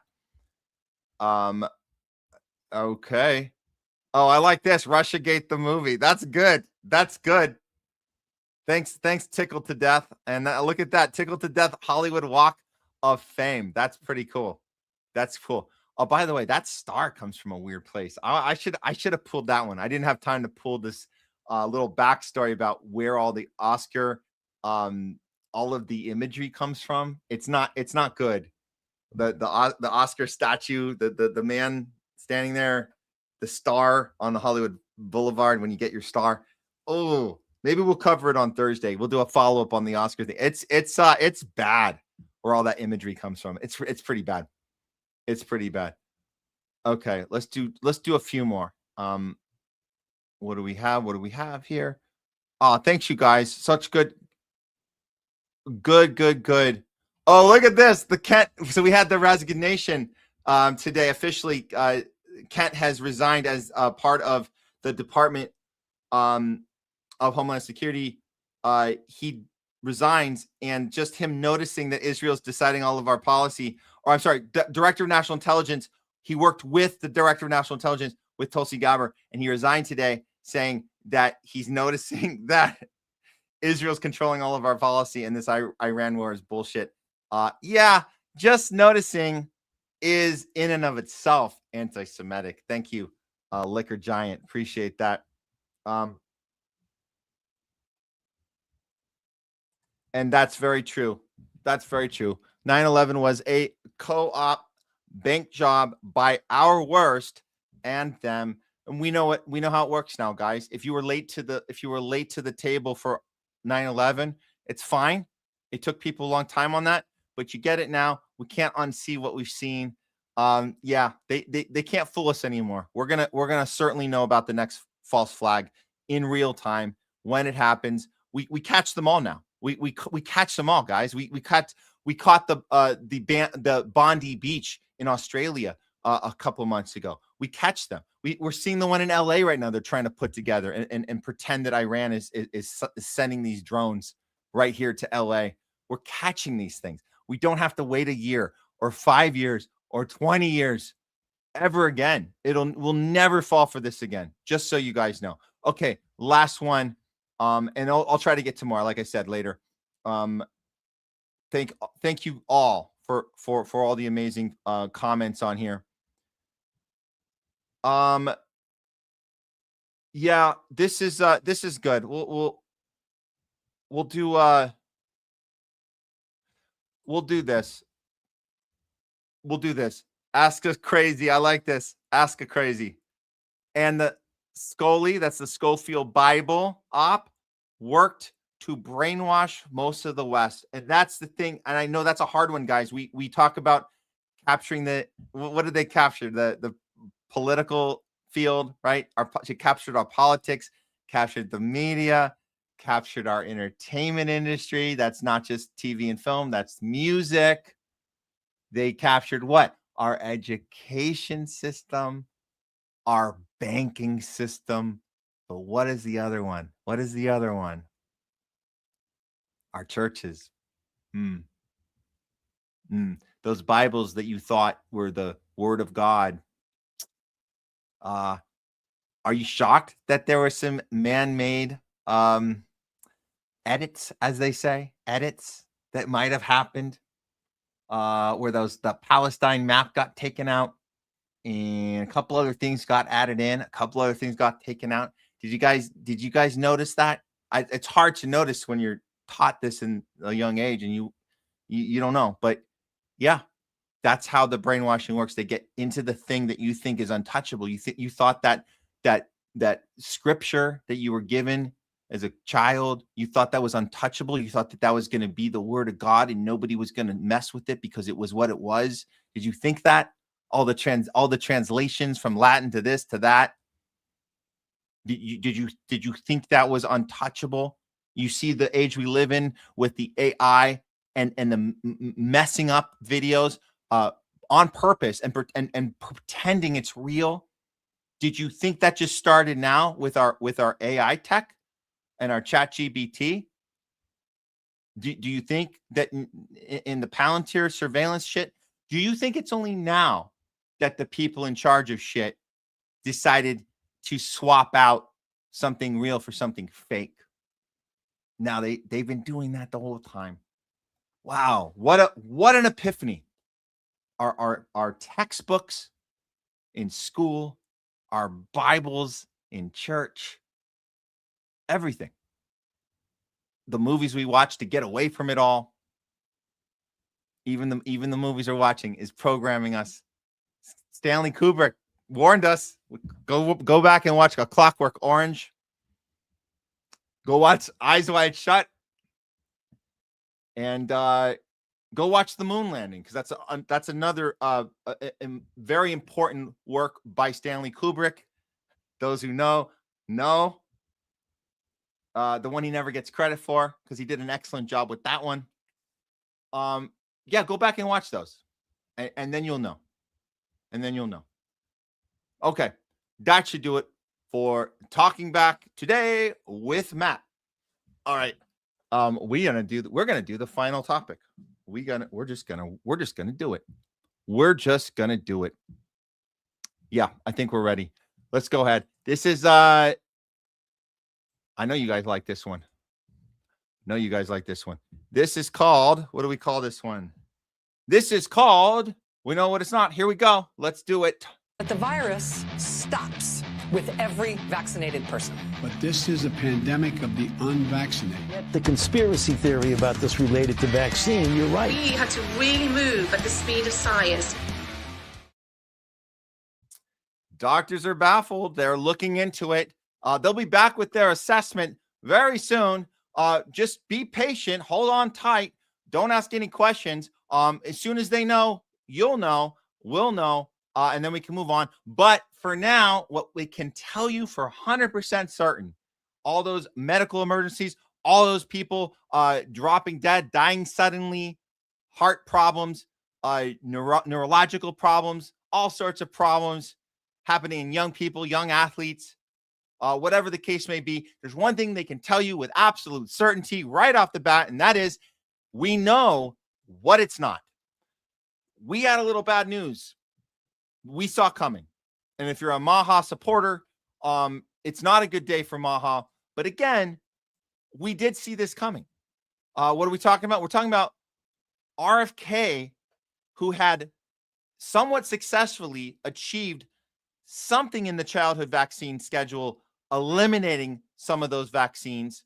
We know that we're up to, what are we up to? 71, 72 that are recommended in the schedule. And if you follow that, you're going to have 72 shots in your arm as a child before you're 18. Does that make any freaking sense? Well, Kennedy, it looked like he was trying to do something about it.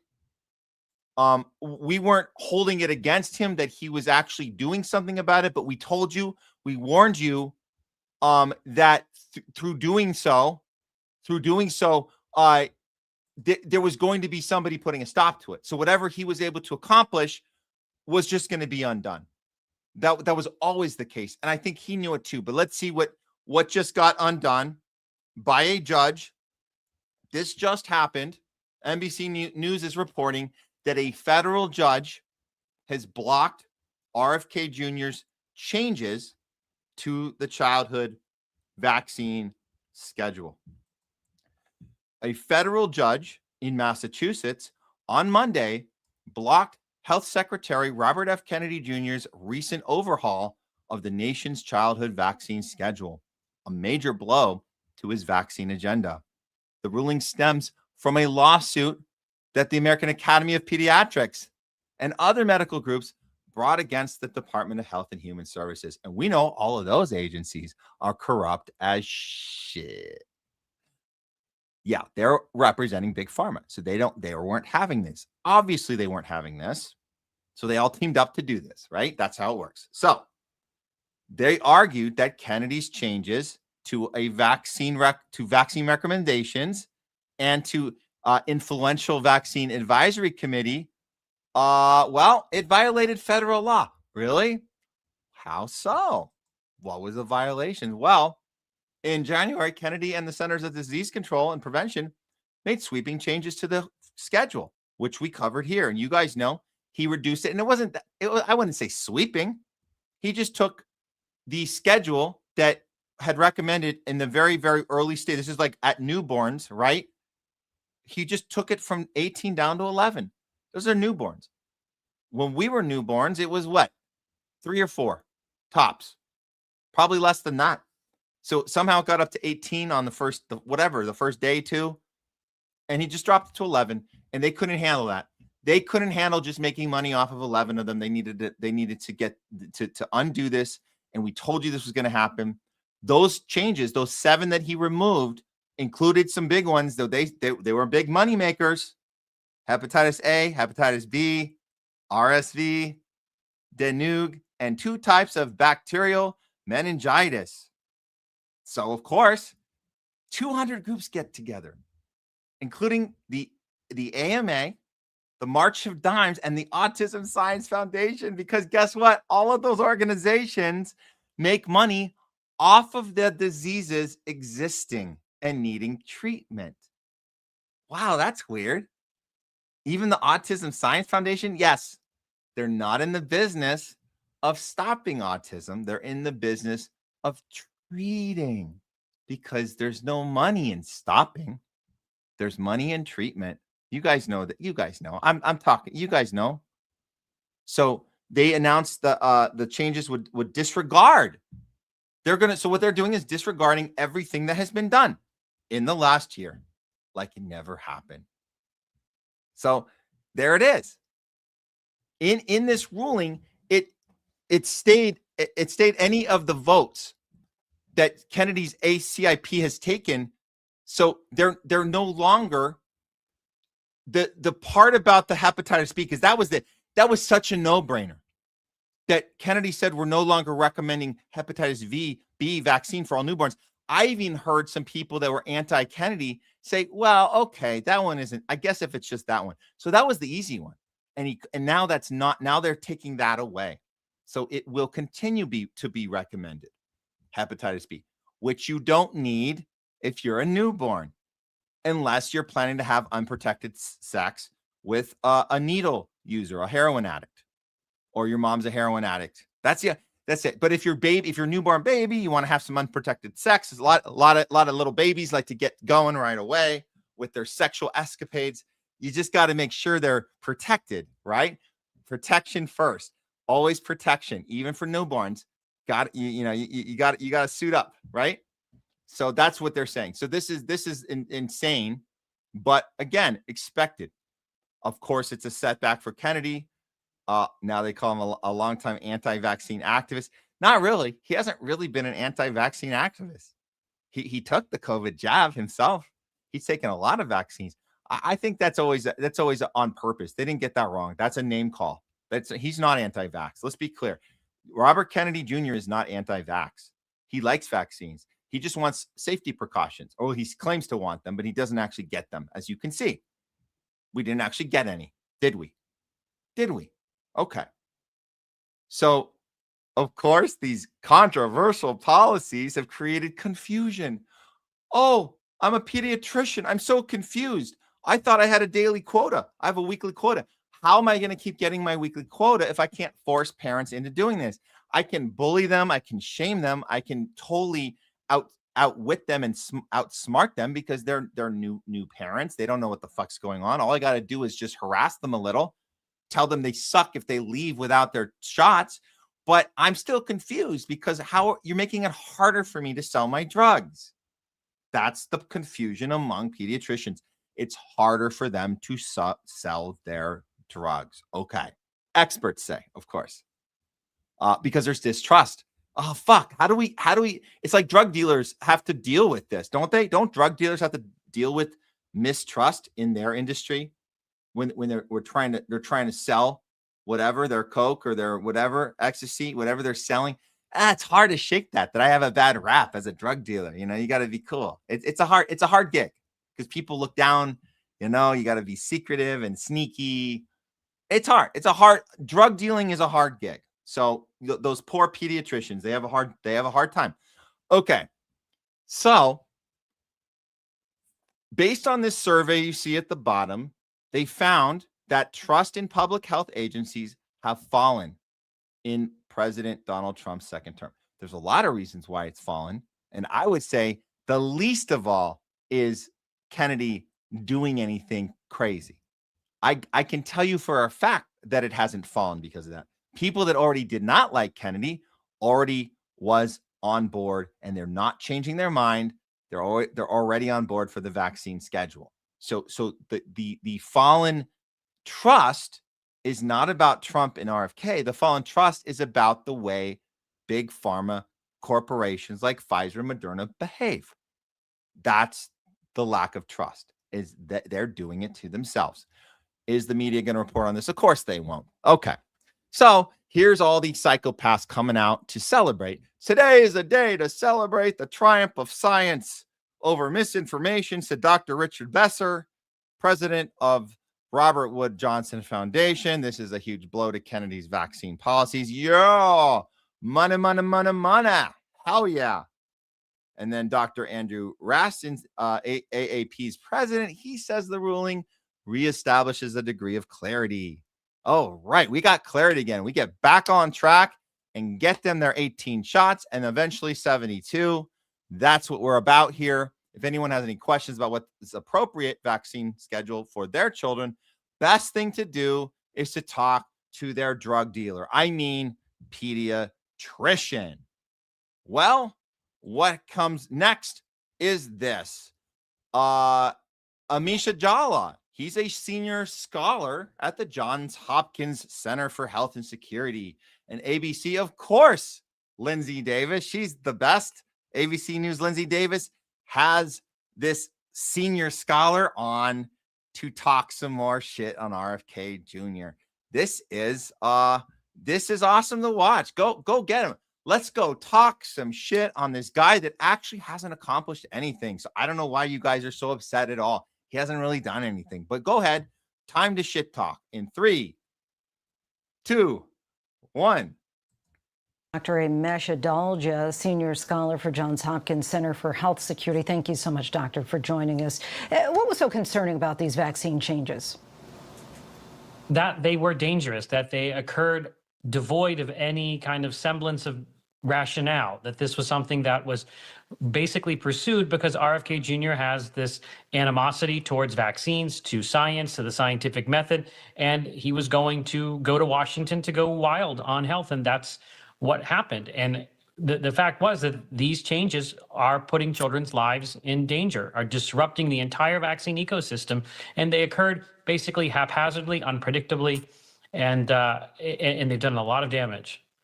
They've done a lot of damage to our bottom line, to our cash flow, to our ability to control the public, and to our ability to be in a position where the next pandemic happens, we're able to continue to keep people in line and 6 feet apart and triple masked and triple boosted and quadruple this and that and uninvite your friends to your family to Thanksgiving. It's harder to do that now. So this is a huge win. Keep going. Any more shit talking? Go for it. Can you talk about, in your opinion, what the argument was for these changes? There was no actual valid argument. It was all based on RFK Jr.'s twisted logic, which stems from decades as an anti-vaccine advocate. So basically, they've doubted the safety of these vaccines. They have spread disinformation about the safety of these vaccines. They have pandered to anti-vaccine groups, and they basically tried to codify that in the laws and regulations in the United States when RFK Jr. ascended to becoming the most powerful health official in the United States. So the argument Kennedy was making, in your opinion, was what? He was concerned about safety, and you said there's no concern for safety, and he made it up. Okay, just want to be sure. You're saying we don't want safety. We just want product. And his problem was safety, and you call it crazy. Got it. That's pretty much it. I mean, we pretty much knew that. But just so you can put it in your own words, that's basically what you're saying. That's what you're saying. We hate safety, of course. Of course, any corporation hates safety. Just go ask Anthropic. Go ask OpenAI. Go ask Sam Altman. Who likes safety? And so why would we give a shit if you have a problem with a guy who's trying to put safety measures in place on your product? But ABC loves platforming this kind of shit. This is not journalism, and this is the perfect person to do this. She's great. This is the same person, Lindsay Davis. She's the same one who's harassed RFK to his face and psyched out her audience by pretending there's stuff we can't air. There's stuff we're not going to be able to air. I talked to RFK, and I made a determination that our interview got so crazy that I'm just having to, I can't even show you guys the footage. I'm just going to tell you how crazy he is, and we'll call that news and journalism. So that's what she did. She didn't even show, she had an interview with him. She only showed little pieces of it. So I can't even show you guys. The guy is so nuts. Why is he nuts? Well, we think it's the Zionism, but you won't go there, will you? That won't. No, that's the so you want to make the case he's nuts. And the one thing that you should be reporting on, the Zionism and the number one health concern in our college campuses is anti-Semitism. That should be your concern. Why are you tweeting that out, dude? You don't want to talk about that. You just want to say he's crazy for wanting safety precautions in a product that has a history of breaking laws and having civil assessments against them, criminal assessments against them more than any other company in history. Pfizer particularly. The most criminal and civil payouts by any company of any industry ever. And we're going to listen to you say, this guy who wants safety precautions, he's crazy. Got it. For that reason, not for the Israel first shit, right? Okay, got it. We know that the judge suspended the appointments of the 13 new members of the CDC's Vaccine Advisory Committee. How do you hope to see the committee change moving forward? What's happened already is hard to reverse. Even though this judge has made the right decision and come to the right conclusion, the whole vaccine ecosystem, as I said, is completely disrupted. And people. Okay, I've heard enough. The whole blah, blah, blah, blah. It's all disruptive. It's going to be hard to fight. Of course, yeah, Kennedy should fight back. But is he going to fight back? This is the problem. Is Kennedy and the Maha, what's left of Maha, by the way, Maha is outside it's not in the administration anymore. Maha has moved to the street. It should have been in the street the whole time. Folks like Dr. Mary Talley Bowden, she's in the industry of medical freedom movement and challenging pharma. She's in a very local position in Texas right now. But other than those type of local positions, there is no administration member that is actually Maha right now. That's not happening. But if there was, Kennedy should be pushing back on this. And this dude is afraid that he will. And he probably will, but it won't be real. It'll just be him pretending that he's pushing back. And this game will be going back and forth for the next 3 years. And if he does, and if he plays his cards right, which he has, he's shut up about Iran and he's shut up about Israel and Palestine. He's in his lane. And this is it. This is the game. He will push back, and then everybody at ABC, CNN, MSNBC, all of them, Fox News, they're all going to pretend that crazy Kennedy is coming back with some more problems, and we have to fight. So it's just going to be this back and forth, and nothing's actually going to get done. Well, let's see. Does Kennedy know about this yet? Is he ready to respond? Okay, here he is. Here's Kennedy. We just got word. RFK Jr. is responding to this judge right now.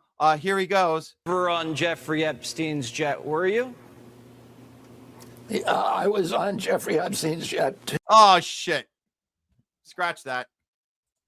Never mind. Oh, why do you have to ask that? God, the old jet. Yeah, that about does it for the old Maha pushback.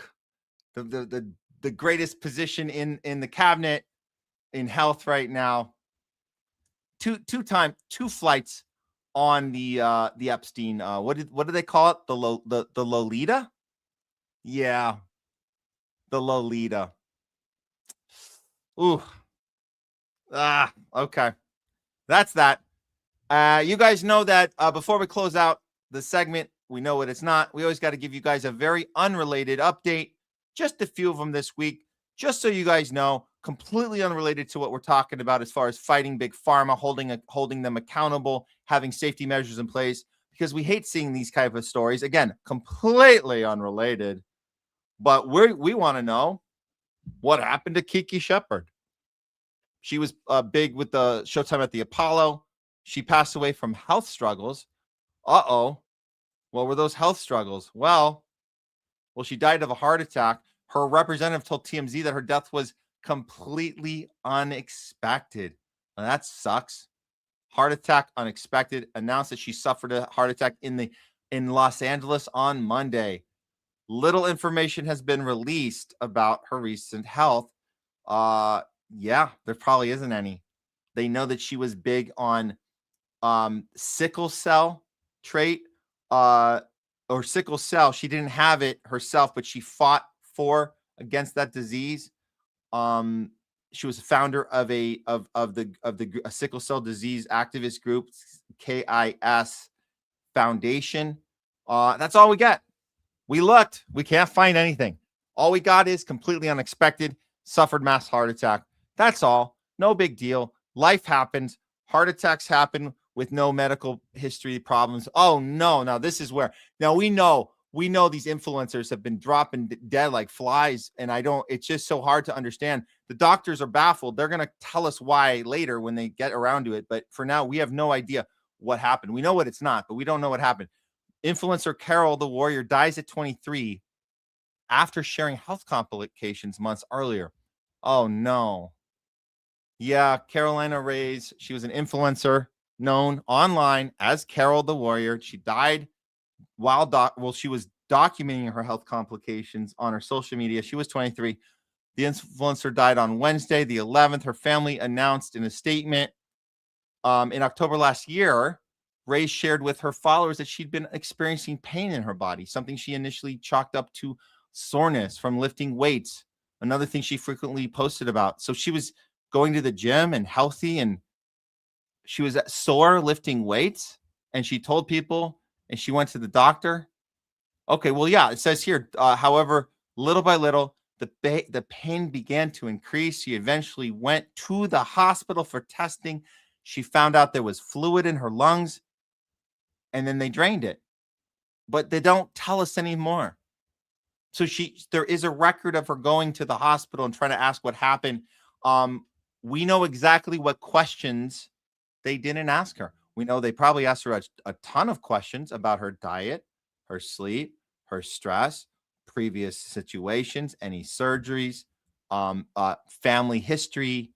They probably went through the whole list of questions. We know what question was not asked. How many COVID vaccines did you receive? That's the most inappropriate question. And how dare you for thinking that should be asked? How dare you? That is people's private business. You guys know the amount of COVID vaccines we all got. That's private. I mean, unless you're going to get some lunch, then you have to show everyone, total strangers. If you want to eat lunch, you have to show your vaccine card.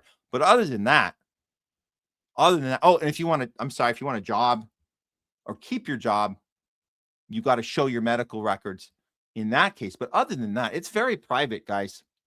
It's so private. It's secret, super duper secret private. So how dare you even think that the doctor should be asking a 23-year-old influencer who works out at the gym and was having pain? How dare you think that the doctor's going to ask her how many mRNA poison jabs she had, which side effects include heart problems, especially in young athletes? We don't need to know that. That is private. Okay? So just to set you straight, very super duper secret private, unless you need to get lunch or have a job. Just being clear. Very clear here. Oh God, oh God, no. Fitness influencer, Sarah Green's daughter. Her name was Honor. She dies at 23. Fitness influencer Sarah Green is mourning the death of her daughter, Honor. My beautiful daughter, forever my baby. Wrote on Instagram, our hearts are broken. There's no words for this pain. As her family and her closest friends, we're holding each other close and leaning on our faith, which you have to do. If you have nothing else, because the doctors are baffled, they got nothing to tell you. They don't know. They don't know what's going on. So Please respect our privacy. We got to have privacy. We don't want anybody asking questions that's completely inappropriate. Just give us some space. No cause of death has been shared publicly, and nor will it ever be. Well, until the doctors get back, they're looking into it. Okay. So just chill out, guys. Let the doctors do their job. Let them look into it. They're going to find out what happened. It might take them a month. It might take them a year. It might take them forever. But make no mistake, they will have an answer. Until then, you just need to be patient. You need to give people their space to mourn their young, healthy children who may or may not have had a particular mRNA gene therapy thing put into their body over and over and over again because they really needed it, because without it, they had a 0% chance of dying from the thing that they were getting the thing for. But make no mistake, even though everyone is confused and doesn't know what the hell's going on, there's one thing they know for sure, and they can tell you with total certainty. We know what it's not. Okay. That should do it for today's show. Good show today, guys. Very happy about how things went today. And I just want to thank all of you guys once again for all your engagement today on the show. It's been up and down as far as the algorithms on both our Rumble and YouTube, so we never know what we're going to get. Sometimes the episodes blow up, sometimes they don't. We just want to keep doing what we're doing, and we know that. And you guys know that we know, and we know you know that we know that we go with what works. We apply principle. We're consistent with that, and we roll with the punches. So either we hit it out of the park with some weird formula that we don't even understand, how thousands of people, different numbers, can see the same show that we're doing. We're giving you guys the same show, so we don't even know how we did on this one, but we're going to keep giving it to you with the same principle in play, the same approach, where we make you guys the priority, showing up, ready to give you guys our best every twice a week, Tuesdays and Thursdays. We'll be back here on Thursday with more Homeless Left, non-tribal approach to news on the Non-Tribal Approach to News Network. But we like to apply critical thinking and non-tribal approach, not just to news, but to life in general. Thanks to Jay Scott for his contribution today, all your guys, your super chats, and your great discussions, and to all the mods helping out as well. And with that, I'll tell you guys this. Tomorrow we'll be doing a Garland Nixon episode with Garland Nixon. I'll try and double stream it on our channel. We don't have the time locked. It'll be sometime tomorrow. It's going to be a good one. And then Thursday, we'll have Craig Pasta back here. We're going to be also bringing in none other than Danny Shaw. We'll be welcoming him on the show on Thursday. That'll be a good one. And then next week, we plan to lock this in. We've been in conversation, and we want you guys to know we'll be bringing on Jake GTV onto the Homeless Left. We're excited about having that conversation. The guy does great AI. By the way, you want to talk about AI? Stick it back to them. He does AI and sticks it right back to them. By them, I mean our overlord, child pedo, Satan worshiping, child eating, Western war machine, psychopath. Do the AI right back at them. So we're looking forward to that one. So yeah, that's it, you guys. Until then, I'm going to leave you guys with a outro. A little more about Pete Hegseth. Just so angry at the press. He's just yelling at the press, the people that got him where he is, that were covering for him in Israel and all this shit. He's so mad at them. It's definitely projectionism, and he's very much whining and crying, which we're seeing a lot of. And wow, what an interesting time. What an interesting time. So take it for what it is. We'll see you guys on, I guess, the next show on Thursday with more Homeless Left. That's it. So remember, go out in the world. Always go out with courage, with conviction, and above all else, principle. I'm Matt Weinglass, the Homeless Left. Remember, power to the people and free Palestine. We're out. Because you, and I mean specifically you, the press, specifically you, the press corps, because you cheer against Trump so hard. It's like in your DNA and in your blood to cheer against Trump. Because you want him not to be successful so bad, You have to cheer against the efficacy of these strikes. You have to hope maybe they weren't effective.